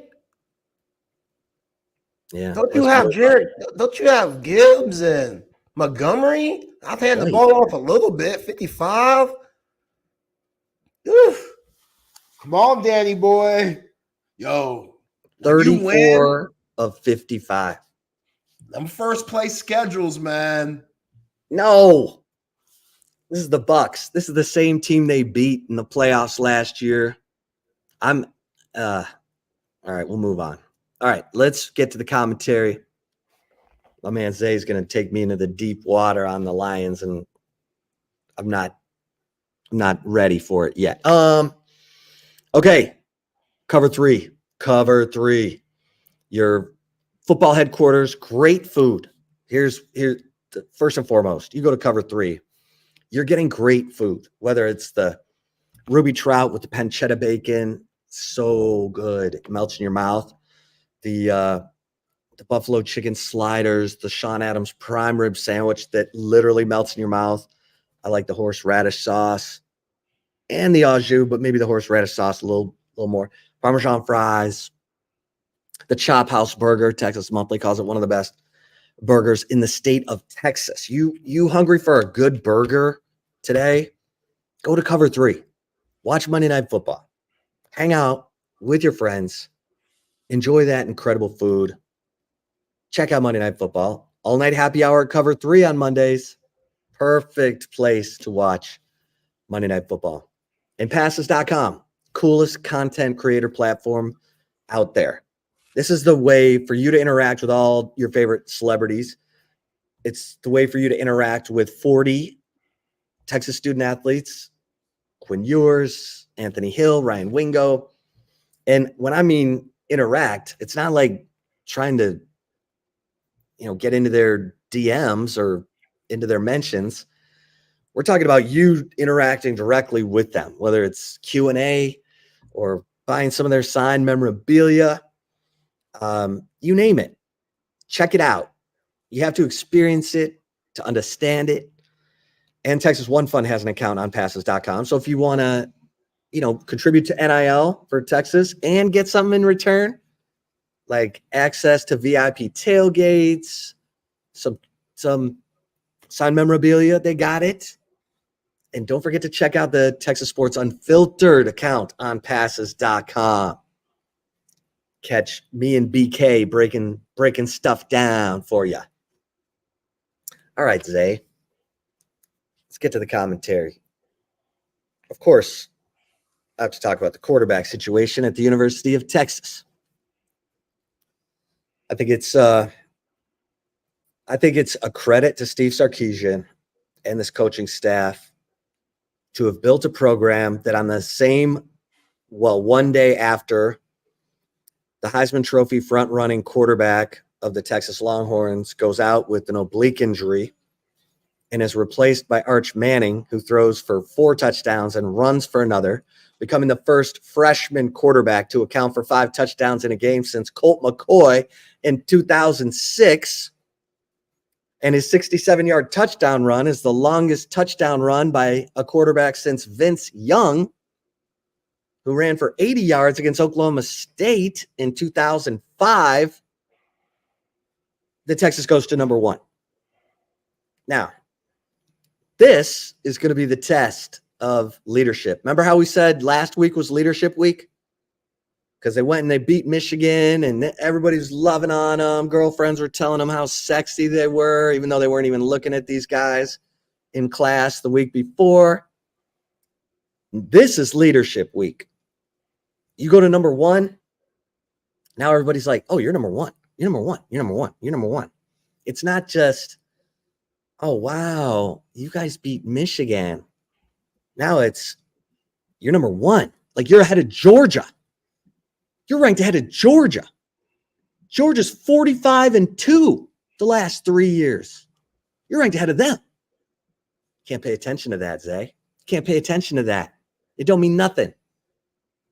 I mean, sure, your mom, your aunt, auntie, Uncle Joe, hopefully not your drunk uncle, Fred, calling you for betting advice. They're all going to call you and say, hey, that's pretty cool, man. You're number 1. You know what number 1 in week 4 gets you? Nothing. 0. So, you know what does get you to number 1 at the end? Playing this run defense you're playing, not letting teams average 4 yards a carry. 3 straight games. Texas has held teams under 4 yards per carry. It's not quite as good as Tennessee's, 2 yards per carry, but it's holding them down. Their opponents are averaging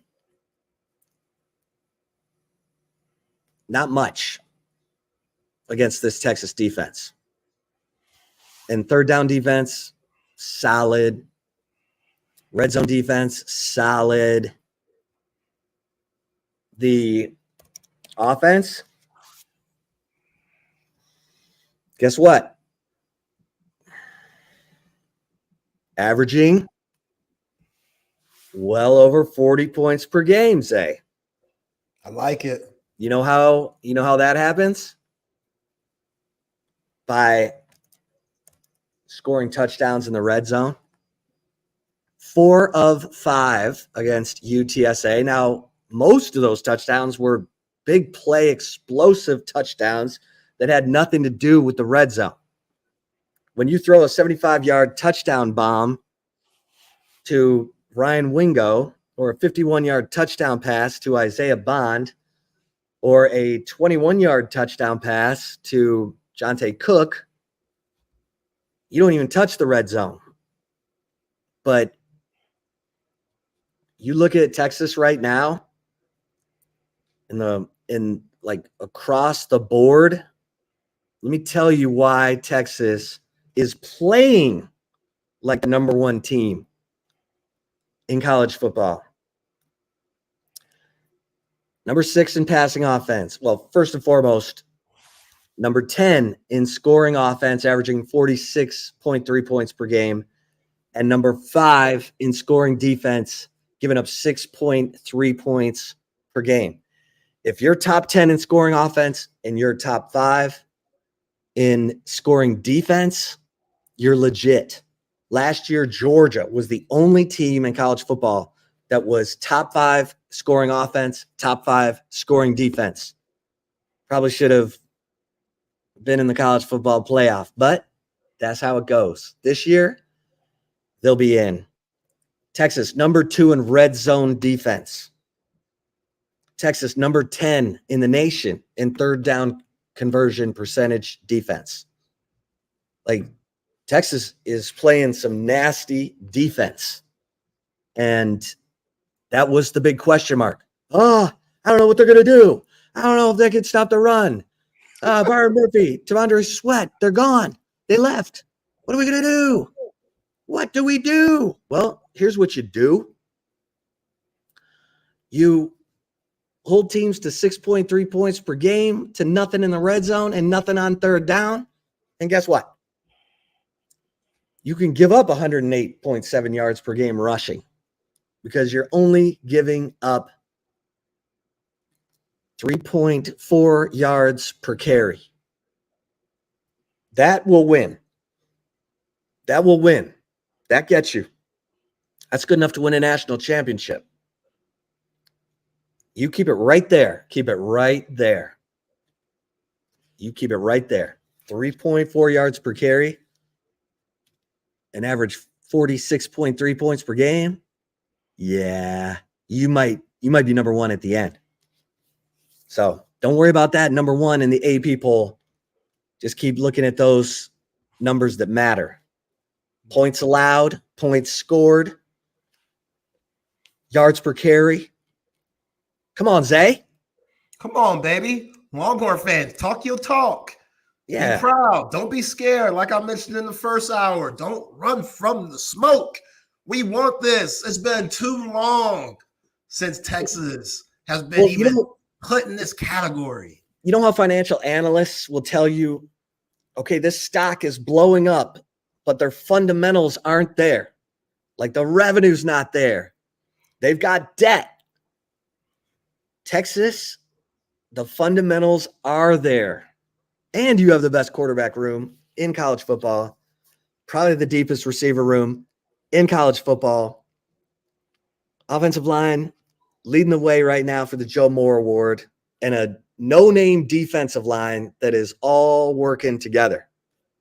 How about a little Ollie Pop? I don't have my Ollie Pop here at DKR, but for Jermaine Lolay, Bill Norton, in addition to Alfred Collins and Vernon Broughton, Tia Savea, because those guys are getting it done. So let's get to the right call.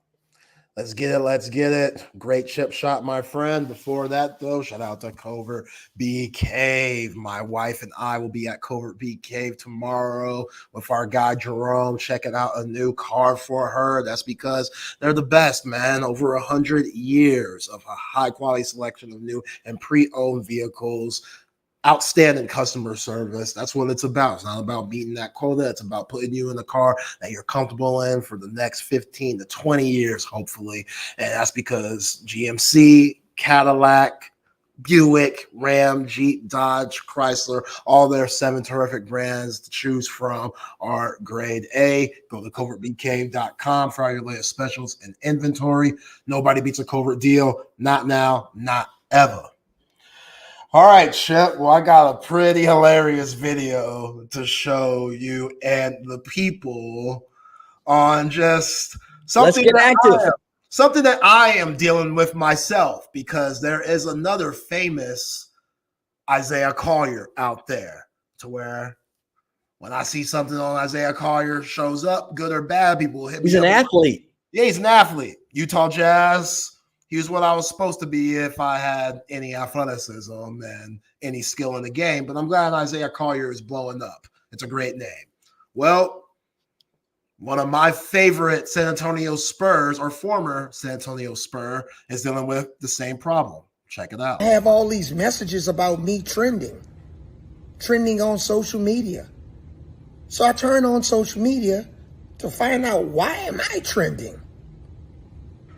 I type in my name, Avery Johnson, and I understand now why I'm trending. It's because of the Kansas State quarterback who put on a show last night against Arizona. Congratulations, Avery Johnson. Keep on doing great things. Next year, maybe you'll even be in the Heisman race. Keep going, Avery Johnson. Not Avery Johnson Jr., but Avery Johnson from the Kansas State Wildcats. That's Out, awesome. Avery. That's awesome. Isn't that awesome? Good for Avery Johnson to take a little time and make a TikTok video about why he's trending. Yo, That's funny. That's hilarious, man. One of the greatest voices you could ever hear. And All right, it's give me a little some. different now. Your Avery's pretty good. Let's go. Give me some. I mean, come Admiral. Come on, Admiral. What did you do? We trying to feed you, baby. We trying to feed you. Yo, Timmy, come here, Rook. Come here, Rook. I got you. Come on, man. I got you. Pop. I think we should run this. I think we should run this. Timmy's how we gotta keep giving them the ball, baby. Come on now. Come on, baby. Oh, that's so good. Little General, that's my man. God, he nice. was so underrated.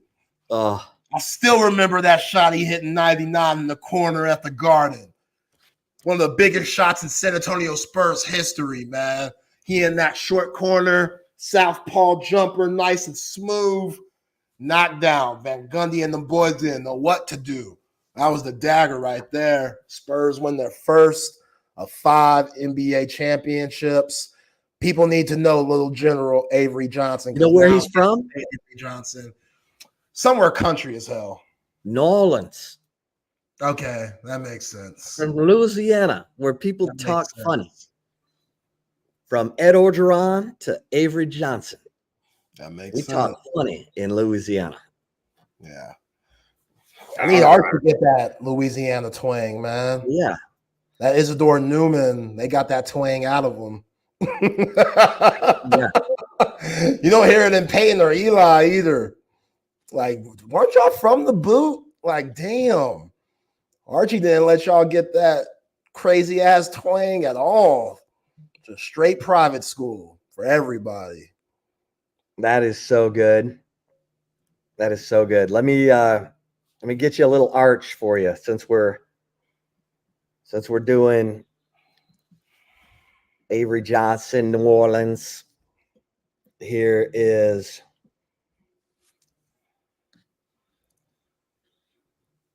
okay. Bootleg, right? Bootleg. There we go. Okay. This is hey Arch, can you talk about your preparation for this moment? Getting your number called against UTSA. Coach Millie kind of instills that I got to prepare and be ready every week for when my number's called and help this team win games. And that's what I try to do tonight. Obviously, there's a lot to improve on and grow from, but I'm glad I got to get in there and get hit again and feel what's like. How do you make it so easy? 5 touchdowns in perfect gender. Well, it helps when you have great players around you and good coaches. So, Isaiah Bond, Ryan Wingo, the O-line, they all played really well, and they make it a little bit easier for me. All right, can you talk about your connection with the receivers? It looked like you didn't miss a step. Obviously the back, it was hard to get connection with the receivers. Talk about your performance with those guys. Yeah, I think since we have so much depth at receiver, I get to throw to someone on my practice, which is nice, and getting those reps for when it comes, for when our number's called. Well, does it happen last year, like when you're your third game on campus? Do you think you would have been as comfortable as you are tonight? Probably not. No. No. I would not have been as comfortable for sure. What about this snap? Did you know you were going to take it to the house? Well, when he bit on the back, I had a pretty good idea. I just had to make one move on the safety, and when adrenaline kicks in, it helps you run a little bit faster. But I could. That's what Tori Beckton, our head weight coach. He runs our tails off in the summer, so I think I've gone a little bit faster since I've gone on campus. Tonight, how did you feel once you realized what you just said? Felt good. Anytime you can get points on the board, help your team win games, it feels really good. Did you try to headbutt Coach Sark? I don't know what happens. I didn't see the video on that, but in the moment maybe. Well, you talk about your relationship with Quinn, and you guys are buddies. So yeah. What was going on tonight in terms of your conversations with him? Yeah. Quinn's one of my best friends on the team. We're roommates before the night before games, and I've just learned so much from him, the way he handles everything, whether it's the media or goes to his preparation throughout the week. He's been the man to me. I hope he's okay. Did he give you any heads up on the Dr. Pepper commercial? Yeah, he did. Yeah. He told me before he went out to LA. So, yeah. What was the look back at the December 2? What's that? What was the look back that you gave at the end of that? Well, I just want to make sure no one was catching up with me. That wasn't a taunting thing. That's not that. When Quinn goes back, you It's not a taunting thing. That's not who I am. Right. Jake Majors told him, don't do that again. You'll ruin it for all of us. Yeah, because UTSA is dirty, and they were getting pissed off yesterday and doing some dirty stuff because they couldn't take that ass whooping, which, again, not putting that on Coach Trailer. That just sometimes it happens that way. They don't want to get embarrassed for 2 straight weeks. Practice was horrible last week for those Roadrunners, but they could have handled themselves better multiple times. Like the guys trying to just cuss at Sark and talk mess to him after it was a legitimate face mask on Jarrett Gibson that didn't get called, or pushing Arch Manning on the ground after they sack him to get up and stuff like that. Like, there's just some weird moments. But yeah, I hear what Jake Majors is saying. I hear what he's saying. Be careful and stay humble so we don't have no dirty stuff happen to where it affects some of our players. All right, real quick, what'd you think of the Texas State Arizona State game after you had a chance to digest it? Texas State should have won. They should have won. Yeah. They should have won. But that's how it goes. That's how it goes. Tough team. All right. Well, listen. We have given you what we can. So we will come back and do it again tomorrow. Thanks, everybody, for tuning in to Texas Sports Unfiltered. Make sure you tune in again tomorrow morning at 8 for Bucky and BK, and then just keep it right here. Set that alarm for 1 o'clock, Tuesday, Wednesday, Thursday, Friday, for Chip and Zay. Go Falcons, baby. Let's go. Oh, Bijan, yeah. let's get it. 150, 3 TDs. I need that. Zay's trying to go 3-0. He's trying to go 3-0 in his picks. We'll tell you how it turns out. See you tomorrow. Y'all be cool.